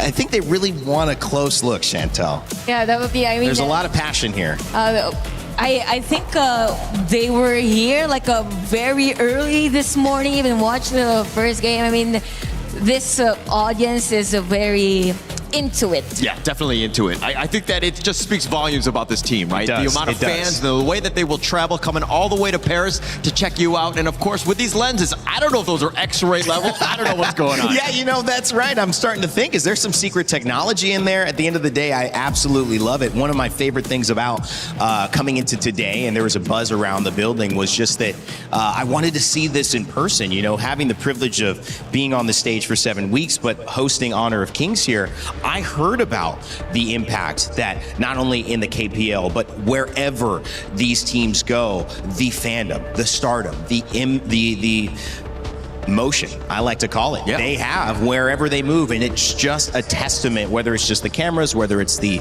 energy and the fun. There's something big going on here. Yeah, but whenever you walk around the stadium, aren't fans following you around too, right now? Come on, man. I'm not trying to expose myself like that, man. Come on. Half of them are here for you. I'm trying to stay humble, That's man. not how I think everyone is here for him. I'm here for you too. Yeah, thank you, man. I'm here for you guys as well. Because we got a best of 7. This could go a while. We could have a lot of analysis. For those of you watching at home, we're also here for you to break down this game, because what we saw with KSG was kind of this titan that slowly but surely applied pressure and never let it go. Oh. Oh no. Okay. Can we have that one? Let's check the resemblance here. All right, it's not a voodoo doll or anything like that. That was my first thought, because we were talking about the fandom. Those are those cameras I'm looking at. Again, we're not on Safari. Those are big lenses. Very I mean, what is that onto the nose? I mean, where can you keep zooming? All I know is if you're a player, you got to have a good hair day. You really need need it. Everything's on point, because they are going to find every sort of blemish. We have another one. Even more here.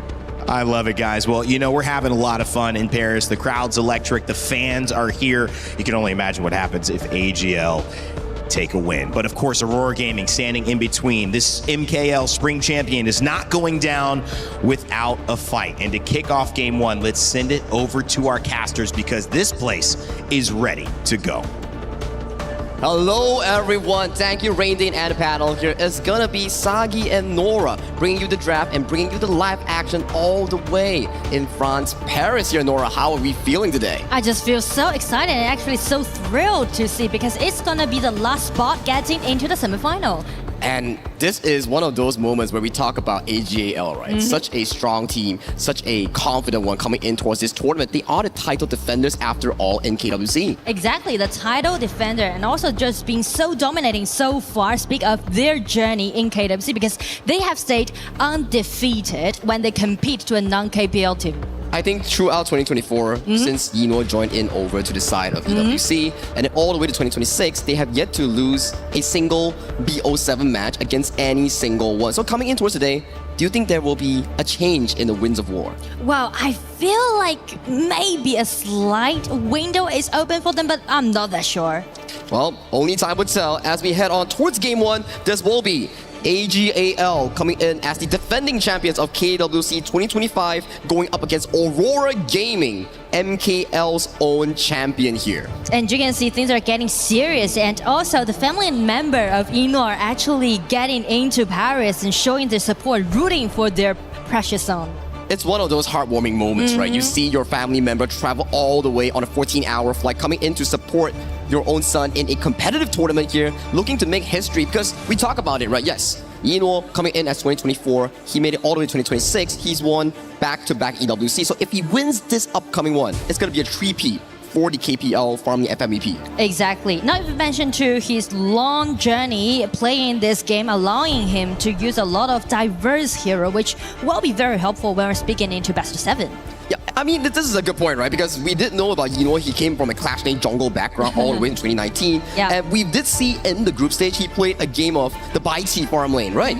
And also JR on the side of Aurora Gaming, he also played Agudo as a farm lane. So it's going to be very entertaining to see those hero picks by both farm lanes. But so far in towards this first game draft of this best of 7 here, it's a bit of a difference, right? Going against like a BO3, where BO3 is like, okay, I draft strong, I end the game fast in the 2-1-2-0 series here. But in a BO7, you see picks like a Lian Po. It's not like, yeah, Lian Po's not the greatest compared to a Zhang Fei Lapu Lapu, but you pick it first so you can have more heroes going into Game 4, Game 5, or Game 6. It's like saving your cards, but still holding your aggression. And I do like the way how AG just secured them this Pei, because I feel like Pei is going to be the vying point for both teams, because Aura also played very well with this Pei. I like that point, especially we did see Zoe. He played against Zankyu back in the group stage, where it's still the Pei versus Ukyo matchup, but the way that they play is through pushing mid, then invading, avoiding the Ukyo matchup. Exactly. So actually the junglers confront is going to be very intensive in game 1. And speak of the draft, actually Aurora is targeting at Shen, right? Ban away this Haya and also this Yuhuan. I want to bring up this specific matchup here. It's Sheng, the FMVP Princess Frost player coming in from KPL, and also Zihong. Zihong is one of the most decorated non-KPL global player that has won KC 2024, KIC 2025, and he lost to Yinluo back in EWC 2024, only 2nd place. So this decorated player right now, after 2 years, back on the same stage in EWC, he's looking to challenge AGAL. He's looking for revenge. That's why players are actually looking very serious when they step it up to the stage. And Nora, there's been a bounty on towards KPL players. I don't know if you know, the Titan Slayer. If any global team beats KPL in a game, only a game, that's $10,000. And if they win a series, that's $100,000 in the bank. Well, I mean, like last year, we only see 1 point has been gained from KPL Region's team, but that's not AGAL, right? AGL holding being undefeated so far, and just check the previous matchup, played with KSG, right? With a clean 4-0. So it's gonna be a tough upcoming matchup for Aurora, but still attractive. Attractive indeed, because there were signs of moments where Nova Esports back in KW 2025, they did beat TTG in a 1-game series, but then they got swooped 4-1 later on. So these are moments that are, I wouldn't say, not 100% impossible, because we did see from the interview with Yinluo, he did mention that global teams has been performing, and maybe, just maybe, they could get 1 game maybe? And I mean, if we need to pick one team that is standing for non-KPL region team, is going to be Aurora, being as the first place of MKL Spring, right? Holding the title back in their region, so it's gonna be very head-to-head. And since the draft has been done, we can see AGAL trying to put very high pressure on Zoe's pick with this play, because they are definitely highlighting their top laners and let Yinluo to play Concert Yu play defensively in game 1. It's always about winning that mid lane 3v3 matchup, right? If you win that mid lane 3v3 matchup, even though the Pei loses to the Ukyo, you can still help Zoe with the help of Sheng and Shuai to invade the jungle aggressively, to play around the map. So this upcoming matchup between Aurora Gaming and AGAL is gonna be super duper important for the mid trio. It's it gets me kind of feeling like it's gonna be double A rivalry, right? All for like top A.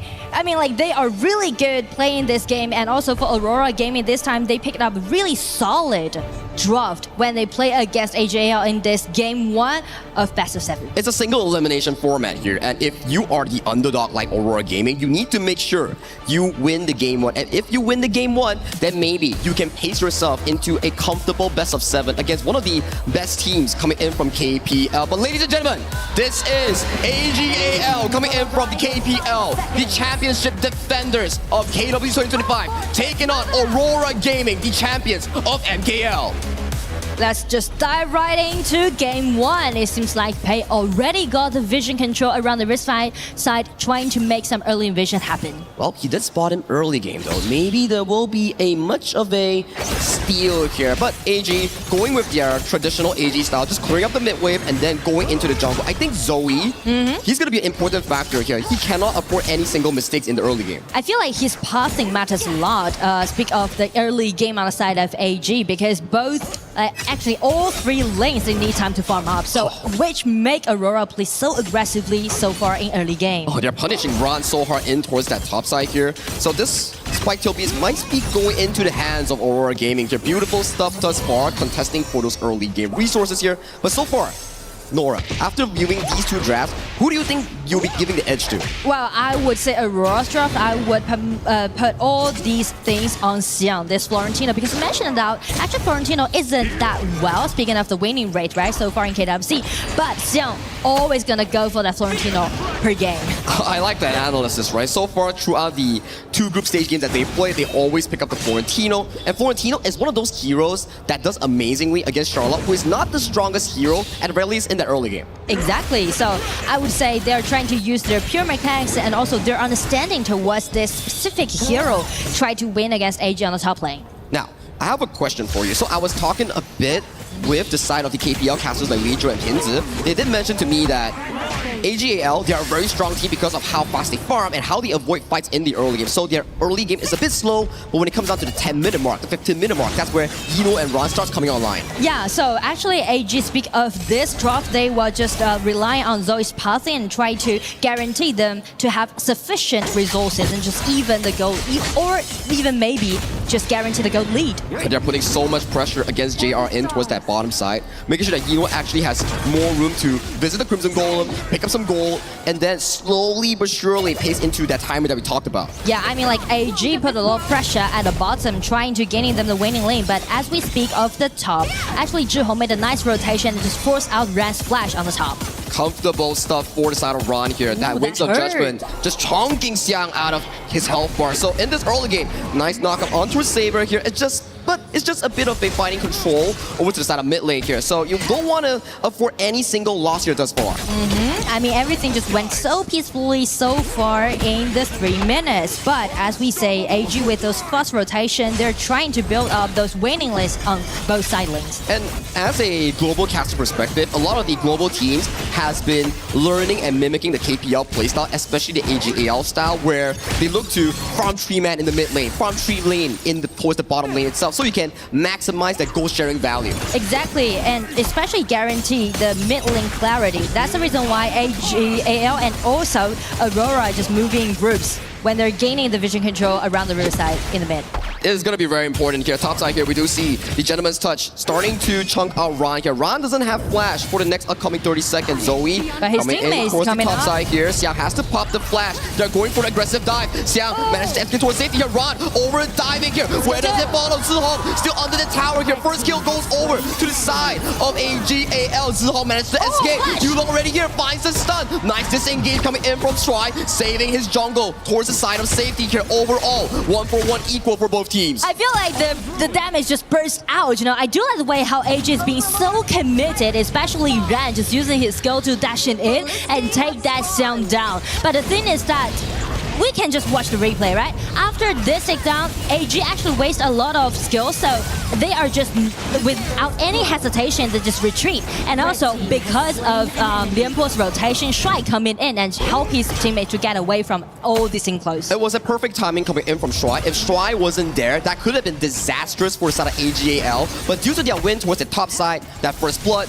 they got immediate access towards that bottom Tyrant here. And with that win, they're currently pressuring JR's Aoyin on towards that bottom lane. And here comes Lapu Saber. Oh, just taking a bit of a damage here, but at the very least, they managed to clear out the wave. Now, this is the interesting part. Yino on this Consort U does amazingly against some of these heroes who are physical damage because they have skill 2.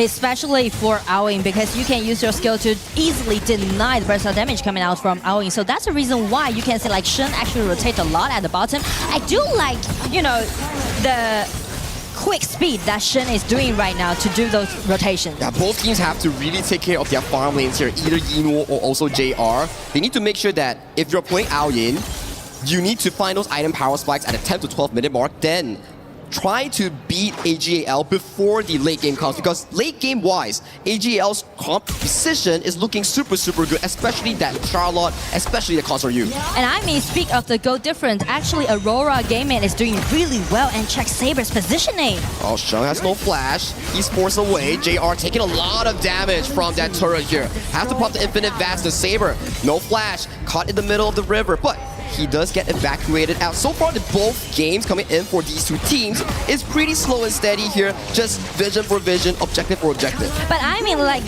pretty and steady, it doesn't mean that the goal difference isn't being built, right? Because as we checked, almost like 1,000 goal lead already being in AG's hand. A gentleman's touch time coming in towards side of Ron. Ron still has flash. Finding the Blossom refreshes here. Ron may be in danger here. Catch caught out by the Quadescent Cubes. He gets taken out by the side of Yulong. It's a 3v1 and Ron gets taken down. Zoe once more business on towards the side of Saber here. They might be a bit of a re-engage, but Shuai flashes in, finds a Tremor Smash. Engage, finding on towards the side of Zoe. Zoe gets knocked up in towards the air. Gentleman's touch towards the side of Zoe. Counting out him, but Shuai overextending. Gets punished for his mistakes, and that's 2 quick kills going to the side of Aurora Gaming. It's going to be a 0-2 trade. I do like the way how Aurora Gaming trying to make those ganks happen. We mentioned about they're trying to put Xiang on the spotlight in game 1, right? That's the reason why they made so many things happen on the top side of the map. And as we can see how determined they are to take Ran down from the replay. Now the replay with UC Shuai coming in, catching onto a Saber. Saber finding a beautiful flash reposition with the Lapu ultimate here, zoning Zoe out. And after this point, Shuai engaged with the flash. He can't escape towards safety here, so he's left towards the dust. I feel like enough controllability can be done by Shuai, but at that time, the damage of that.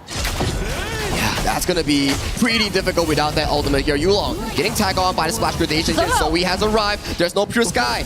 The teleportation coming in from Zihong to escape his jungler towards safety. Wings of Judgment almost sniping him through. Zoe is still going for the chase. Meanwhile, Saber gets taken out by the Azure Golem area here. JR has to expend the flash, but that is AGAL playing aggressively and stealing away the Azure Golem. I mean, everything just went so chaotic at the bottom. You can see like the accuracy that Shen is landing his ulti, right? Do a lot of poking damage. That was really close to take Yulong down. This is the AGAL tempo, right? They can lose you in kills, but the way that they farm gold, the way that they find resources and make the team play happen, 8 minutes, 2 to 3 in terms of the kills, but gold lead, it's going over the side of AGL. You just mentioned the most fun part to watch AG's playstyle, you know? You can never just concentrate on those kills. Actually, you just need to focus on those resources and also the goal difference. Yeah, take a look at this. We were talking about, oh yeah, Xiang is winning lane against Ron, but where does Ron goals come from? It's winning against Xiang by 800 gold. Exactly. And also, he's pushing all those lanes at the side and just gonna distract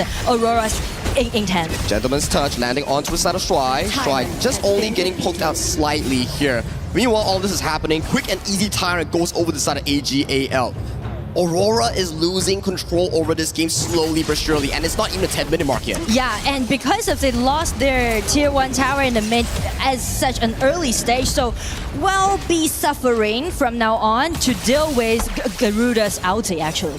Garuda's ultimate coming from sure has been really consistent thus far, finding those plays. Topside 1v1 coming in from Xiang's Florentino against Ran's Charlotte here. Xiang gets chunked down dangerously low. He needs to back off, splash gradation onto Xiang. Xiang tries to expand the flash. Strike comes in again. Radiance, Pop, finding the kill. That's one good kill on the side of AGAL. Is there more to play with this upcoming play? That was so close, but I mean, you know, Ran, this man, he's being so furious, you know, because like, he suffered a lot during the laning. So after he got enough items, he said, all right, it's gonna be my time to take revenge. And it's a bit of a deja vu. I'm pretty sure I've seen that play 2 minutes ago, and right now coming towards live, they fight there once again. And without a player on that clash lane coming up from Aurora, towers are just going down left, right, center, and almost to the side of bottom lane as well. But how you're gonna deal situations like that, right? Because actually isn't going that kind of explosive. Everything just being pushing smoothly but steadily on the side of AG. I can't answer you this because if I can answer you, maybe Aurora Gaming has a chance. But so far,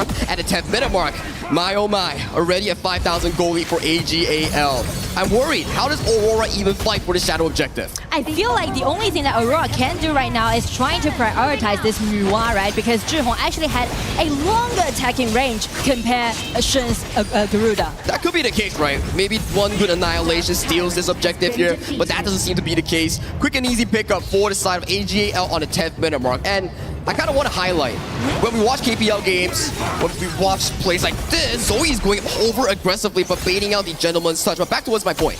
When we watch AGAL games from KPL, they're a team that plays slow, but when the timer hits at 10th minute, when Yino gets that Daybreaker, they start coming online. Exactly, so totally scale up. They're looking for some skirmishes when they're trying to take down all those high ground towers. So much pressure mounting on towards Aurora Gaming's shoulder here. No good engage, no good choices, because AGAL, impeccable, not giving them a single ounce of opportunity to make a comeback. Because they are trying to secure the advantage, right? This is very typical AG playstyle. Just get everything well done and make sure that you snowball in it till suffocate your enemy. 11 minute on the dot, 3 minion waves marching in. High grounds are the next target for the side of AGAL. Bottom side already being taken down. That's a big pull to be worrying about if you are a Aurora Gaming fan. Especially right now, their HP can easily be shredded down by Garuda's ulti, not even mentioned to Shuai. This Lian Po is trying to gain enough vision control, being so clean on the side of AG. So I would say Aurora right now, they're just being really painful, not even mentioned to with the 6,000 gold deficit. But still, they need to make some counterattack happen so that they can guard their own fountain. Maybe some play on towards Yino, but that's the annihilation. Removed from the pool. Shuai comes in, tries to zone him off. Yino gets a successful takedown on that top tier 3. This is also without the Shadow Overlord. The next upcoming play on this Purple Overlord, it might be game over for Aurora Gaming in game 1. Especially AGAL is trying to guarantee their advantage by taking those Dark Tyrant. I mean, like game 1. You know what? We always see game 1 in those quarterfinals, in those single elimination went so wild in game 1, right? Everyone just pushing so hard.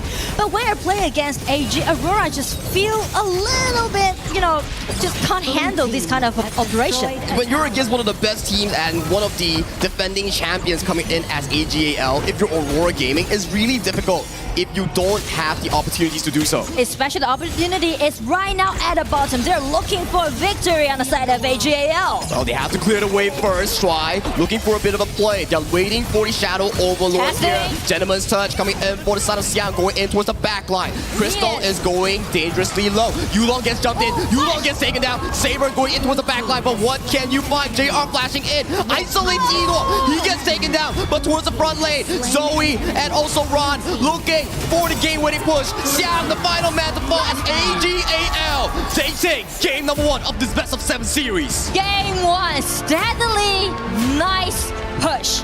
It's so typical and classic to see AG play in such style. They're just being so sophisticated about when it's gonna be the spawn of the Tyrant, when it's gonna be the lanings, when it's gonna be those neutral objectives, and when it's gonna be our time to close out the game. Perfectly explained, right, Nora? Textbook gameplay coming in from AGAL, out-farming their opponents, playing away from their power spike, and in the end, it was really too little too late for Aurora Gaming to find a shot of opportunity to make it back in towards this game 1. We already seeing like how dominating AG is, right, in game 1, but the thing is that if we put ourselves into Aurora's side, it can be really painful and torturing to play a game like this in the first game of best of 7. In the early game, it was looking very neck and neck between these two teams. Aurora Gaming was still being able to find kills across the gorge. When it comes down to the 8 to 12 minute marks, they started farming fast. They started choking out every single space. Yes, it's 3-3 in terms of kills, but 9,000 goal lead at 12 minute mark, and they just chunk out any single opportunity for Aurora Gaming to find a comeback. And that is a little bit late for them to try to make those comebacks happen. And thank you so much, Nora. We'll be taking a little bit of break. Let's show it over to the side of the panel to see what they have in store. And during that break, Sagi, don't eat noodles that are too spicy because we need you back for game 2, my man. I know you're always doing something like that. Please stay safe for us. Sagi, Nora, great call. It's always fun to joke with you and see what happens there. And only 13 minutes or so before AGAL would take their win. Welcome back to the panel. Rain Day here with Chantel and Haller to talk about the action. Chantel, that was a dominant version of HOK. Perfect was the way that Sagi described it. How would you put it?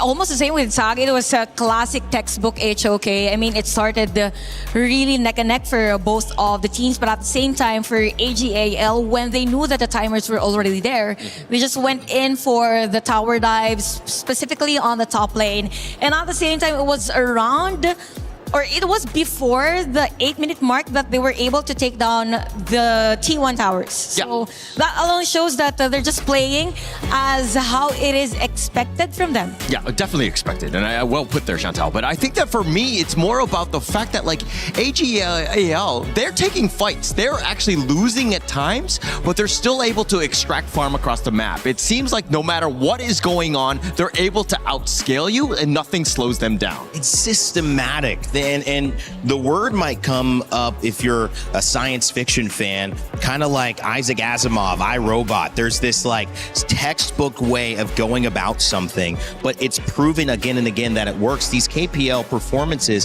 have almost given no hope, no light to work off of and find your way, even for a team like Aurora Gaming, who I think held pretty tight with the gold lead for about at least 6 minutes, but then it slowly but surely started to spread yet again. I think at some point for Aurora Gaming, the struggle was how will we be able to convert the goal that we currently have, because many moments of the game, yes, there were initiations. They could have won some of the team fights. It's just that when it comes to the map control, it isn't just there for Aurora Gaming. Shuai was all over the place. Even the tower pushes isn't available for the side of Aurora Gaming.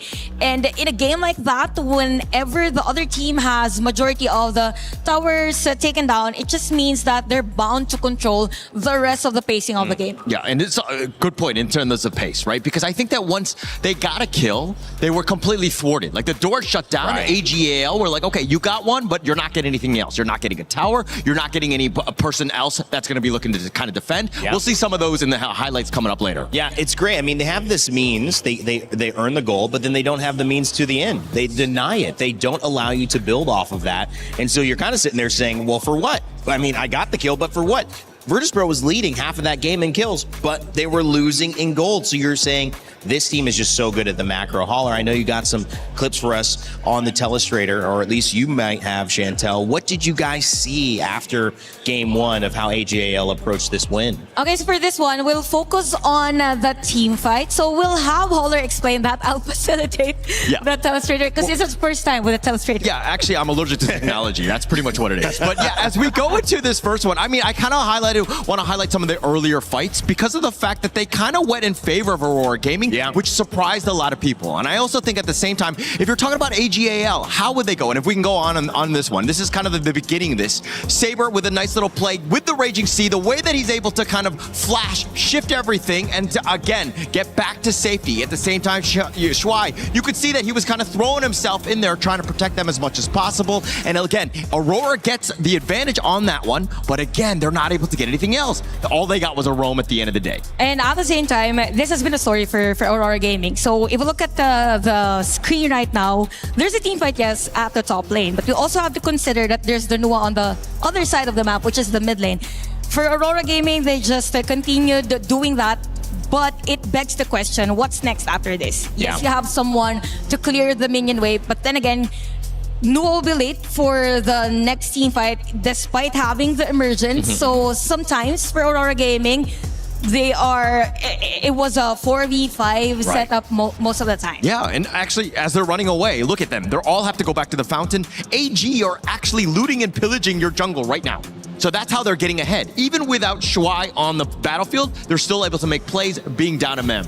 Yeah, they're using their life, it seems like, as a resource, right? It's not about dying. It's about the fact that now we have 70%. Essentially, you're dead, and we can now turn that into an economic boom. All right, yep. And as we go into this next one, I mean, it's about that economic boom that you're talking about, where they, again, Shuai, he was just so annoying. All of that vision, but it's just space. They taking a free tyrant, nothing that they could do. Aurora Gaming, again, they're like, okay, we are trying to protect our tower, but that's not the true target. The one was the tyrant here. Yeah, and it's the same formation. Again, for the side of Aurora Gaming, they also have the Nuo on the other side. So yes, it is a good balance when it comes to the hero composition for Aurora Gaming, but it would lead them to, I mean, there's a leading time for them to have those power spikes. And it came to a point that for AGAL, they were a bit fast on grouping up. That's why it's a lot easier for them to set up a place. Plus, again, the map control on the early game. So Shuai did a great job on that. I mean, the conversion of kills into another objective taking was so on point that for Aurora Gaming, it's kind of hard to react on what to do next because they wanted to defend every single bit of the map. It's just that AGAL isn't giving them the chance. And actually, Jihong was kind of like that handyman, if you will. Everybody's like, oh, I got a leak here, I got a leak here. And he was like running from place to place with the emergence. And I mean, there's only so much you can do. He's not fast enough. He has that one emergence, longer cooldown, if you will. So again, he was kind of, again, just too much supply, not enough, you know, to deal with the demand. It's difficult for sure to deal with the quality and caliber of players that AGL have brought to the table, and they know it too. They're confident coming into it. Sky had a chance before this match to sit down and talk with Inuo. Here with me is Inuo from AGAL. Inuo, ni hao. Ni hao. Now you're coming into this series as the defending KWC champions. Does that title give you extra confidence or does it give extra pressure since you now have to defend the title? 那你们这次在 KWC 当中也算是卫冕冠军嘛？那作为卫冕冠军，你个人认为这给你们带来了更多自信心呢，还是更多压力？会比较自信一点吧，因为我们有过上一次参赛的经历。I would say that it definitely gives us more confidence because we've got the experience garnered from the last tournament. Confidence is always a great thing when you come into the tournament. But now, you're going to be facing Aurora Gaming. They have conquered MKL in Malaysia. What challenges do you think they will present to AGAL? Will they make it hard for you? 那很高兴也听到你们有这个自信心。但是你们下个对手呢，即将是 Aurora 战队，他们呢也是在马来西亚的 MKL 当中获得了冠军，也是算是一支非常强悍的一支国际战队。那你个人认为他们会给你们带来什么样的挑战呢？是的，我们跟他们也有训练交手过，他们确实很强。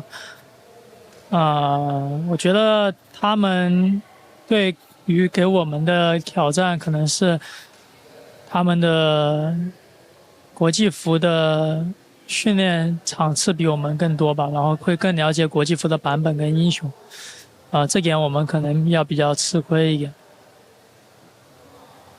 Indeed, Aurora Gaming is definitely a very strong team. We have practiced and scrimmed against them, and they have definitely shown us that they are like the caliber of their skill is very, very high. I'll say that one area that they will definitely pose a challenge for us is that they have much more experience when it comes to the international format and patch, so they have a lot more experience playing matches in the current patch that we're playing in, and this is definitely something that we are a little lacking in compared to them. I want to see how you're able to adjust with that. But this is a chance also to send a message to your opponent. They get to see this. What would you like to say to them? 那我们也很期待看你们如何应对这样的一种挑战。然后你这也是一次机会，相当于发一些话，让你的对手来发一些话给你的对手。那你有什么话想跟他们说的吗？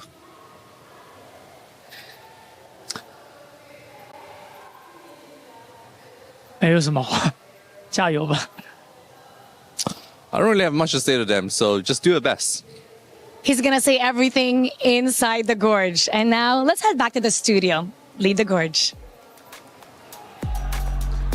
I love it. Well, just let the game do the talking for you. Holler, that is hard to argue with, especially as we see that exclusive Princess Frost skin on display here heading into EWC. Fun to see, but again, all on display, not only the trash talk, which there wasn't much of, but certainly enough to get the job done with an early win. Definitely, and I think it's more about respect at this stage, right? I think that on the international stage, where you're playing against teams that, again, might not be to your level, it's okay to be a little bit more humble in that sense. If it was more equal, at least for me, I would be letting the other team have it. But you know, AGAL, they're defending champions. They're back to try and get their title. They have to respect their journey because it's a journey ultimately they know how to get through, and it requires treating every game as if it's your last. And it's a good trait for a team like them because they know that there might be differences, but at the same time, they don't compromise whatever it is that they can offer, because we've mentioned about the differences in terms of adjusting to the patch. Probably Aurora Gaming has more experience with what we're having right now, but in terms of the macro focus on the game, I think that's where AGAL stands up. Yeah, I think it's funny that in the interview, Yuno was talking about patches, but at the end of the day, it doesn't really matter. They're playing Honor of Kings at the end of the day. That's right. And so let's send it over to Sagi and Nora to get our second game in this best of 7 final series of the day. AGAL trying to go 2-0 over Aurora Gaming. Thank you, Randy, and the panel here. Welcome back to game number 2. It's going to be Sagi and Nora once again bringing you the live action of this draft. And Nora, so far after looking at Aurora Gaming's gameplay, what do you think they have to improve to break the cycle if they don't want to face another 0-4 big loss against like the Titans of AGAL? I mean, go for the team fights, because we know that Aurora are really aggressive in the early game, right? But as for AGAL, game 1, I know everyone just been amazed by their impeccable micros playstyle, but I'm gonna tell you this, it's like their signature playstyle, but it's not their only playstyle. Actually, AG can go for a more furious one, more explosive one, so I'm looking for these kind of drops that they're gonna do. I think that makes a very good sense, right? Like, we saw how the game was 3-3 in terms of kill up until, what, the 10th minute mark? And AGAL was just pushing Aurora Gaming to a choke point. 3 towers down, 8,000 goal lead, and Aurora Gaming, yes, they found the fight, but the crystal, it was too far gone. So jumping in towards this draft, I like what you mentioned. Yeah, you can't out-rotate AGAL, so Aurora Gaming, you need to fight early game, and early game is Chicha, Byron, Hyatt. These are super duper strong in the early part. It's really solid for them to do all those initiations, especially with this higher pick that I do want to highlight. And also we mentioned about the patch, right? Actually, there's several different compositions that you can go for, and as AGAL is trying to go for another competition, which will be a little bit more furious, it's gonna be a chance for Aurora to gain. And I like this, right? Lorien, Lapu Lapu, we always see in towards the group stage and play in some of the AOV teams, some of the other global teams. They like to pair the Lorien with an engaged roamer so you can form that, I would say, 5-second crowd control up into the sky. Yeah, like double knockup, right? It's gonna be huge. And also about the bans, I do like the way how they ban with this Agudo and also Flowborn Tangra directly targeting at Zoe, and also try to prioritize the Haya played by Jihong. Makes a good sense. Like, you don't want to hire to go against like the Agudo that can cleanse the ultimate link, or the Flowborn tank that we did see the side of Zoe played once against the side of, if I'm not mistaken, Vitality in towards the group stage, which he was indestructible for the first 10 minutes of the game. So true. So actually, the controllability is definitely enough on the side of Aurora. The only thing is that how they're gonna do all those burst cell damage by a clean assassin jungler. That's what I'm looking for. They definitely need to, because they are also leaving the final pickup here for the side of Zoe in towards that last pick.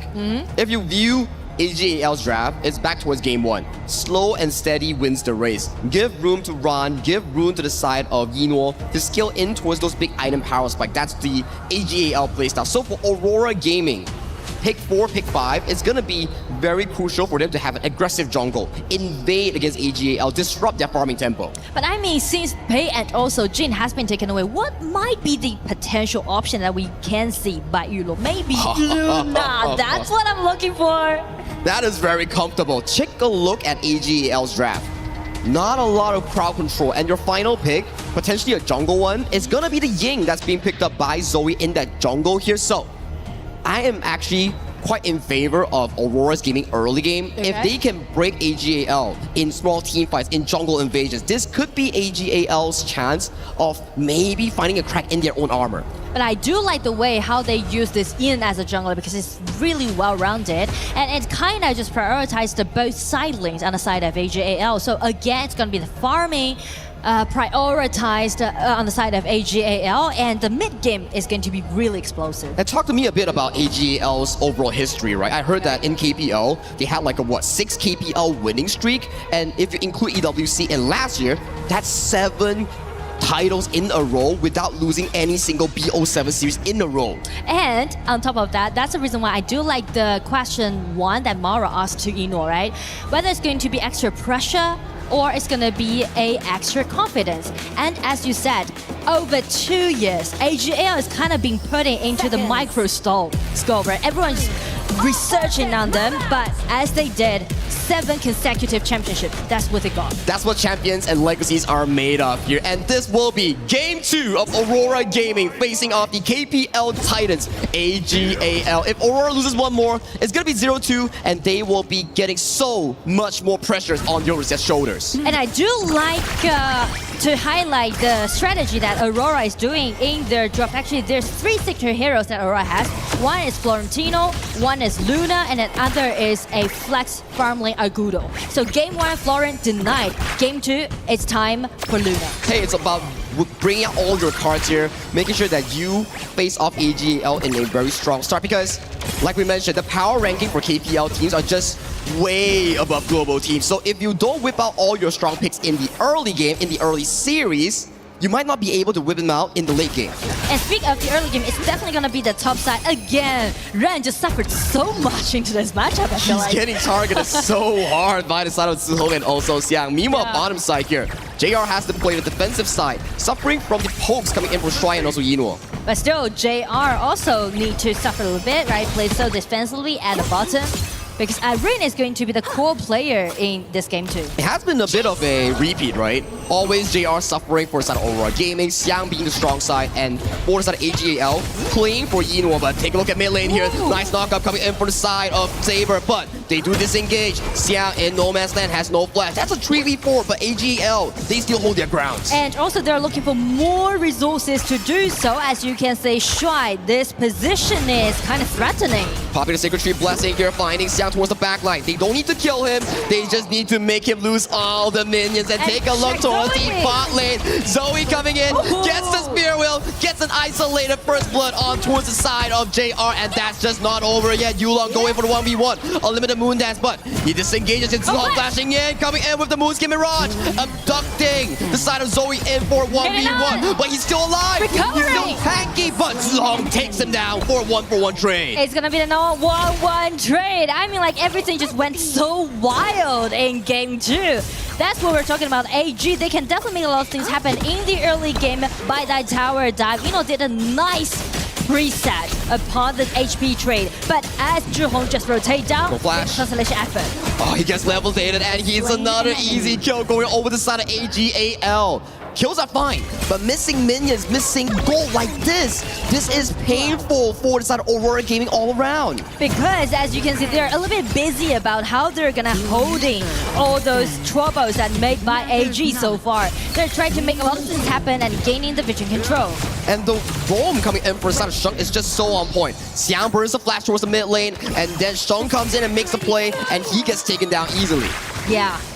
And Aurora, again, Limpo just rotate down, try to protect JR a little bit, but as you can see, Eno is definitely farming out very well at the bottom so far. Usually when we pick the Chicha, we want the Chicha to win the lane. But this is not winning lane. This is just being pummeled in lane by the side of Eno here. This is going to be a very difficult situation for Aurora Gaming, but at the very least, it's better because they have more aggressive tools. And speak of the suffering, especially for Yulong, right? This Luna this time. Luna also need time to farm up, and it is only gonna reach to his power bike along maybe like 8 minutes.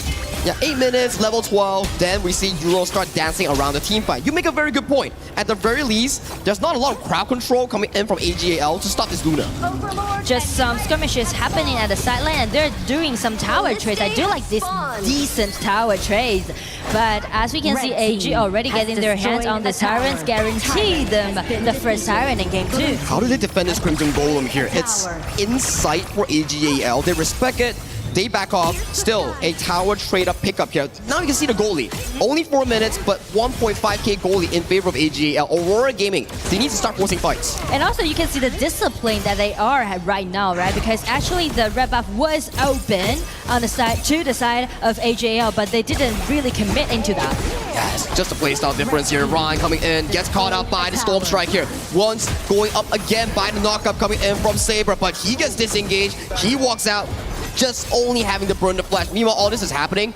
Yino, Zoe, safely, happily farming in that Crimson Golem area. And that's the micro that we are talking about, the details, right? When you're doing all those 2 versus 3 or 1 versus 3, you're actually saving your numbers to do all those farm up jobs. It's about opening up the vision for your team. Sheng, good reposition. Escape towards Yulong. Yulong gets taken so much damage coming in from the side of Zoe. But to your point as well, it's about baiting the enemy to waste time on you, and then the main carries like Yino and Zoe, Ran can start farming those minion waves. And I mean, those mobility that AG has kind of gonna be the hurdle for Yulo's Luna this time. Because as long as Luna's ulti is denied during the team fight, it's gonna be such a great trouble that that Aurora needs to deal with. High risk, high reward pick, right? You can't miss those ultimate refreshes here. My eyes are set on Zihong on that Haya pick. He needs to force something nice. Storm Strike coming in for the side of Xiang. But where's the follow-up here? Xiang gets launched up by the elevation. Moonscape Mirage isolating the side of Zoe in towards a 1v1. We do see all the players coming in towards the A. Yino escaping from the Tremor Smash. But there's just no follow-up here. Zoe getting tagged on by Yulong. Yulong takes 1 kill over to the side of Zoe here, only trading Saber. Meanwhile, Xiang gets isolated by Sheng, making it a 2-4-1. But it's not over yet. Yulong still has a stack. Refreshes on Sheng. Sheng, nice fast escape towards safety. Yulong is on the run. Closing out by 4 member, and he gets taken down by the AGAL members. And make it to a 1-3 trade. You can see like how long does it extend. Speak of this kind of team fight. So many layers that we can see, right? First, Haya's ulti did a really nice job grabbing the most crucial hero on the side of AG. But just check the positioning. Check Ino's positioning, right? Play around with those bushes and Ran and also Schweiss protecting him. Make sure that he can doing all those output like in a comfort way. The Raging Sea Flash coming in from the side of Schweiss, disengaging JR, and then splitting up the team fight. Yulong was all alone, getting targeted by multi-man. Yeah, he did trade Zoe, but he loses more because all his teammates were dead. And because he's a little bit overcommitted to get that blue buff away from AGAL, which made him to be a little bit dangerous and also like reckless jumping into the jungle on the other side. I would say increased aggression coming in from AGAL. If game 1 was slow and steady, farming and also scaling, game 2 is about taking every single fight that Aurora Gaming is trying to push and then countering them with style. And actually fight, it's gonna be an opportunity for Aurora to grab. Well, take a look at Yulong here. He's looking for some refresh onto his Schweiss so he can actually jump onto his Sheng. But AGAL, they're playing it really slow and steady here, only getting information and only playing if they see vision on the map. The reason why they're just gathering around this tier 1 tower is trying to take the tier 1 tower down and at the same time allowing Ran to be sneaked into the background. And they also have the timer coming in for this Crimson Golem here. Bot side wave is looking really, really good. Moonscape Mirage abducts Ran into that 1v1. Beautiful flash reposition coming in from Yino, isolating Xiang. Meanwhile, towards the backline, Yulong finding a beautiful flight, but Saber is the one to first fall. What is the follow-up coming in from the side of AGAL? Because they are just isolating every single target as JR falls as well. This is looking disastrous for Aurora Gaming. I mean, this is the discipline that we are always talking about when we're speaking of this Titanic AGAL. You can see like they're kind of a little bit harassed by Lunas coming in, but as Yulong's ulti was denied, so as long as they spot that, they're just gathering around and play with this Irene make a nice pushback. And when Haya doesn't have gold, you can't kill the 1v1 in time. When Ran comes out, he still has so much healing on that Sacred Tree Blessing. So all these fights, yes, it has been engaged by it has been engaged by Aurora Gaming, but it has never gone in the way of Aurora Gaming. AGAL is dissecting them step by step. So that's the reason why already, like, we can see a lot of team fight happens, but Aurora seems to be a little bit behind. They are behind. Ziho once again pushing Zoe into a 1v1 brawl. Ron just zoning off Xiang, trying to give some vision here. Sheng finding the knock-up here, misses the timing here, but towards the backline, Zoe goes dangerously low. The side of Yulong still finding unlimited moon dance. Shy has to pop the flash, but where else can you go? Ron has a nice position here. He wants to defend his team, so they respect it, but Yulong still playing with fire here. 1-for-1 trade between the jungle and also roamer for both teams. I mean, the consistency that Yulong has with his ulti allowing them to do so, right? Just check the replay. After the ulti from Zhihong has been denied, you can see Yulong just getting in, putting in such a beautiful chasing. It was a good play nonetheless coming in from Saber. Yes, he's 0-3-1, but if he didn't stop Yinor in that chase, things could look even more disastrous for Aurora Gaming as we pace into the 10-minute mark. Shadow objectives are available for both teams. And I mean, like 5,000 gold lead already been holding in AG's hands, so definitely they are going to be a little bit intimidating when we speak of this mid-game team fight. Well, Yinor is slightly slow towards this play here. Shadow objective started by the side of Aurora Gaming. Yulong goes in towards the backline, finds a refresh on towards Sheng. Sheng has to pop the flash. Meanwhile, Xiang gets CC'd down, and he will be out of the fight for the next 30 seconds here. Yulong finds a beautiful knockup with the help of Saber here. Ron gets isolated. Ron gets taken down. That's a 2-for-2 in favor of neither team as of now. They isolated here. So, at the very least, Aurora Gaming, they have jungle, they have smite. How do they play this? They're going in, they're going in. Aurora is being so committed to get this Siren down, but here comes Strike getting in, trying to make some harass happen, but with the smite that Aurora has, they got a Tyrant, but well,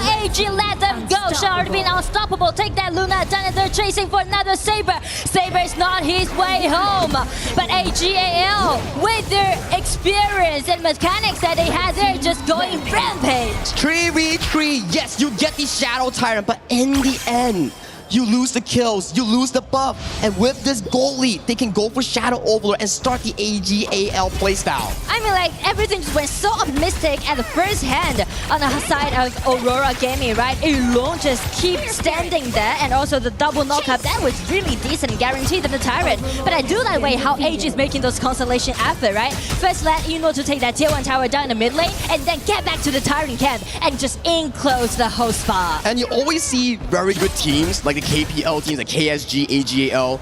The double carries never stand together. Yinor is on one side, Sheng is on one side, and they get isolated here. But back towards this team fight here, we do see an abduction coming in on Twitch Try. Yulong is already out of the fight. Saber goes in all the way deep. JR comes in from the back, isolates Yinor. This could be Aurora's gaming chance as they take down Sheng as well. Zoe, he's being quartered into 4 different members here. He might be taken down as well as JR and Zilong. They're closing in. They do get 3 quick kills from the hands of AGAL. They are looking for a comeback. I mean, Aurora is definitely making for a comeback, and when they're trying to make all these things happen, it's gonna be JR stepping on the stage. That was a beautiful flank coming in from both JR and Saber, finding Yinor, finding Shen, and the CC layering was just beautiful. And because Yulong was getting in, but Yinor with his flash out, he just denied Luna and also his ulti. But as they think, alright, it's gonna be safe enough, it's gonna be JR dashing and just being so devastating. We've seen a few of these plays, right, where even KSG VP, they like to flank from the back, they like to find the angles. These are moments that you need coming as Aurora Gaming, the underdogs in the series. And not only for JR, but also for the whole team, right? It's just bringing them the momentum and kind of like the confidence that, alright, speaking of the team fight, we are capable enough to do it head-to-head. They are coming in as a challenger. They are hungry for that $10,000 here, Nora, because if they win one game, that's 10K in the bank for Aurora Gaming. And I mean, that was a 5,000 gold difference, but right now, it has been narrowed down into 3,000. Ron finding Xiang in for 1v1. The elevation, forcing out the flash coming in from Xiang. It's a good cooldown to be removed for the next upcoming 2 minutes. But as Ran just getting stabbed into the bushes, gaining enough vision control, they're just guaranteed that it's going to be so clear around the riverside. The next 50 seconds will be really crucial for both teams. This Shadow Tyrant might be a game changer if both teams want to fight for this. So they are preparing for this crucial team fight. Everyone just playing surround this Tyrant. And also Eno got this red buff always on him. He can do constant output damage. Yulong has to run for the hills. He has no flash. Oh, very close coming in for the side of Yulong here. His ultimate just came out from refresh here. Try. I mean, double flash being denied on the side of AG. That might be Aurora's time. It might be. It just might be right now. So no flash on Sheng, Eno, and Shuai. Aurora Gaming, they have the control over the river right now. So AGAL need to play extremely cautious. Speak of the upcoming team fight. Have 5 seconds on the dot, but Minion Wave has been sent in by AGAL so they can actually move smoothly in towards this river control here. Zihong finding an abduction. Where can he find? On their way. They know they are got the advantage. Okay, Moonskate Mirage landing onto a Shuai. Both teams are fighting over the Shadow Tyrant. JR gets spotted out by the side of Eno here. Who gets it? It goes over the side of Zoe. That's a crucial steal. So the fight continues here. Beautiful Lapu Lapu ultimate towards the backline here. JR going in towards the backline, finding Eno, isolates him for a 1v1. But 2 members down for Aurora Gaming. And JR, that's not your base. He will be taken down and he will pay for his over-aggression. I mean, double kill goes over to Shen, make it as a 1-3 trade. You can see Aurora, they are really determined and maybe like over-committed to take Eno down. They feel like, okay, it's gonna be our only mission to take that Eno down. But check Zoe with the Dragon Theft route. They're buying them time and turn the table around. That's the thing. You get Eno, but the Tyrant, the kills, still go in favor for AGAL. 5,000 gold lead for the next 40 seconds on that Shadow Tyrant here. This bottom tier tree, it might be going down. I mean, the Tyrant matters so much, and also that might be the pivot of whole game 2. Slow but steady. I like the team fights coming in for side Aurora Gaming, but it is a bit overzealous trying to dive on one single target. And I mean, kind of frustrating to know because you already got the advantage. You already trade like free flash on the side of AG. You thought like you might win the upper hand, but the problem is that Zoe comes in and grabs the Tyrant, and at last they just made it as a 0-3 trade. Like personally for me, Shuai and Sheng has been phenomenal in this game, and they have been layering so much crowd control in these team fights. So it's gonna be the minions on their way, and Eno back on the battlefield with the red buff, trying to poking down those damage. Lapu Lapu ulti in. Xiang has been taken extremely down. Flash being forced out. It seems like AJL is trying to close out the game. The minion waves will be marching soon, surely here, but they're taking a bit of a break. They want to back off. They're like, guys, let's show down. Want to end this game without any single mistake. Shadow Overlord is still available for grabs coming in for both teams. They're trying to snowball the game to a secured result. Slowly. Oh, Yulong finds a 1v1 against Ron. Smite already burned here, so this is going to be a free and easy Overlord that will be secured by AGAL. Clock's taking Aurora Gaming. This might be the game-winning push. But I mean, like for Aurora, the only thing that they can do is rely on not only Haya's ulti, but also JR, right? Shusha has made so many things happen so dramatically, just overturn the whole team fight. But will JR do it at the same time? Ron is so good at this. He cleared out the bush, and JR, my buddy, he's isolated. Yino gets pulled into a 1v1 with the side of Zihong and out of side of this fight. Yulong is finding the refreshes here. They're hiding. They're waiting for Yino. Yino, he gets taken down. Safe Sanctuary coming up. Yulong finds the assassination here and still finds the refresh. Ron still has the Safe Sanctuary going in deep. Meanwhile, minions are marching through the bottom side. Overlord takes out the final tier tree with a 4v3 in favor of AGAL. Are they still going for it? Ron pops the ultimate. They are looking for the game-winning play. That's really beautiful. Can be seen on the side of AGAL. They're holding their vanguards, getting into the crystal, but still trying his best. You see his happiness, and also Yulong dashing again, just playing in such a deft way. He's aiming at this bad, but the crystal is being taken extremely low, and game 2 goes over to AGAL. What a performance coming in from both teams, but the experience, the macro knowledge coming in from AGAL is just far superior in this game too. But I feel like there's like more back and forth that we can see, right, in game 2 compared to game 1. I mean, Aurora Gaming also did a really good job in game 2, but the thing is that AGL, they're not only good at microing or snowballing the game till the end, they're also known for their resilience and also make all those things happen when we're turning into the drawback. It's about the 10th minute team fight that AGL always has miraculously, right? It's always that thing where they're well farmed up, is slow to the fight, but Zoe finding that crucial steal on that tyrant, just turning things around for the side of AGL in that pinch of a moment. And as you can see, because we highlight a lot from this Irene, right? They kind of just make Aurora feel like the only mission that they need to go for is take Ino down. But the thing is that when we're stepping into the late game, right? Both Lan and Shen, these heroes are also going to be very powerful in the late game. This Lorian, this Lapu Lapu has been phenomenal in this game. The way that they layered the crowd control, yes, you can see he's getting targeted down, but he repositions himself all the way to the side lane here, giving room to rejoin the fight later on when his cooldowns are up and available. And I do want to highlight the last team fight when Ran just getting into that bush and denied JR, which we mentioned might be the miracle maker on the side of Aurora, denied at the very first place. We thought it was going to be an Aurora Gaming team fight when they abducted Kino and got him down.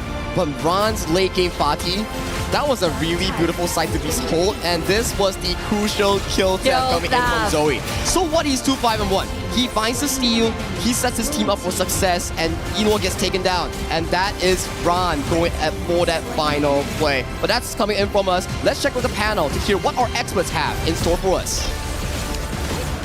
Well, you know what? I'd love to give myself the title of expert, but I don't think I need to be one to see what AGAL are doing. And that's not to take away from Aurora Gaming. It is just to state the obvious, what is on your screen. We call it the eye test.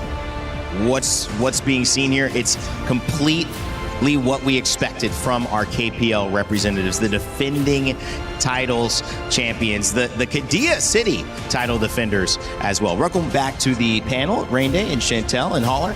And to me, one of the interesting things about this matchup was we got a chance to kind of ask the question, how has the MKL measured up? It's been a minute since they've fought against each other on the international stage. We know how good Aurora Gaming has been, recent champions of that league.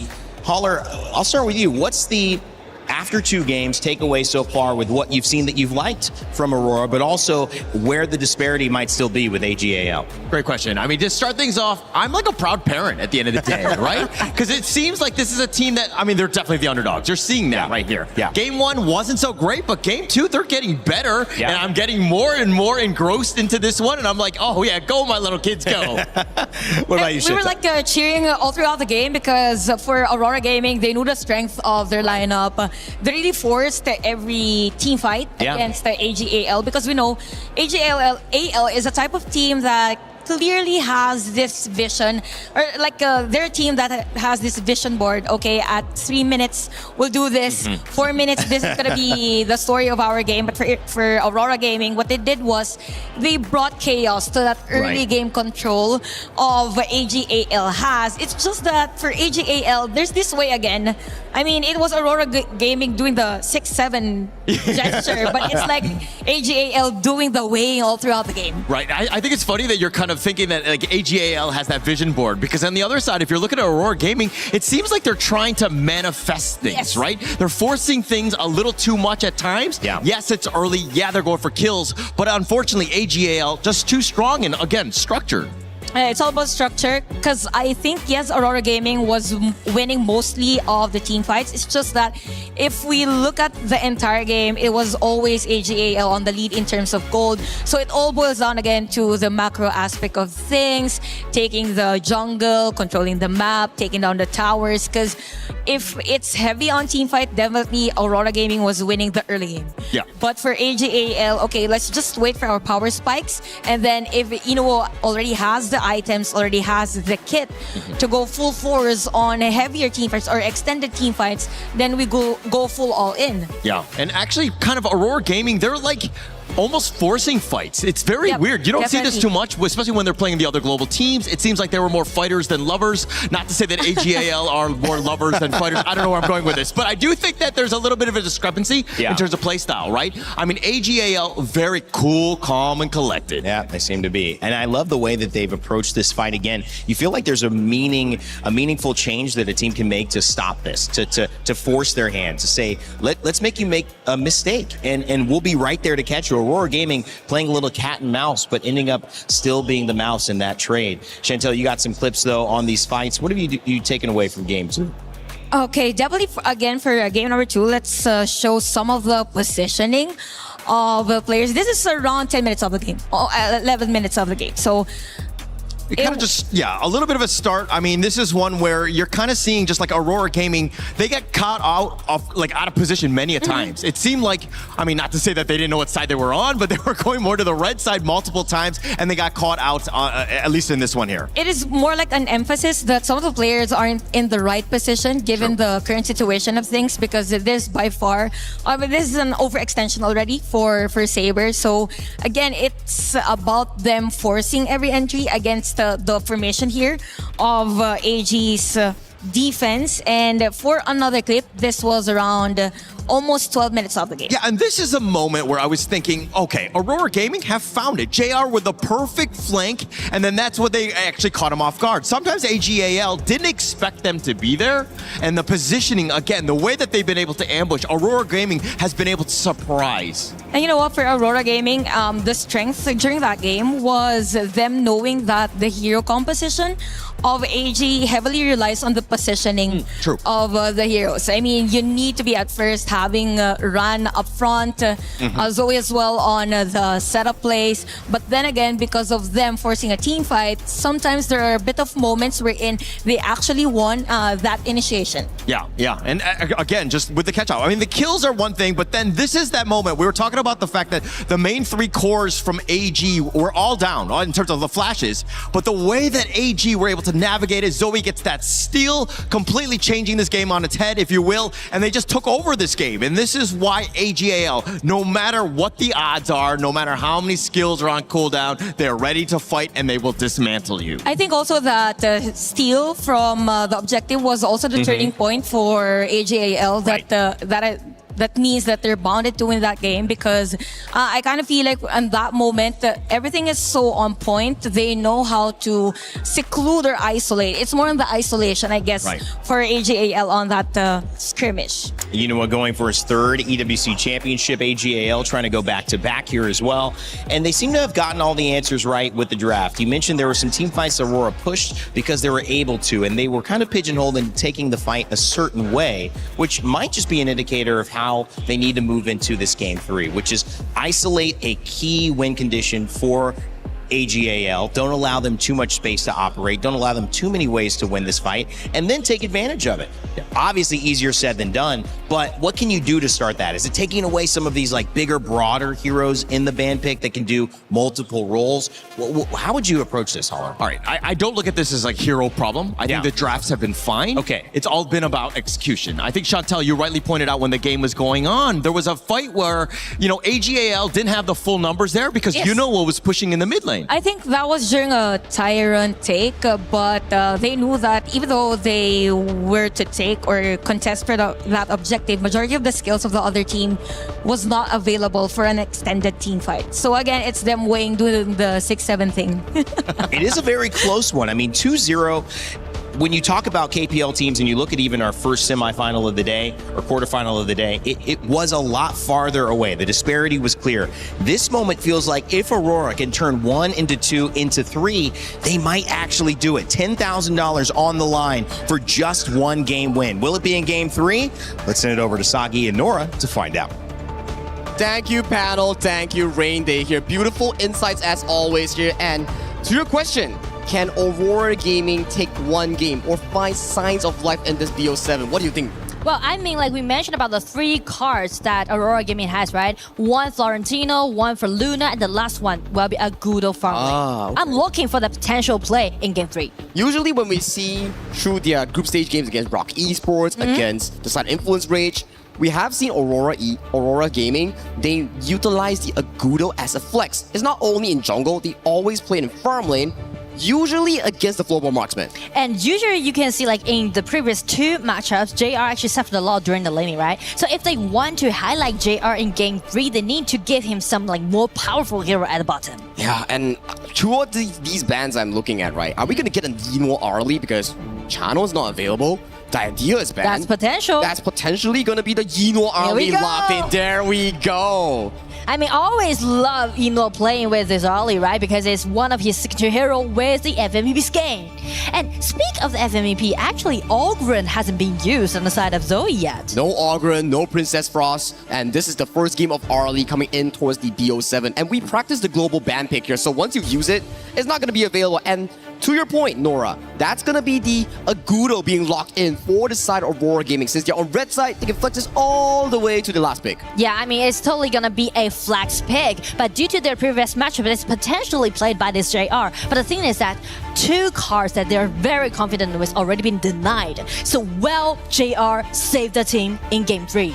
It's not a choice. It's a 100% thing that he has to try for, because if he loses here, it's match point for AGAL. And if you're a match point, how do you climb back from such a deep hole? You Very win tough. 4 games in a row, and that 4 games includes the ultimate battle. It's going to be very, very tough. And especially when AGL as an answer to this Agudo pick that we just analyzed with this Hano. So smart, right? So smart to use Hano's first ability and try to poke down among Agudo's little monsters that she has. Like when you spawn a little monsters, like the jungle monsters coming in from Agudo spell 1, that's just free spear targets coming in from the side of Sheng on the Hano. So that's going to be a very, very worrying part, because you need to have more burst damage. I like the Lorian here. Lorian is one of Zihong's best picks thus far. I've heard it a lot in their practice matches, but he has picked this almost every single series, and he has lost 1 if I'm not mistaken. So with such a high winning rate, he's gonna play against Shen. To be honest, Shen played so well today,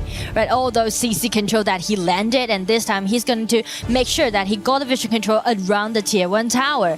And of the draft, speaking step into it, it's gonna be Luna and Guan Yu has been taken away, and Mo Zi with this Console Yu at the bottom. Definitely it's gonna be such a decent winning lane, so AG just denied that. And they're really forcing this Agudo pick into the bottom lane. I feel that with the farm lanes all banned away, are you going to go for the Flowball Marksman? That could be the case and formulate a double standard lineup.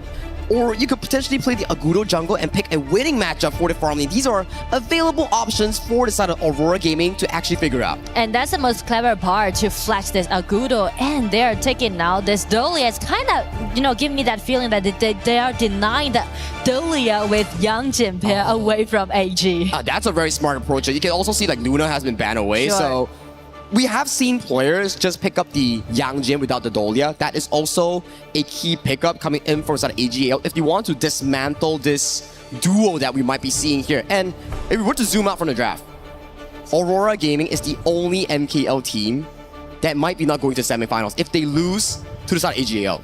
I mean, not even mentioned too, they are seeding into KWC as the seed of MKL region. So definitely a lot of pressures on Aurora this time. And also speak of AG, Umbrosa on the top, and with this Nerja directly targeting as neither is going to be a marksman Agudo or farm lane or jungler Agudo. Well, we'll find out in the next 25 seconds here. But judging from the AGAL draft, this is so AG coded. Every single hero late game. A lot of like individual performance can be seen at that point. All right, here we go. It's gonna be a Agudo marksman again on the side of JR. Oh my god. It's a signature pick as of this point. So far, yes, it's only 50% win rate. But he has been having crazy KDAs thus far on this Agudo farm lane. And if they need a surprise pick coming in for such a clutch match, potentially match point for AGAL, this is the time to bring it out if you are Aurora Gaming. I mean, the laning definitely matters a lot, right? Whether JR can build up himself a winning lane at the bottom, or they're gonna be so suffering because the way that how they're using this Dolia, trying to, take it away from the possible Yang Jin and Dolia pick on the side of AG, just kinda give them little initiation on their own side. At the very least, they have a lot of healing, right? It's kind of like a double-edged sword. sword. A double-edged sword, but if you can land the ultimate Gorge mobilization on Agudo on the enemy, that could be some of your engaged tools potentially for the side of Aurora Gaming here. But let's bring it in towards the Gorge. Let's save the talk. This is AGAL looking for their match point in this game tree with Aurora Gaming fighting for survival, looking for that 1 point. AG already been moved into groups. This time we should put Zoe and Shen under the spotlight. Yeah, show your MKL skill, prove your strength. That's the comment coming in from Metro VSN to give more support towards the side of MKL. Saber here looking to play a bit of disruption on towards the side of Ryan. So that's going to be a quick and easy wave clear at the very least for Aurora Gaming. And I feel like Ryan has already been very used to this kind of painful suffering right? throughout the whole matchup so far today. I've been seeing Xiang, Zihong, Saber every single game come in towards the side of Ron. It's like knock knock, is Ron in home? Yeah, it's gonna be us three again. I hope you don't welcome us, you know? But it's kind of show that the understanding on the side of Aurora that they know the important about gaining those teleportation tunnel and also those mini monster. It's true. You need to build those goal leads, share them up, and then when you hit the level 4 and find those team fights, potentially that could be your winning way in towards those specific mid-game skirmishes here. And JR, he's back towards the frenzy here, so that's without flash. Maybe if Zoe charges towards him, that could be a death sentence. And speak as a power pike of Nezha, actually this hero needs at least level 6 or at least get one item allowing him to do so. Oh, the voting coming in from AGL fans is just so superb. Just winning over Aurora in the past 2 games, and even in the Shadow Overlord voting, they are also riding the pit. And I mean, like I mentioned about some troubles that AG might face. It's gonna be some nice knockup coming in from Zihong here, and one more jump from Yulong takes the isolation kill. Sheng pops the ultimate here to get himself towards safety here, but in the 3v3 skirmishes, finally for once in the series, Aurora wins it. I do like how Aurora is trying to attack in the mid in such a proactive way. It's kind of like unexpected. And this is needed. AGL's drop is super late game, and Yulong is finding so much damage on towards the side of Sheng. Skyfall comes in, might be punishing Yulong for his over-aggression here, but the fight stops right here because there's just not enough damage right now for this early game. And I mean, like, full-blown tank can be so dominating in the early game because of the tankiness and also the controllability this hero has, allowing Yulong just lead the whole pace for Aurora Gaming in the early game. For Aurora Gaming, they need to break AGL in the early to mid game because you have 4-5 late game heroes coming in for side of AGL. If you allow them to scale, I don't think Aurora has a chance in the late game. So I do believe that Aurora is going to put the top lane under pressure again and again, and right now it's going to be some initiation coming out from Shy.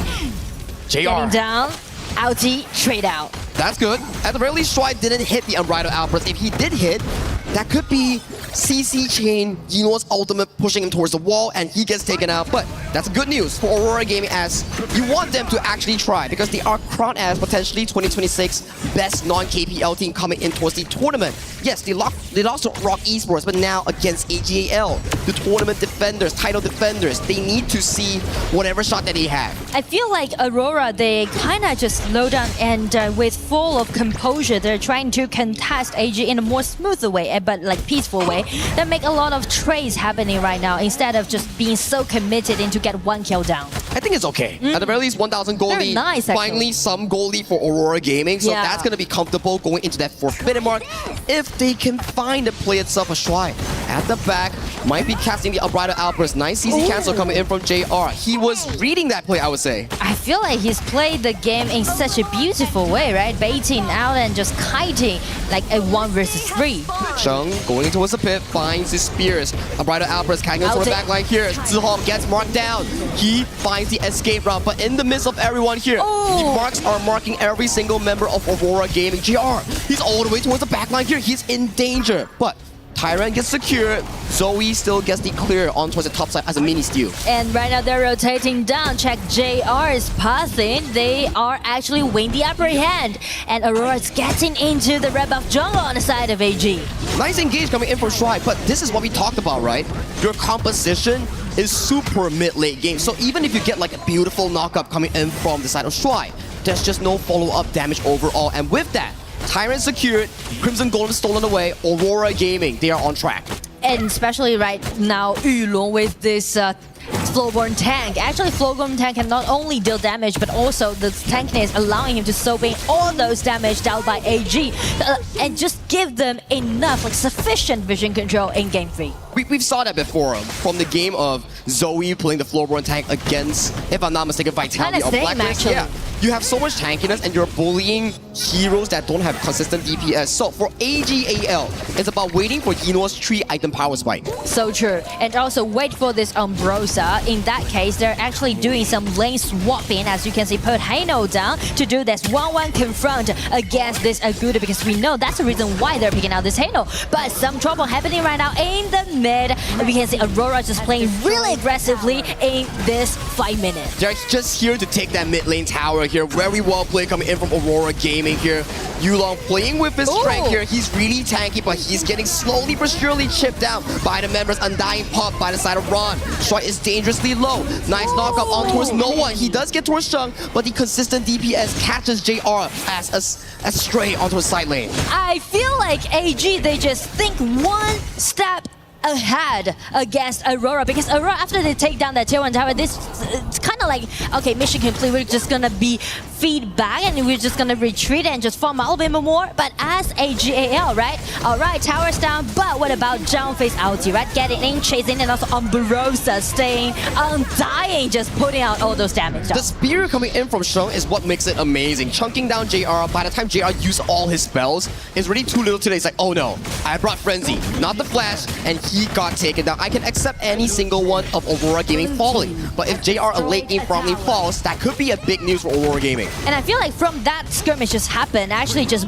bought AG more time. Actually, they're trying to counter-attack against Aurora this time. What a scary momentum that AGAL has found towards them. Zihong finds the elevation here, but doesn't find on towards a target here. But they do get the Crimson Golem. But when all this is happening, Ron gets a free tower on towards the bottom side. I mean, Ryan's definitely had his good time at the bottom, right? Just doing those push-ins, because Aurora, they can be really great. Speaking of those initiation, but speak as a split push, their lack of hero that is capable of doing that. It reminds me of Game 2 and Game 1, where early game looks pretty 50-50, but when one small play happens for AGAL, they start stepping on the pedal and then accelerate the game. Just now we saw Aurora Gaming 2 minutes ago, 1k goalie. And with a switch of 1 kill, it's now in AGL's control once again. But I mean, speak of Game 3, actually the goal difference quite even, which is very optimistic on the side of Aurora Gaming. It's something that we want to see being held 50-50 all the way to the 10th minute mark. Now, positioning coming in from Aurora Gaming, they're looking to maybe infiltrate this Crimson Golem. But it's kind of a little bit difficult since Shy, with his ulti being already, is still guarding the entrance of this red buff. Not a good choice for Aurora Gaming here. Ron finds JR in towards the backline, finds a bit of damage here just to chunk him out. Meanwhile, all this is happening. Zoe's like, you don't need me. Let me just split push towards the top side. Like exactly what Ron is doing. This is so smart from the side of AGL. And that's the experience that we always talk about that AG has, right? Because they've been played together as a team for over like 2 years right now. So coordination is definitely out there. 2 years and multiple championships, 6 KPL titles, 1 KPLC title here, and towards the top side, they are not stopping. They want to invade this. Sheng, very low, can use the ultimate to get a refresh here. Xiang goes over and gets taken down by the spears as the first target here. Shrine finds a beautiful stampede and stun, taking down JR. Meanwhile, Ron with an amazing flash, silencing Yulong for his intent, and Zihong also falls. Saber, last to be available on this play, and Yino finds the final kill. Minions are available topside. Is this the game-winning push? I mean, it only started with 1 punch, but Aurora just collapsed by the side of AG. They aced Aurora, and it hasn't been 10 minutes mark. Back to the replay here. We see Sheng stacking the initial spears on towards Xiang. Xiang is like really low right now, taking so much spear damage here. It was looking good. Zihong finds a beautiful elevation here. Purify coming in from Sheng to disengage. As of this point, Xiang has already overextended himself. 5v4. Everything goes in line with AG as they just pick up one after another. And since the battlefield is totally like separated, you can see the individual performance that we highlight back into the draft just totally being so outstanding from the replay. When no one is aiming Yinwo, he gets free ground, he gets free hits, and that is exactly what happens here. Now, 10-minute mark right now, 5,000 goalie. I think if you're on Aurora Gaming side, you need a good play. You need a miracle. But you know what? Like, actually, they did really well in the early game. So it's kind of like everything just collapsed in one moment or one motion that they did when they play against AG. So it's kind of a little bit difficult for them. So that's the reason why they're seeking for those dragon trades, trying to buy them more time. Ron is here. He spots out this play that's happening here. Get he gets in it. elevated. He steals it! Over 5 members of Aurora Gaming. That is a nightmare for the MKL champions. Could you believe it? And now Bros at the top lane and Red just being the single hero playing so individually beautiful. Getting the Dragon Theft again. It's going to be the double Dragon Theft. Goes over to AG so far today. If you think it is already bad, that just made it worse. With the Overlord Vanguard secured, it's going to be 3 marching waves into the base of Aurora Gaming. This is not stopping yet.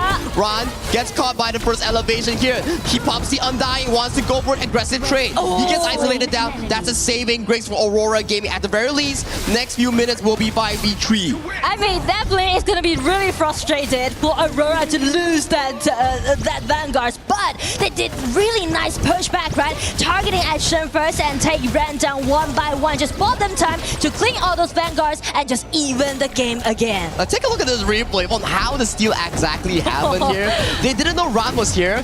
Ron comes in, he gets knocked out by the elevation. He already precast a spell too, and he got the steal over 5 members of Aurora Gaming. So that's the reason why Aurora just being so furious about taking Shen down, you know? My goodness, here as an MKL fan, that's gonna be a heartbreak. Yeah, but still, after they just take Ren down, they just kind of equalized the whole pace. But still, 5,000 gold lead goes over to AG, just kind of led them to have the ability to pushing forward steadily. AGL still needs to be careful here. There is a lot of crowd control coming in from Xiang, Yulong, and also Zihong, so they need to split up the positioning here. Don't let them find a beautiful wombo combo. And also, just trying to do more poking damage before the teamfight really initiated. Right? Utilize the Agudo feature that it has. And I like the point that you pointed out just now at the pre-game draft. Sheng has been amazing throughout the past 2 games. Yes, everyone has been really great, but Sheng, Shuai, they have been stepping up so hard in their games. I do like the way how they're initiating and also the poking damage dealt by Shen's Hano, right?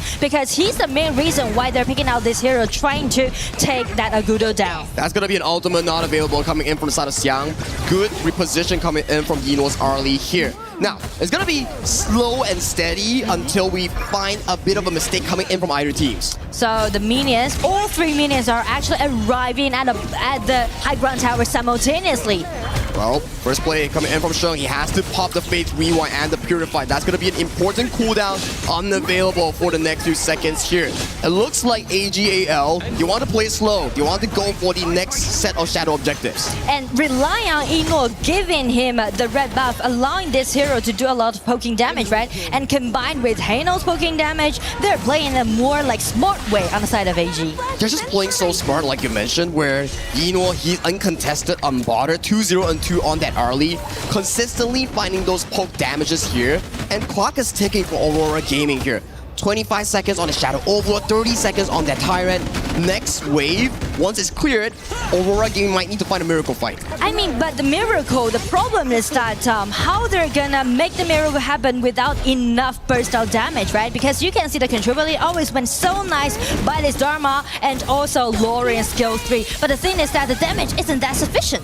It's not. You can see Xiang is just tickling Ron as of this point, and we can talk about all the CC layering coming from Xiang, Yulong, Zihong, but if you can't do the finishing blow on towards Sheng, those spears will just keep reproducing and stacking on towards you. So for Aurora Gaming, their main target is actually Yino. If they can bring Yino down, then maybe, just maybe, they have a ray of hope in towards this game 3. But how they're gonna targeting at this mobile early pick around the team fight, the only man that they may face against will be Ran or Shy.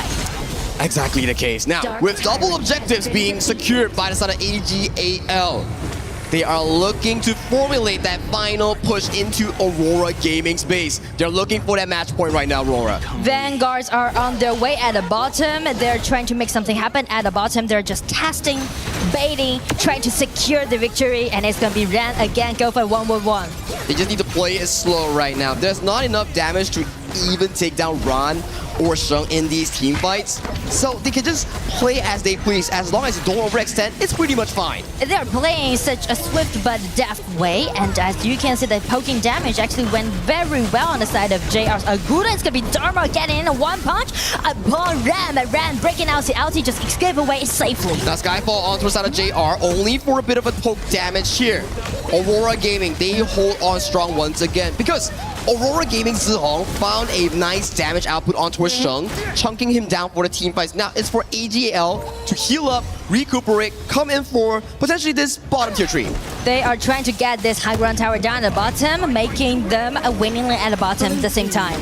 They got it and they are backing up. Aurora Gaming having no chance whatsoever in finding any potential comebacks. But good news, you still have that mid lane tier 3. Bad news, it's about a 10,000 goldie. And I do want to highlight one feature that Aurora, this team has, right? Because we know that they actually lost in the previous group stage, but the game when they lost, they always hold it into like 17 or 18 minutes. But the game as they win, they just win it a really fast and clean way with around like 11 minutes. So you're saying Aurora Gaming, when they don't get the early game lead, they will have to stall the game into the backline. So Yino gets caught out, he's being taken low, he has to back away towards safety here. Meanwhile, JR gets tagged by the Skyfall in towards the backline, so he has to bail out. But space has been created for the side of Yino to potentially take down this tier 3, but that was really close for the AG farm lane. But will you call it as a bait or not? Because as you can see, Yino actually leave one of his parasol behind, so just let him to escape away from that kind of enclosing.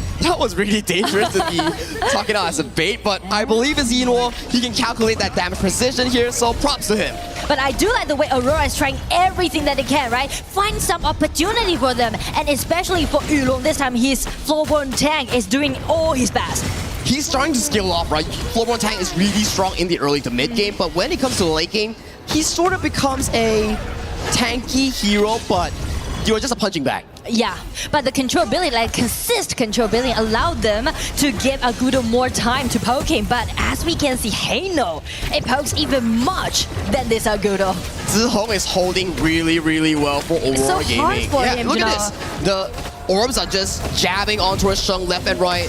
So the next big play that we might see coming from AGAL and Aurora Gaming might be the flip of the Shadow objective. At the 17-minute mark, yeah, you have the goalie, but I would say that every single player on both teams are starting to march into those late game item powers, like 6 item slots. Well, speak of the item, actually, it's kind of like all fully decked out due to both teams, so which also allowing Aurora to play it more head-to-head. Yeah, you know, finding a bit of a damage here with the help of Sheng. They want to poke down this mid-tier tree, but with the elevation coming in for the side of Zihong, it's really hard to march in towards high ground. But with the Shadow objectives, they are currently set for their sights for that final push later on. And I do like the item that Zoe just made, the Siege Breaker. It's kind of just giving them the opportunity to make that last-ditch effort upon this Aguda, because the reason why we mentioned JR just plays so painful is that not only he needs to soak in all those damage down by Shadow poking damage, and also suffering from Zoe's gank. And he has choices, right? If he wants to go for the Agudo, he can fly in. If he wants to go for Zihong, he can pop the Splendor as well.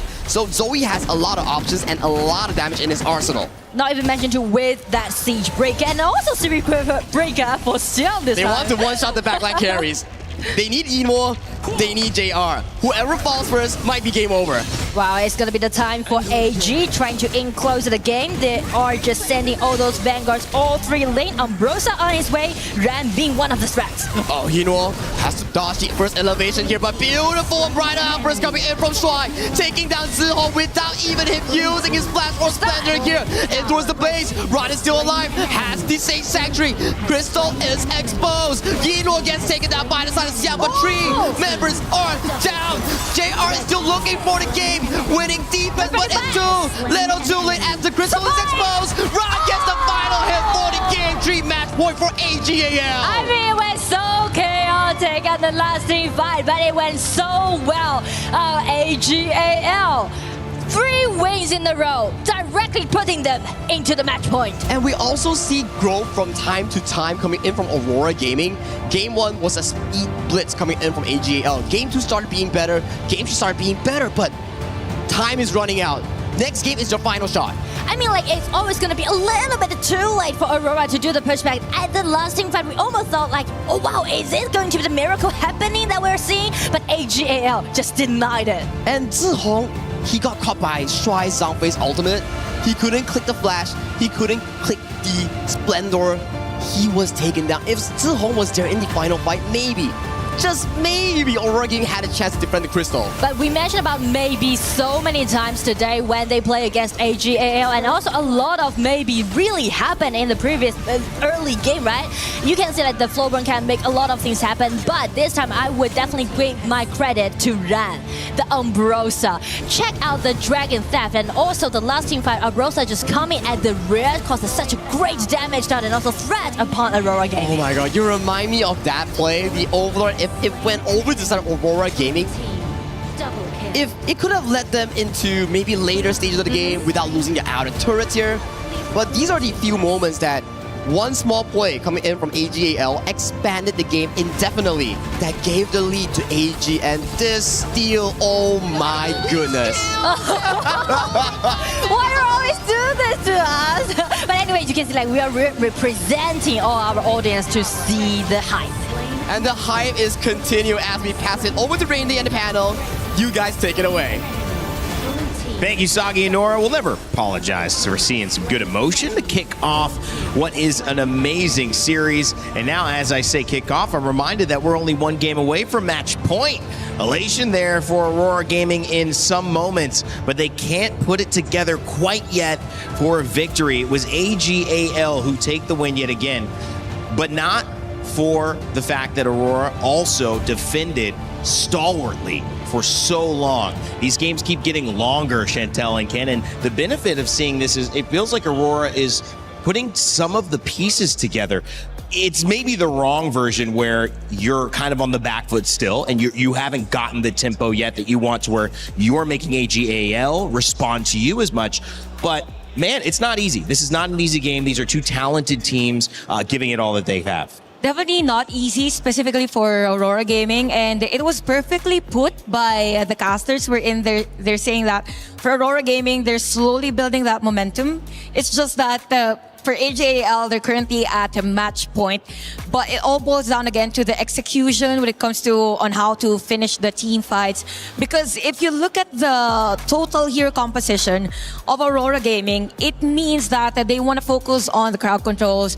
You have the Agudo, same with the Flowborn. So there was a bit of a flank attempt on most cases, specifically on the early game. It's just that it was answered by the Neja pick of AG. So every time Aurora Gaming wants to go for an initiation, you have the Neja on the clash lane doing the split push, then it becomes the superhero of that team fight. Here comes the superhero, here comes Superman, and ends that team fight with a win. Yeah, and actually Ron was actually doing a lot of the split pushing himself, but it was more of that Aurora Gaming, they came out firing, right? This lineup is kind of made up for that, and that's what I expected Aurora Gaming to do, was continue to steamroll, but AGAL are like, no, we're a late game composition, we're gonna weather the storm, and of course, when Yunuo gets an Arlie, I was like, GG, go next. Yeah, the Arlie and the Diadea, a combo that has been used a bit, and I was talking about it earlier with Isaac, he was pointing it out, they didn't care about that. The first pick came through, is she that strong? Yeah, no, well, she's incredibly strong with Yunuo, right? Who's not, though, I guess, right? But no, very mechanically difficult hero. You make one mistake, you're out of position once, you're just gonna be decimated, right?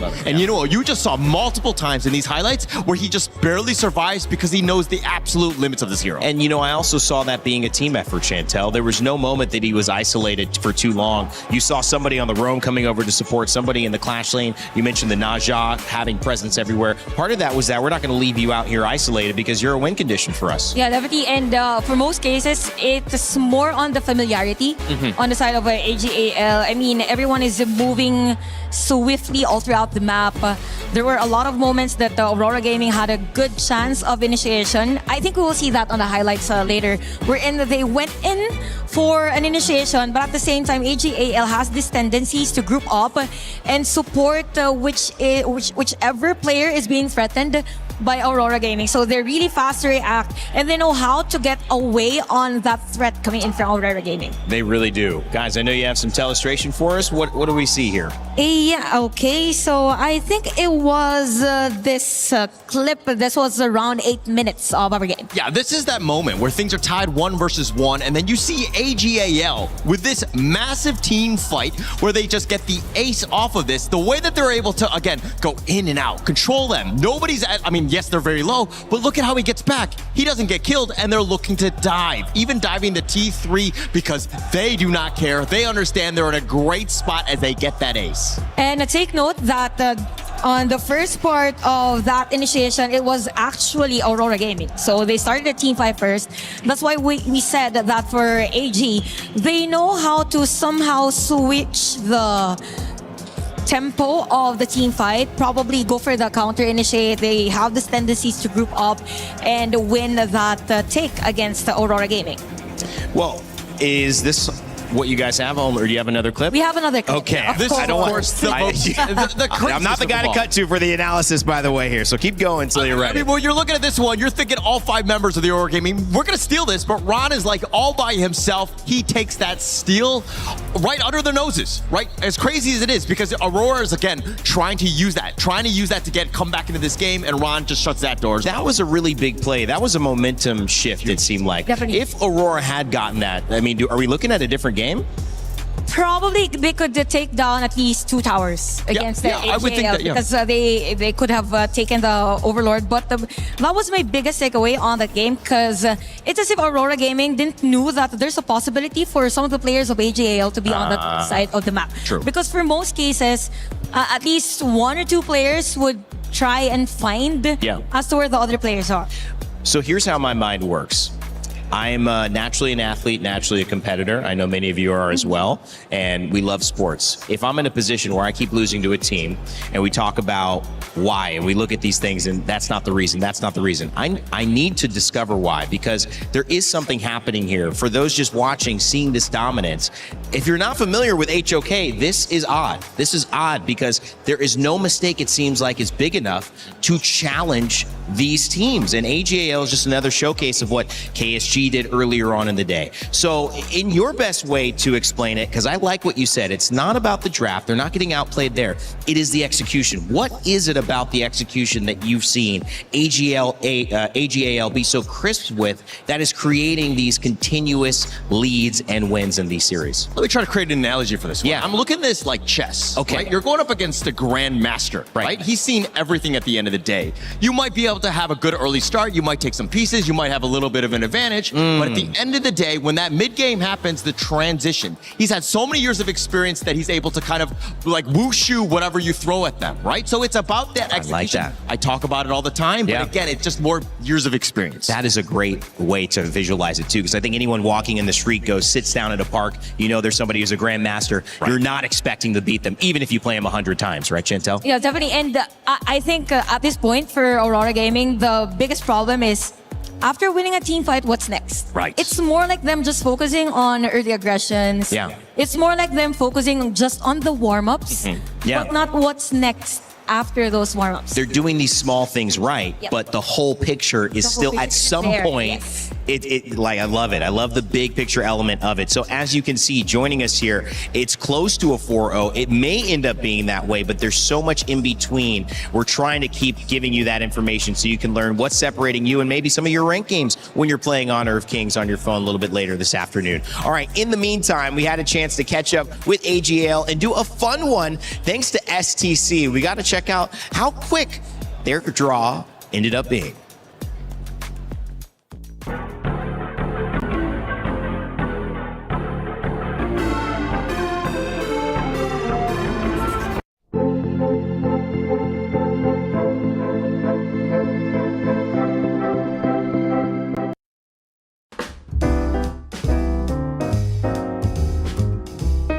Hello， 大家好，我是02，来到我们 EWC 的特别节目啦。今天我们邀请到了钟毅和大帅，我们先请两位打个招呼。Hello， 大家好，我是 AGL 钟毅。Hello， 大家好，我是 AGL 大帅。两位还在倒时差，是不是现在有点活人微死的感觉？其实今天已经把时差倒过来了吧，睡了10多个小时，但是还是没睡。哦，睡了10多个小时啊，还可以啊。那大帅这边呢，感觉好像精神头要更好一些。其实我也准备等着回去补觉了。都等着回去比较好。那我们今天这个游戏也非常的快速，跟2位说一下，我们面前有一个正确与否的2个牌子，所以我们今天感觉是在做一些判断题。当我说出了这个题目之后的话，你们需要快速做出反应。时间了，我们直接开始 ，True or False。第一题。补刀最后一击击杀小兵可以额外获得50%的金币。3、2、1。OK， 你们可以给镜头展示一下，到时候怎么有点犹豫呢？我们一会儿就是不能互相偷看哈，要看一下我们的镜头哈。好，第一题回答正确，我只看镜头。好，第2题，对，看镜头啊。后羿是全游戏基础普攻射程最长的英雄。3、2、1。哎，你刚刚先拿了这个，然后换成那个，什么意思？因为我在思考加罗的1算不算，然后一听感觉你说的是基础普攻，我就说算啊，这道题是错的，就是加罗，所以他错了。你本来你不是说基础普攻吗？对呀，你要相信自己。那1技能不算技能吗？就是他打开那个1技能之后，他也算他的普攻射程不就变长了，对吧？他也算啊，他打开那个，所以你本来第一时间是对的。因为我想的是你说的都是基础普攻。你要相信自己，对，他也算他的普攻了。好，来下一道题，大乔使用2技能将队友传送回基地时，会清除该队友身上的负面效果的异常状态。3、2、1。哎，这道题来给镜头展示一下，有一点分歧，来吧，你们各自陈述一下。可以吗？我记得是可以的吧？大乔之前的技能都是可以，我记得。是可以的，正确啊，可以吗？他现在领先了啊，终于。白起的被动技能在受到伤害时，有20%的概率自动触发1技能血之回响。哎，有一些分歧，来 battle 一下吧。那是1技能的被动啊？他转圈是1技能，好像是啊。对啊，我是说的1技能啊。啊，你说的不是他的被动吗？我说。等一下，再听一下题目哈。白起的被动技能在受到伤害时，有20%的概率自动触发1技能。那肯定是错的呀。你来说的是被动啊。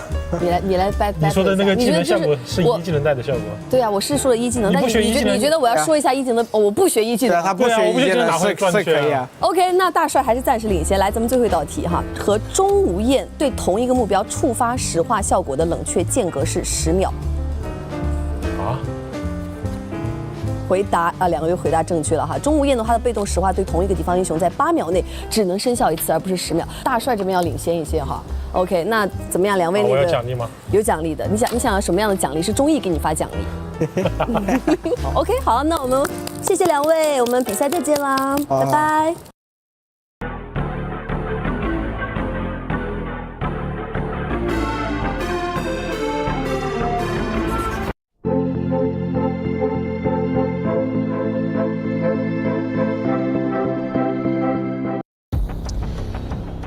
Those questions were kind of hard. I'll play an easier version. Does Guan Yu ever get on a horse?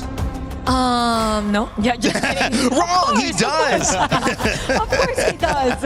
Honestly, those questions were tough. Yeah. Right? And I actually felt a little bit better when I saw that Zoe was getting some of those incorrect. Yeah. And I was like, if a finals MVP can get them wrong, I can too. That's right. Gives us permission to be human. Maybe that's the secret of being the great player, being a great player, knowing some of the countdown as well, the 10 seconds, something like that. Yeah. I think you just need to know big picture, right? At the end of the day, if he's coming at you and he's killing you, he doesn't care about the details. Yeah, and it kind of goes to the experience too. I'm so many thousands of hours played in this game. All of those things become second nature. You don't actually process them. I always reckon this like somebody who's teaching a great sport, but is like the greatest of all time in the sport. They don't remember how to pass. They just pass. They know how to pass. Teaching you to lock your ankle and move your foot this way, it's too basic. These guys, they know the big picture and they continue to do it. And big picture, Chantel, now heading into this, AJAL are match point. Now, the biggest question for Aurora Gaming is how they're able again to clean that execution. I mean, the idea is already there. It's just that they need to clean up whatever, do the housekeeping as much as possible. It's like that one big team fight changes and alters the entire game. And they're playing defensively and they're not allowed out of their base, right? The containment, that full core press, if you will, by AGAL is just on another level. They're controlling everything, and Aurora not even able to play their game. They're usually the more aggressive team. They have not been so today. Well, one game to decide if this continues on or if AGAL will be booking their ticket to the semifinal. Let's send it back over to Sagi and Nora to close us out or keep us going. Of course, we want to keep it going, Rain Day. Thank you for passing it back. It's Sagi and Nora once again on your microphones here. And we are going into the draft for potentially Game 4, the final game for AGAL against Aurora Gaming. Yeah, I mean, like, it's only one game to go on the side of AG, getting that spot, going into the semifinal. And at this time, they go for this Ogren pick. Well, that's the FMVP coming in from 2025 and his own skin itself. That's Zoe's signature pick thus far. What's Aurora Gaming planning here? I like the idea. Go for the late game on towards side of JR. JR has been having a pretty decent game. Every single game that we've seen so far, he's on the weak side. They're playing for the side of Xiang. Maybe, just maybe, this game, swap it over to side of JR and play for him. Yeah, so this time actually they are holding this JR to play a channel, which means that everyone just being play around him, right? Just build up a really tanky front lane, trying to play around JR. That's going to be the strategy for them to do so. And also I do appreciate this Anat pick because I do think Anat is kind of OP in this patch. And it's going to be the first Anata play down by Aurora so far in KWC. And this is the interesting way, right? Why do we say that Anat is actually really strong? Yes, you have the ultimate that is an AoE clanks like Zhuangzi, but you can engage with it. We have seen so many players throughout the entirety of this tournament in KWC. F1 from Vitality, Ze from GK. They play this hero flawlessly, and coming in for a decider match, it's time for Aurora Gaming to bring out all their secret picks. Whatever you have planned for semifinals, forget about it. Bring it right here, right now. Yeah, exactly. You know, this kind of gives me the feeling that this is the first Anat appearance on the side of Aurora. We mentioned about 3 cards already been wasted, right? So is it going to be their secret weapon in Game 4? There's no rejection on that question. It has to be. If it's not, then it's a ticket home for Aurora Gaming as a top 8 exit. So it's a bit of a heartache if you're an MKL fan, but they need to find something here. They need to. And speak of that, maybe they're just using some tankiness that they can have, right, to play around JR this time. But as we step to AG's draft, you can see, like, because they're only 1 point away from that spot, so they're trying to solidify the whole composition, picking out this Ao-Yin at the bottom, and also the sustainability that Dai there with this Ogren has, allowing them to gain a lot of vision control and do a lot of invasions. And Devara on the top. This time I wouldn't think that Ran is going to suffer in the early game because of the Devara pick. I think we have to see the final pick coming in for the side of Xiang here. Okay. So far throughout the entire series, it has been multiple players playing with Xiang, Yulong, Zihong, and also Saber. They're like repeatedly knocking on towards Ran's door. It's like, hey buddy, you're farming, let me disturb you for a bit. And then they bail out with the teleportation sprite. But this again is the AGL playstyle. 1, 2, 3 late game heroes, and they are solely relying on the strength coming in from Zoe and Shuai to equalize out that early game. And if I want to put one man under the spotlight in Game 4 on the side of AG, I would say it's going to be Shen playing this new one, because we already seen how great that Shen played so far in today's matchup, right? Not even mentioned to New One, it's kind of like one of his signature hero, and kind of promising that they can grab a clean and secured win in their match point. It's a bit of a heartbreak here, and if you are on the side of Zihong, JR, and Xiang, this is not the first time they have faced Yinuo. Back in 2024, where we had our Invitationals mid-season, when Yinuo won his first EWC title, he was matched against LGDMY, and that was the roster comprising of Zihong, JR, and Xiang.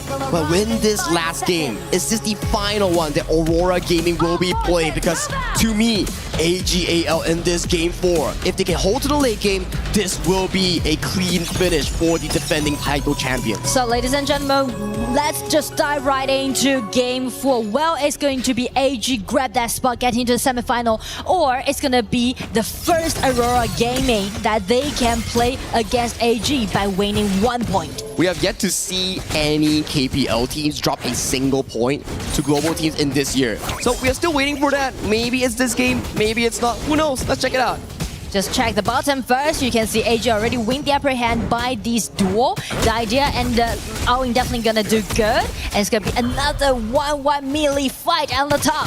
Oh, no flash onto Saran. Gets knocked out by the skill 2 coming in from Zihong, but he finds the counter kill onto his side of Xiang. I mean, that's what I said, right? Then by using all those heroes he played in the previous match, it's definitely gonna be a little bit painful in the early game. But with Devara, he's gonna shine out. And take a look at the replay here. Frenzy Pop coming in for the side of Ron. He gets caught by the early game damage from Zihong, but the refresh and the skill to stun lock made sure that Xiang couldn't find the flash escape. Yeah, these detailed mechanics that Ran did, allowing him to got the first kill, even actually made it as a solo. Oh, that was just beautiful stuff coming in from Ron. First 3 games for the side of Aurora Gaming, it was always about targeting Ron, and this time they brought one less member, which is Saber. He made a 1v2 outplay against that. So that's kind of a little bit troublesome for Aurora Gaming to do, because already they're facing 1,000 gold deficit. Too early to suffer this gold deficit, and that's without even clearing this mid-wave here for AGAL. This is going to be pushing further and further if they actually want to have a chance. But on a good side, JR is a very late game farm lane, so that could be a bit of a, I would say, chance or opportunity for Aurora Gaming. But we mentioned about the late game so much, how they're gonna defend themselves in the early mid stage. That's gonna be very crucial. Oh, aggressive. Stepping Advances in. going in. We do see Strike coming in down for JR. That's a beautiful knockup into the CC lock. And JR falls. This is because JR had to burn the flash prior to this play. I mean, like, it's we're always gonna be impressed by Eno's choice, you know? Because once the break has ulti, everyone thought like, okay, it's gonna be his time to retreat back into his tier 1 tower at the bottom. But on the opposite, Eno always gonna go for that kill. So decisive coming in from the farm lane player Yino of the side AGAL. And when we went in, Shuai Sheng immediately pops out of nowhere and assists his farm lane for that kill. So the synergy is definitely out there, allowing AG to do a lot of ganks happen at the side lanes. And 3 minutes, already 2,000 gold lead. This is not what you want to see. You drafted a Zlia, you drafted a Channel, but you're set so far behind at only 3 minutes. If you want to stall into big item power spikes for the Channel, it's gonna take like what, 15 minutes?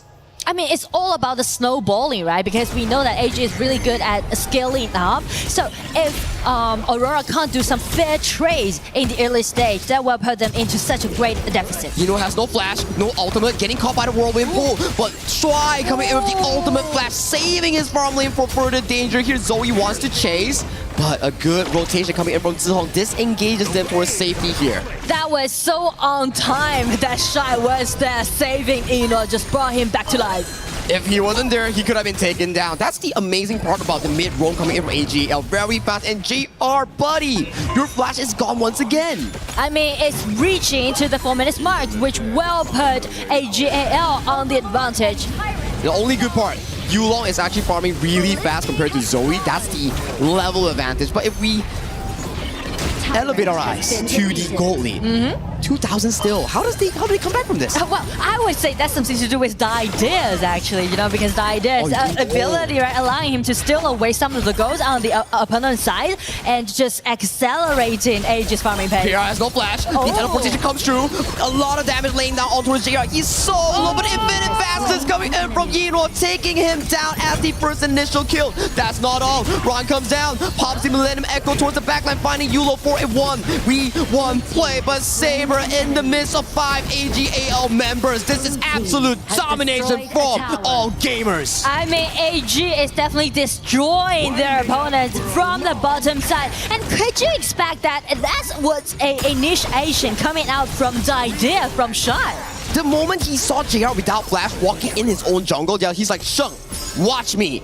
He drops in, he gets the crowd control, and Yino goes in for the finishing play. Such a beautiful coordination coming in from AG.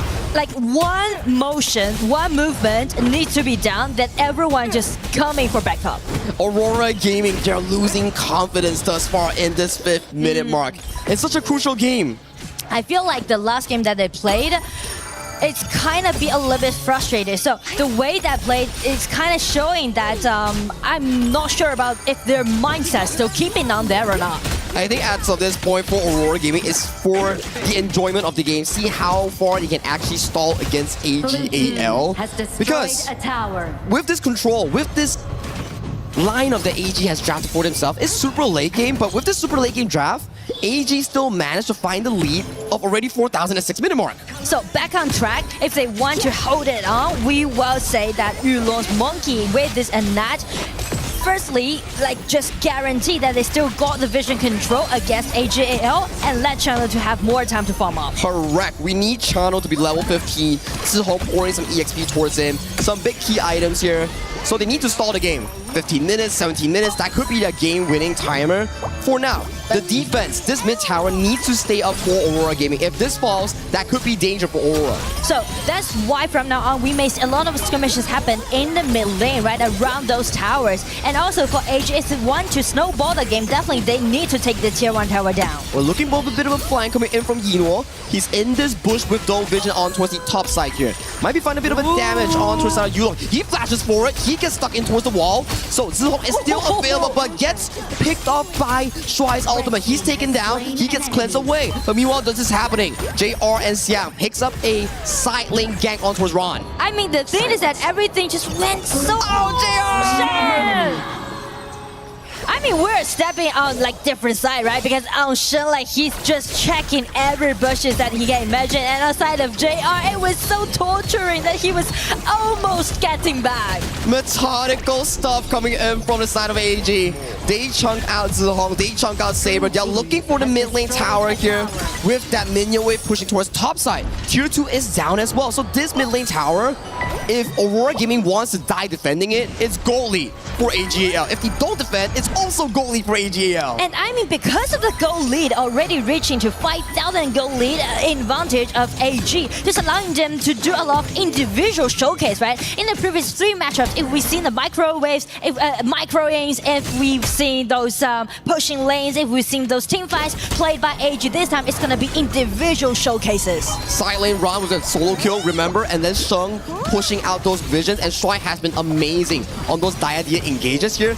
So for Aurora Gaming, what is the plan? I need a plan from you guys. If you guys want to stay in EWC, you guys need a plan. But I'm not so sure if they can guard the tier 1 tower or not, because Monkey, being a little bit vulnerable right now, is trying his best to clean all those minions. Topside Xiang goes in for 1v1 against Ron. He doesn't have flash. Sheng is ready here. Meanwhile, mid lane, Yinhuo gets taken down in the midst of everyone. 1-for-1 trade once again.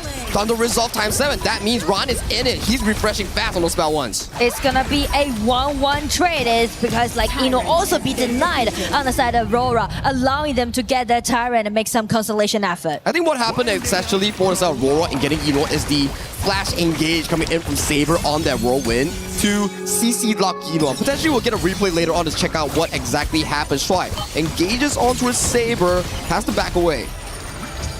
But so far, it's quite equalized around the camp. But check the bottom, it's gonna be a 3 versus 1. I think like JR's in trouble. And JR got taken down in that official play. Topside, this is what happened towards the side of Xiang. He gets taken down in a 1v2 situation because Sheng has been always looking on towards the map, and that was a good gank coming in from Sheng once again. Replay is Sheng, live is also Sheng. I mean, once again, Sheng plays so well today. So good. Oh, Xiang. Okay, it's a 1v1. Shuai is already here. Coming in. He still has to flash. Xiang might be caught in a midst of a 2v1, taking a lot of damage. But the Aurora's also on their way. But still, it's gonna be a denied on Xiang. So actually, Aurora, they're trying to rush in to make a lot of things happen. Yeah, and this 10-minute mark right now, without Xiang, they can never actually contest for the shadow objectives here. This might be the downfall of Aurora Gaming, MKL's champion, in the next few minutes. But can they suffer from that? Can they still hold into that? Because you mentioned that the game that they lost, they even make it to 17 minutes.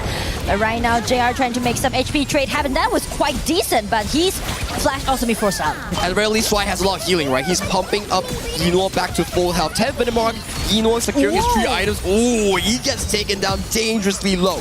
In the meantime, Shadow Tyrant will be secured by the side of AGAL. Because of the gold difference, right? Like 5,000, even make it to 6,000 gold lead. As a scaling is always so entertaining to see played by AG, but also so torturing when we're looking at Aurora. Yeah, you won't be feeling good for Aurora Gaming. Your win condition channel is 0-4. Your side lane game potential Xiang is 1-3. So they're scratching their head to see how they can actually delay this game to even longer, like the 17-18 minute marks that you mentioned. Ooh, especially those aggression already can see played by AGAL, right? They keep pressing on it. The ulti for ulti, and it's gonna be some HP trade put it in such a delicate way. Finally, the mid lane tower might be falling in favor for the side of AGAL. It's only a bit of HP left. Ron comes in, swoops up the mid lane tower, and it finally falls at the 11th minute mark. So the same thing that happened in the previous 3 matchups, just remake again. But this time, well, Aurora holding the more time, because check out JRA already being level 13, and I do believe Zia this time is going to upgrade him to even like over 15. The sanctification, right, dropping on towards him. Beautiful annihilation and creation blocks, chunking every single member of Aurora Gaming. Zoe is coming. He's forcing out the flash coming in from Zihong. That's going to be a crucial cooldown unavailable. With blinking health bars here, towers will be going down in the top tier tree. Yeah, I mean, the minions are all on their way, and check Zoe's positioning just caused a constant threat towards Aurora's positioning. So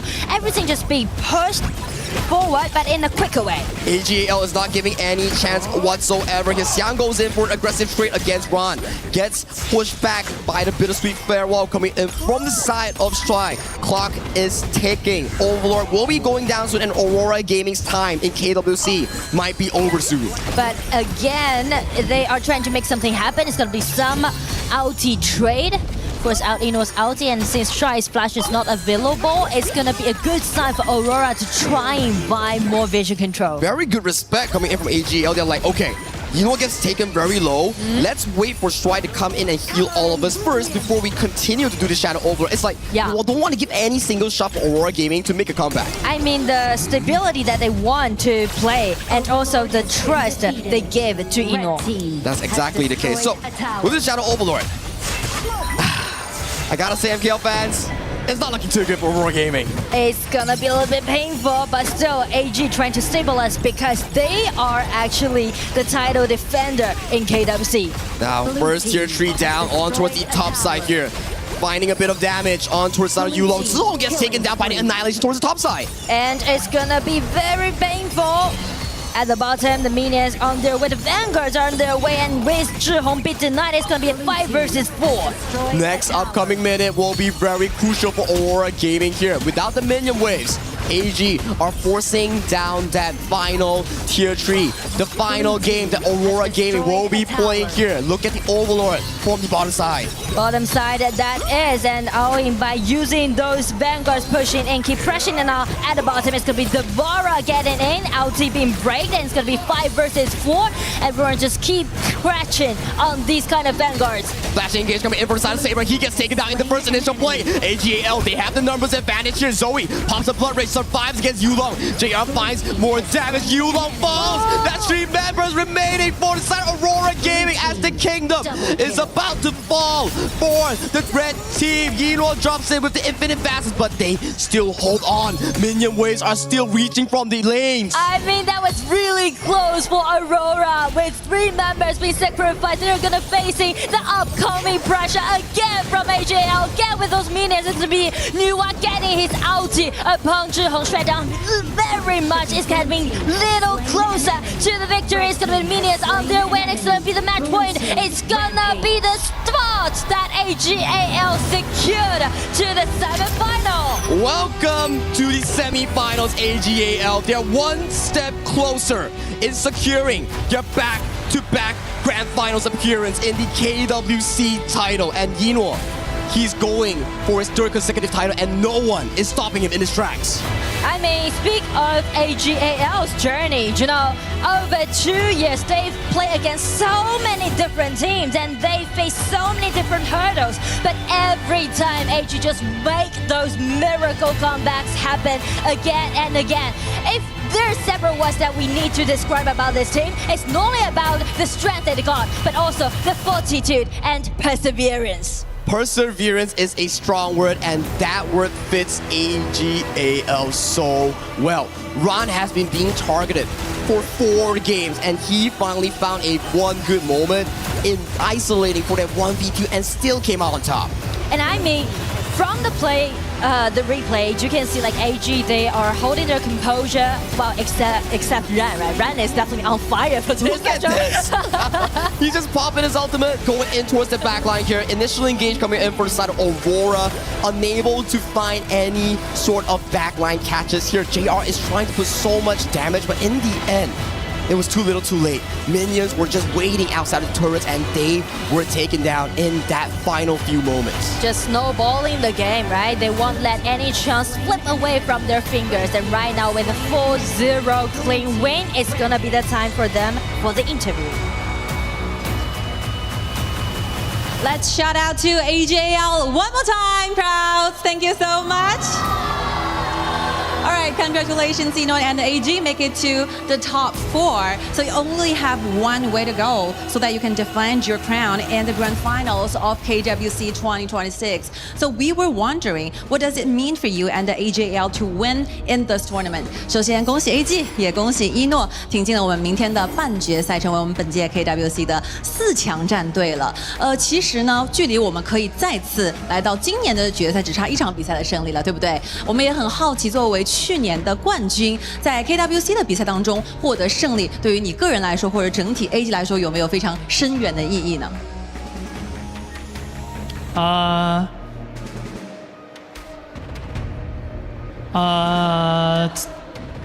一年之中很少打国际赛吧，然后希望能取得一个好成绩。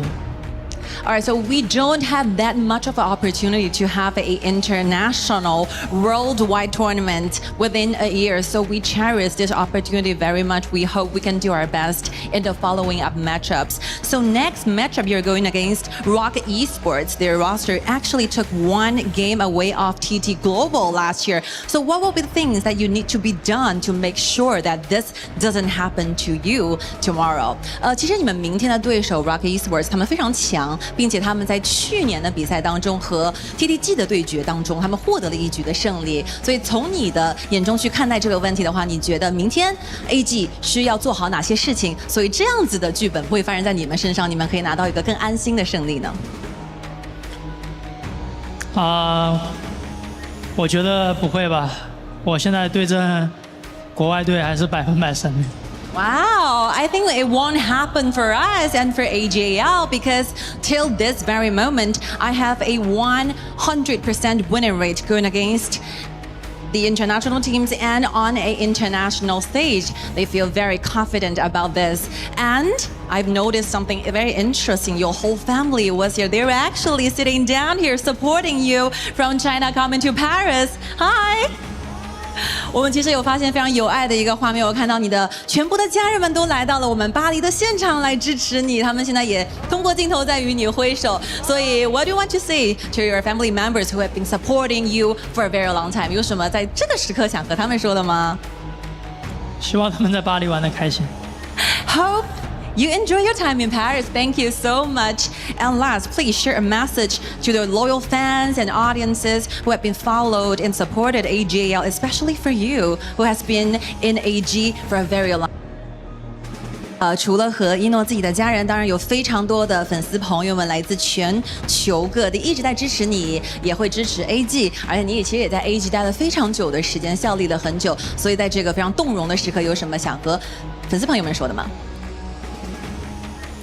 谢谢大家来看比赛。Thank you so much for being here. I'm super grateful for your coming. Thank you so much. Thank you for Eno. Congratulations. One more time, let's hear some crowds for AJL, please. And now, this will be the time that we welcome all the members from AG to join me on the stage. Follow me. 来 ，AG 的选手们，让我们共同迈向属于你们个人的荣耀时刻。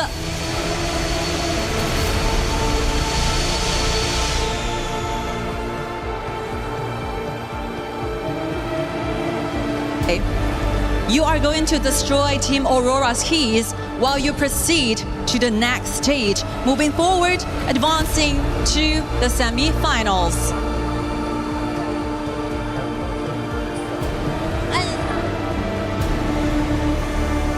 One dream ends here while the other journey marches on, because everything is earned here in KWC.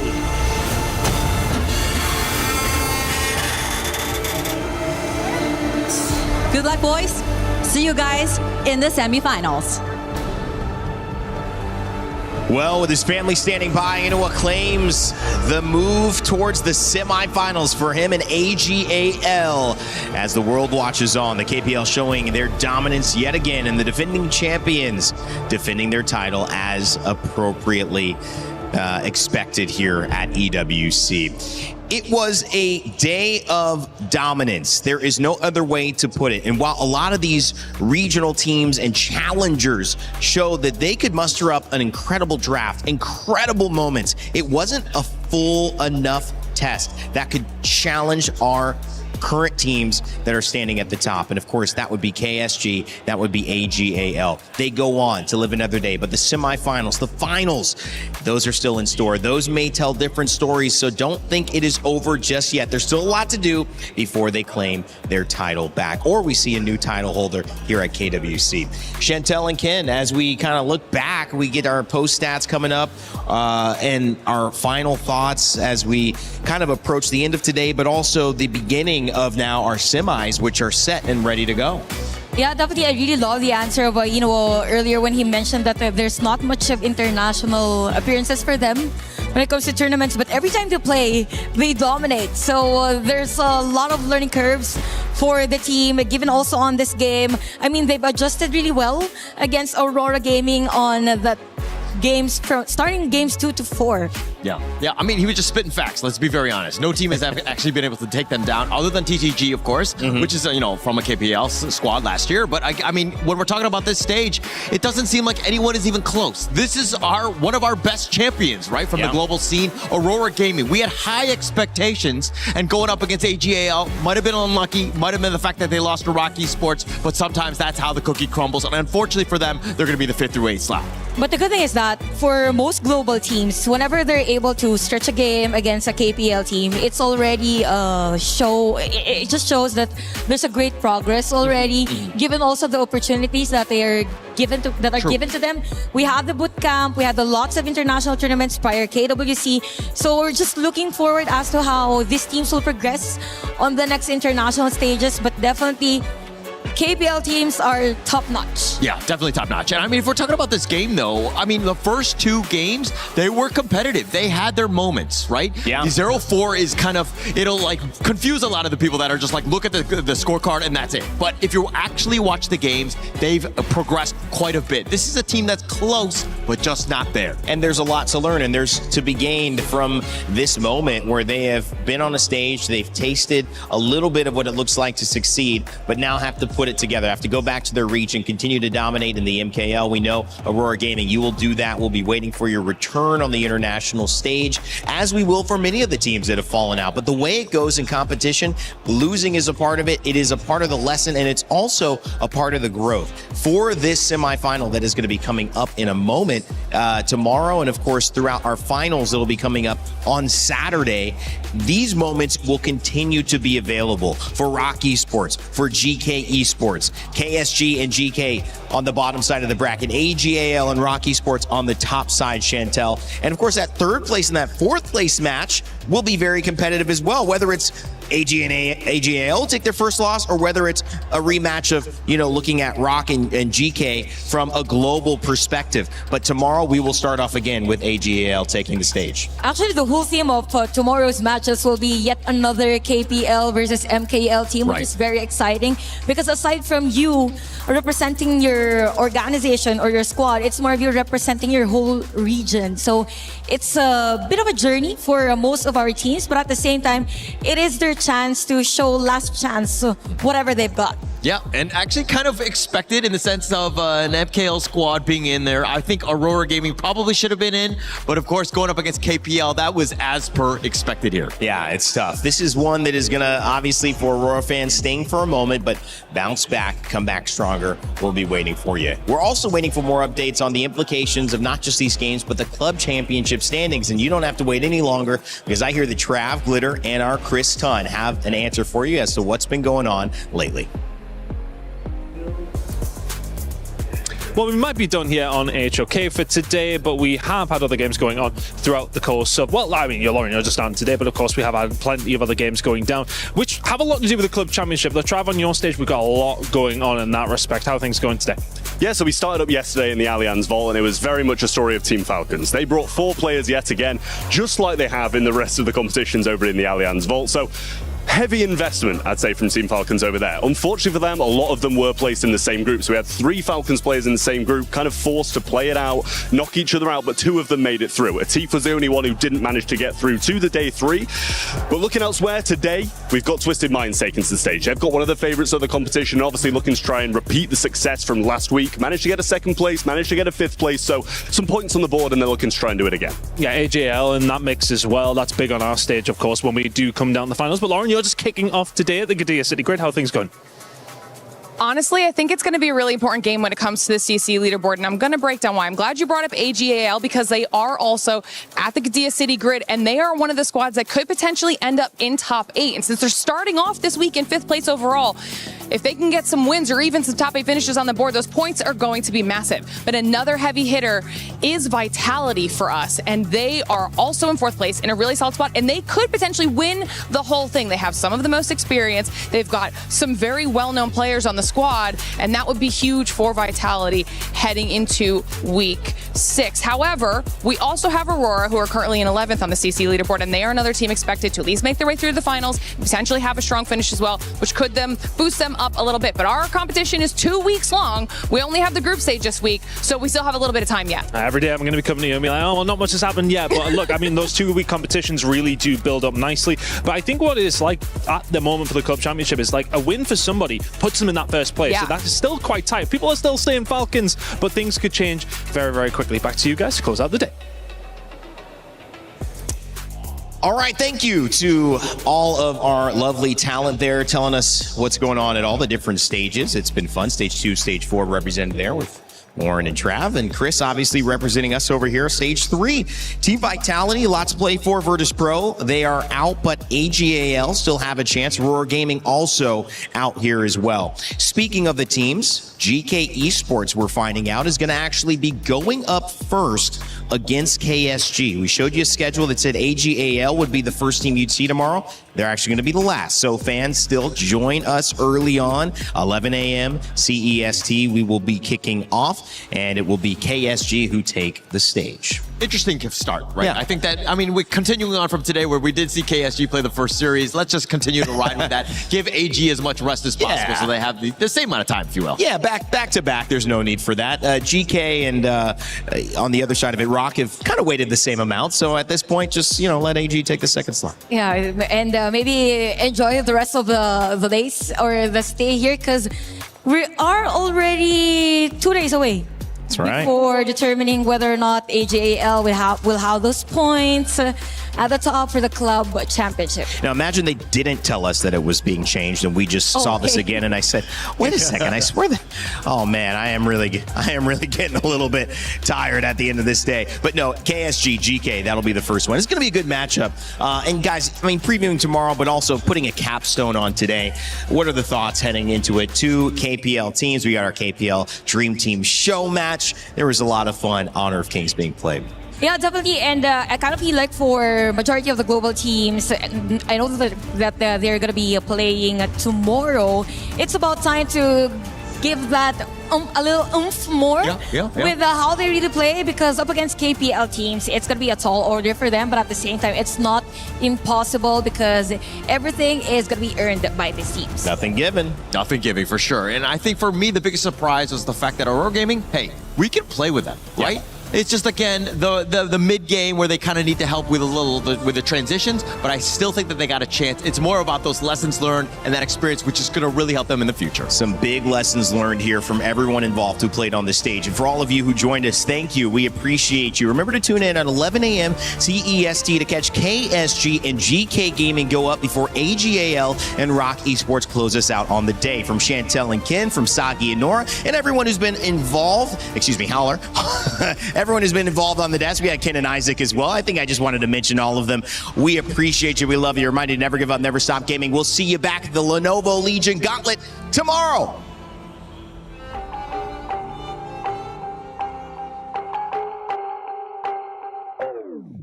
minds made up, cause we were born to be contenders. When trials lie ahead, you know we never will surrender. Gonna be bold, gonna stand a little bit taller. As long as we are here, we can go a little longer. Caught up in this fight, now we're chasing every victory. Feeling every move, yeah, we're writing out the history. Running to the light, feeling calmer than a river. Ready for the fight, we go harder, we go bigger.